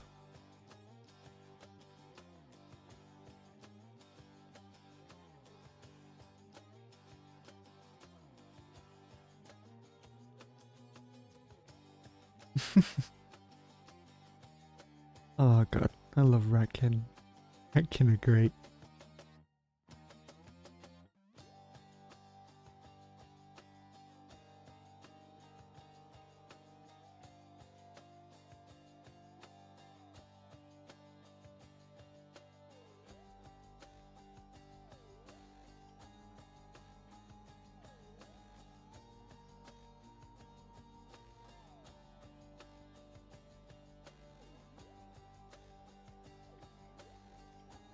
Oh yeah, this lady. I remember playing it.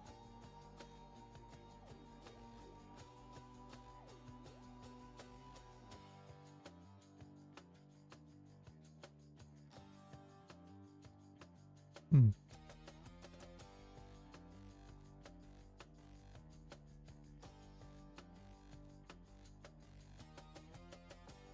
Dead Space remake? Oh, okay.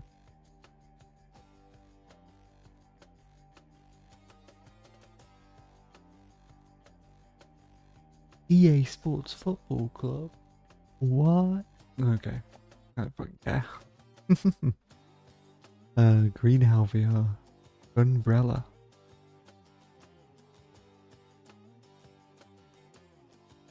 The fuck is Gunbrella?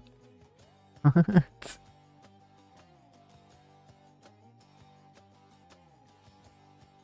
Gato Robote.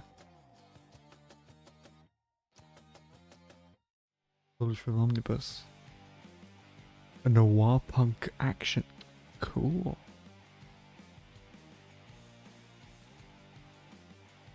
Huh?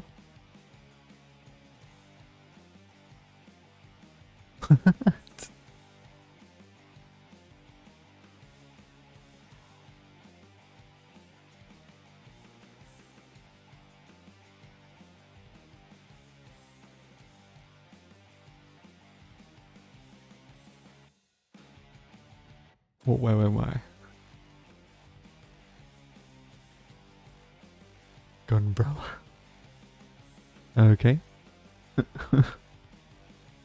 Project Ferocious. Look at what that is. I need to plug in my headset. Oh, what the fuck is that? That looks insane. What? When did this... Huh? What the fuck? Okay, some glitches. Water coming through the boat. That's fine.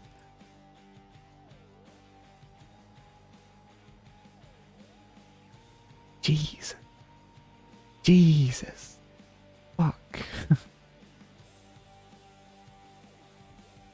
That looks sexy as fuck.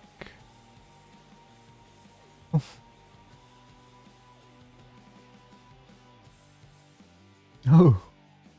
Okay. Yo, look at that fucking shark. Is that a megalodon? Is it a baby meg? What even is this? Oh, it was a spider crab. Those long-legged crab things. I don't know what they're called. They might be just spider crab.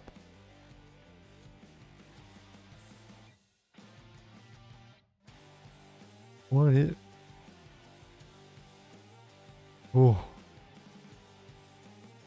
It's like Far Cry, but with... Like, yeah, it's a bit like Far Cry 3, but with like...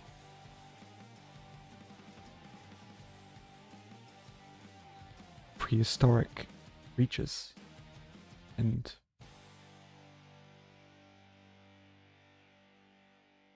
Yeah, it totally looked like that. Yeah.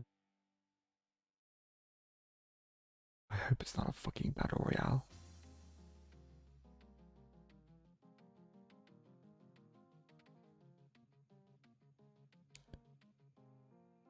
Ooh.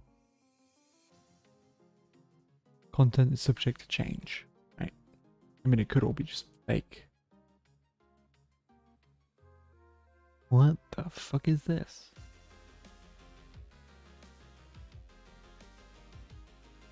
Once be human. What is this?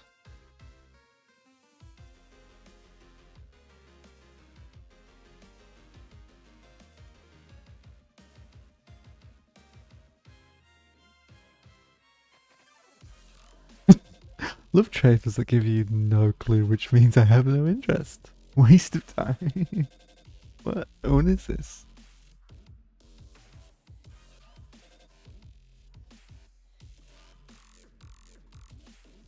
It.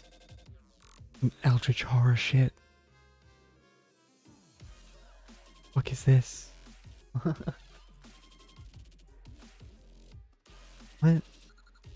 What was that? No idea what that was. It doesn't even have a name on it.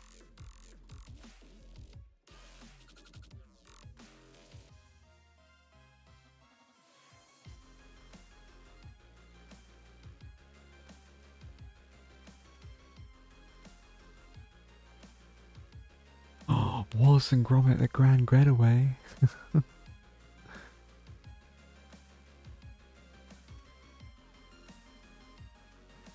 Payday 3? What? Really? Marvel Spider-Man 2? Green Hell? Alan Wake 2? Ad Infinitum? What is that? To be confirmed.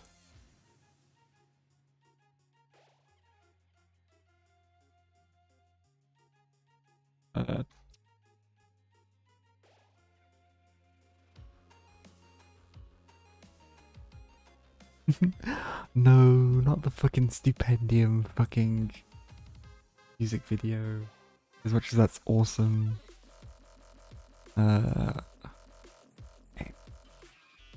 Gzm. Ooh. By unknown presence. Oh, this isn't real. That's not real.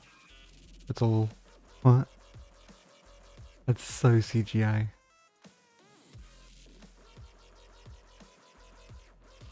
That's totally a CGI trailer. That's not gameplay.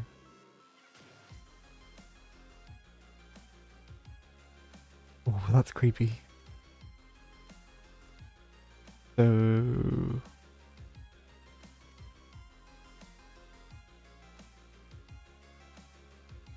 Ooh. Creepy. Like some eldritch horror fucking...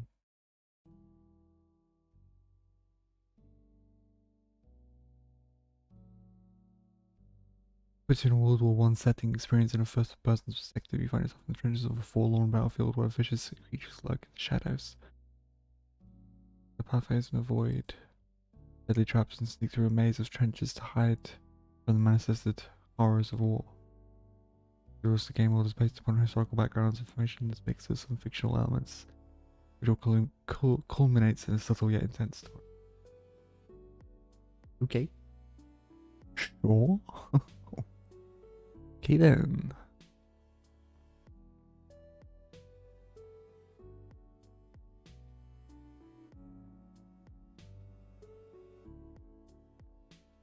Survival shooter in which you will discover a lost prehistoric world full of deadly creatures under the control of hostile forces. Fight, explore, survive. The game is being developed and published by OMYOG.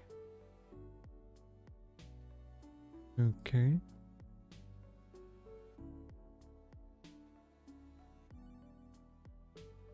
What is this? It's just... What? What is this?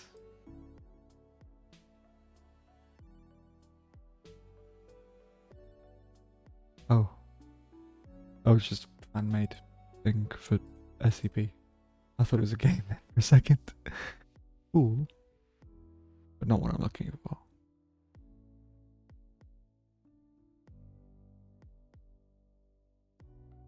Black Myth Wukong. Looks kind of cool. Pragmata.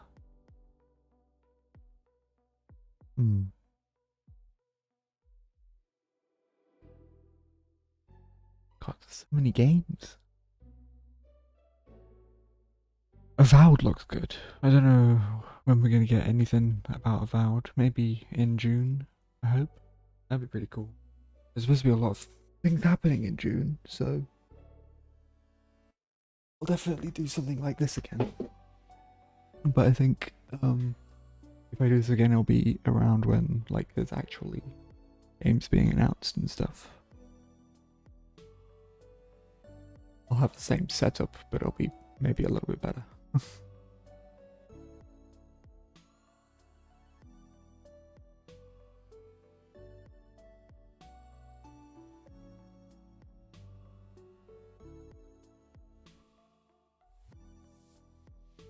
God Simulator, Ghost Runner, Ghostbusters, Life of Delta, Left 4 Dead 3?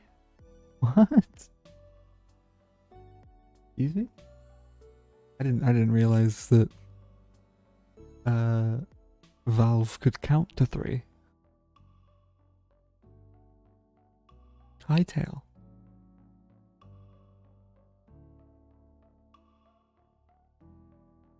Is Hightail actually making, like, is Hightail doing anything right now? Everybody, welcome back to another. I personally was very excited for myself, and I know a lot of people, especially like Minecraft fans, were really excited for the release of this game. So what you're taking a look at is some of the video from Hightail. This is actually from the developers themselves, and as you can see, it has sort of like a Minecraft quote-unquote theme to it, because obviously it's very blocky, very colorful in certain places. The whole vibe and style is like in that Minecraft kind of style, right? You know, that 8-bit retro look to it, but it looks like it's like almost a step up over Minecraft graphically. Like, it looks smoother, it looks almost like a texture pack in a way, right? Now this game, like I said, was extremely hyped up. I mean, games don't just get nearly 60 million views on their announcements, right? I mean, we're talking about not even like the final trailer or like an E3 peak or something like that. We're talking about just straight up announcing that the game exists, and you go and get 59 million views, but you would never know today that 60 million people have seen the announcement for this game. Yeah. Virtually nobody's talking about this game anymore, and it's really sad because this game looked like it has all the potential in the world, right? I'm not saying this in like a past term kind of like disrespectful way, right? I'm saying this genuinely. It looked like this game had so much potential even from the announcement alone. Then when you look at the updates, like, they've done a lot of really good work. The game isn't even slated for release anytime relatively. Years of work ahead of us before.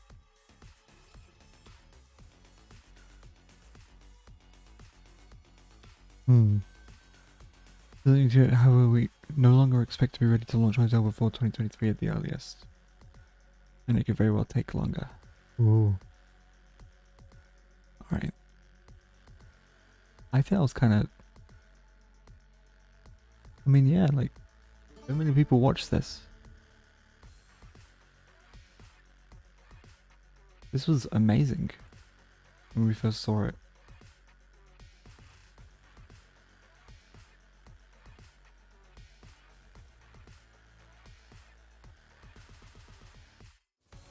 I mean, it's the guys behind the Hypixel server and all the Hypixel stuff, kind of just making their own games.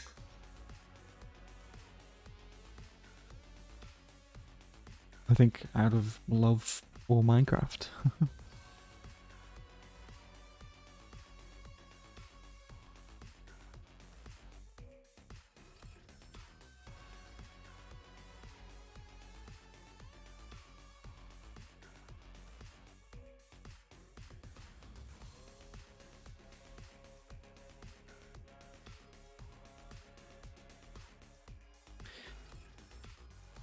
But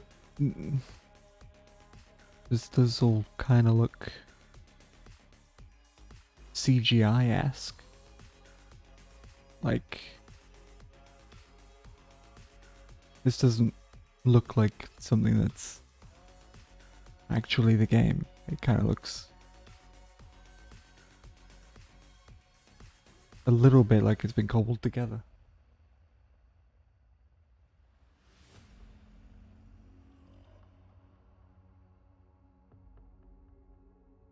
Like it almost doesn't look real.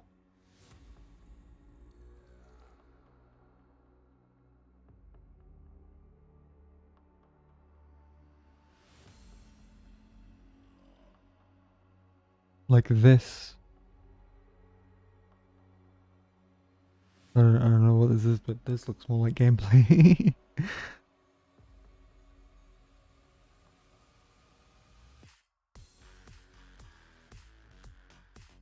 That's quite...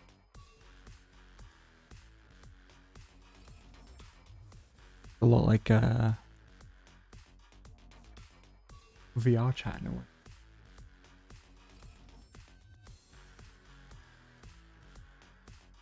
No idea what happened to this game.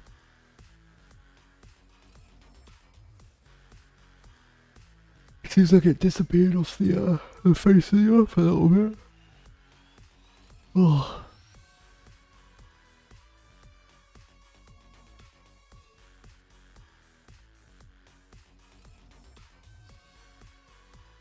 Mass Effect 5? To be confirmed. Yeah, all of this is...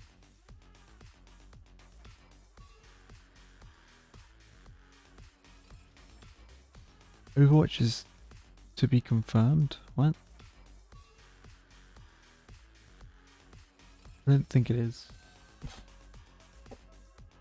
Persona 6? Perfect Dark?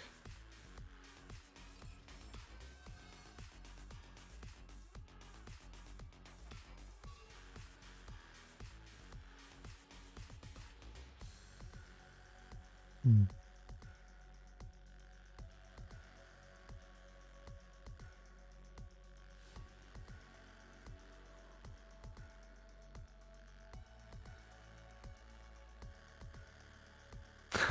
Ubisoft fucking Star Wars game.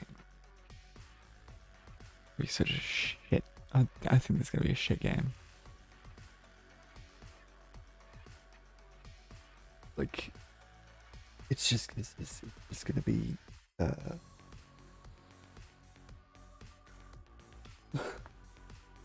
you gotta gather kyber crystals to get a lightsaber color, and then you have to buy in-game currencies to get more kyber crystals. Oh, what's that? You have to climb on top of a...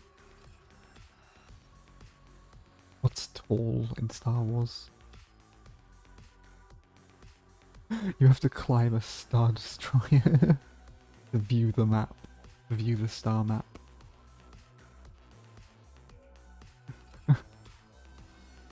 You have to get to the top of a Star Destroyer to view the star maps. Oh, fuck.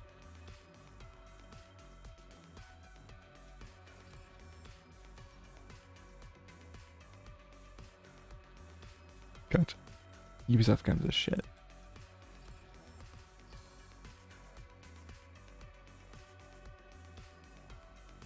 I think I can already tell how crap this game is going to be before they even release it. Fucking Ubisoft, dude.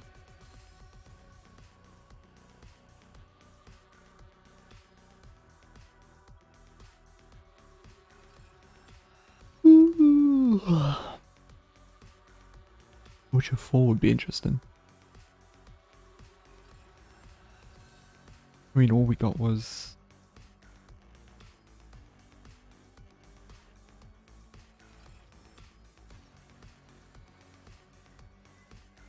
this, right?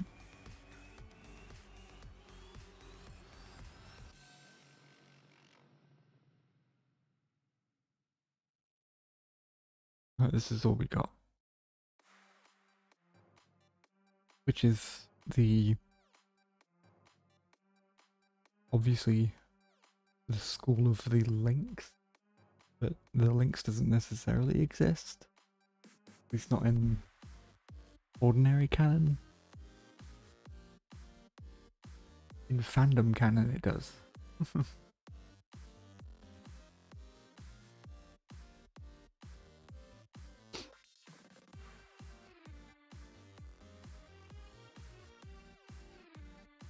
Be interesting to see what they do.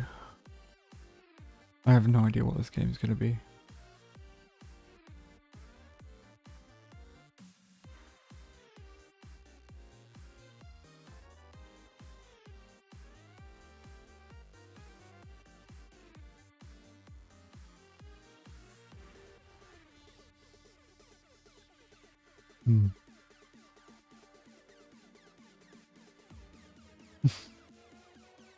We can add some gold. Okay.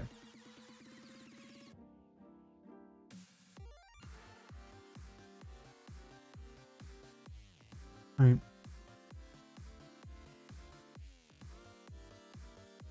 Oh, I think I've done this for as long as I want to. My throat's starting to hurt a little bit from talking so much about games. Oh, it's a good thing though. I'm glad that I can talk about games. Great. I'd like to do this more often. Because I do like just talking about state of games and stuff like that. I went on a bit of a tangent about Saints Row because I'm pretty passionate about that franchise.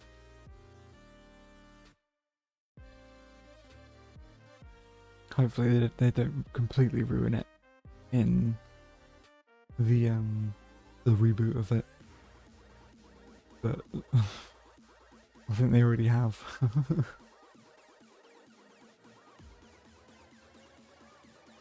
Oh well. I guess I'll still have the other Saints Row games to play. I'll just have to revisit them.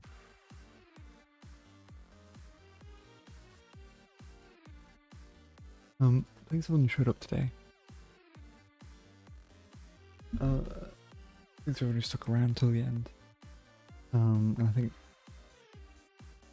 guess I'll see you tomorrow. Probably doing some more Dying Light. Probably.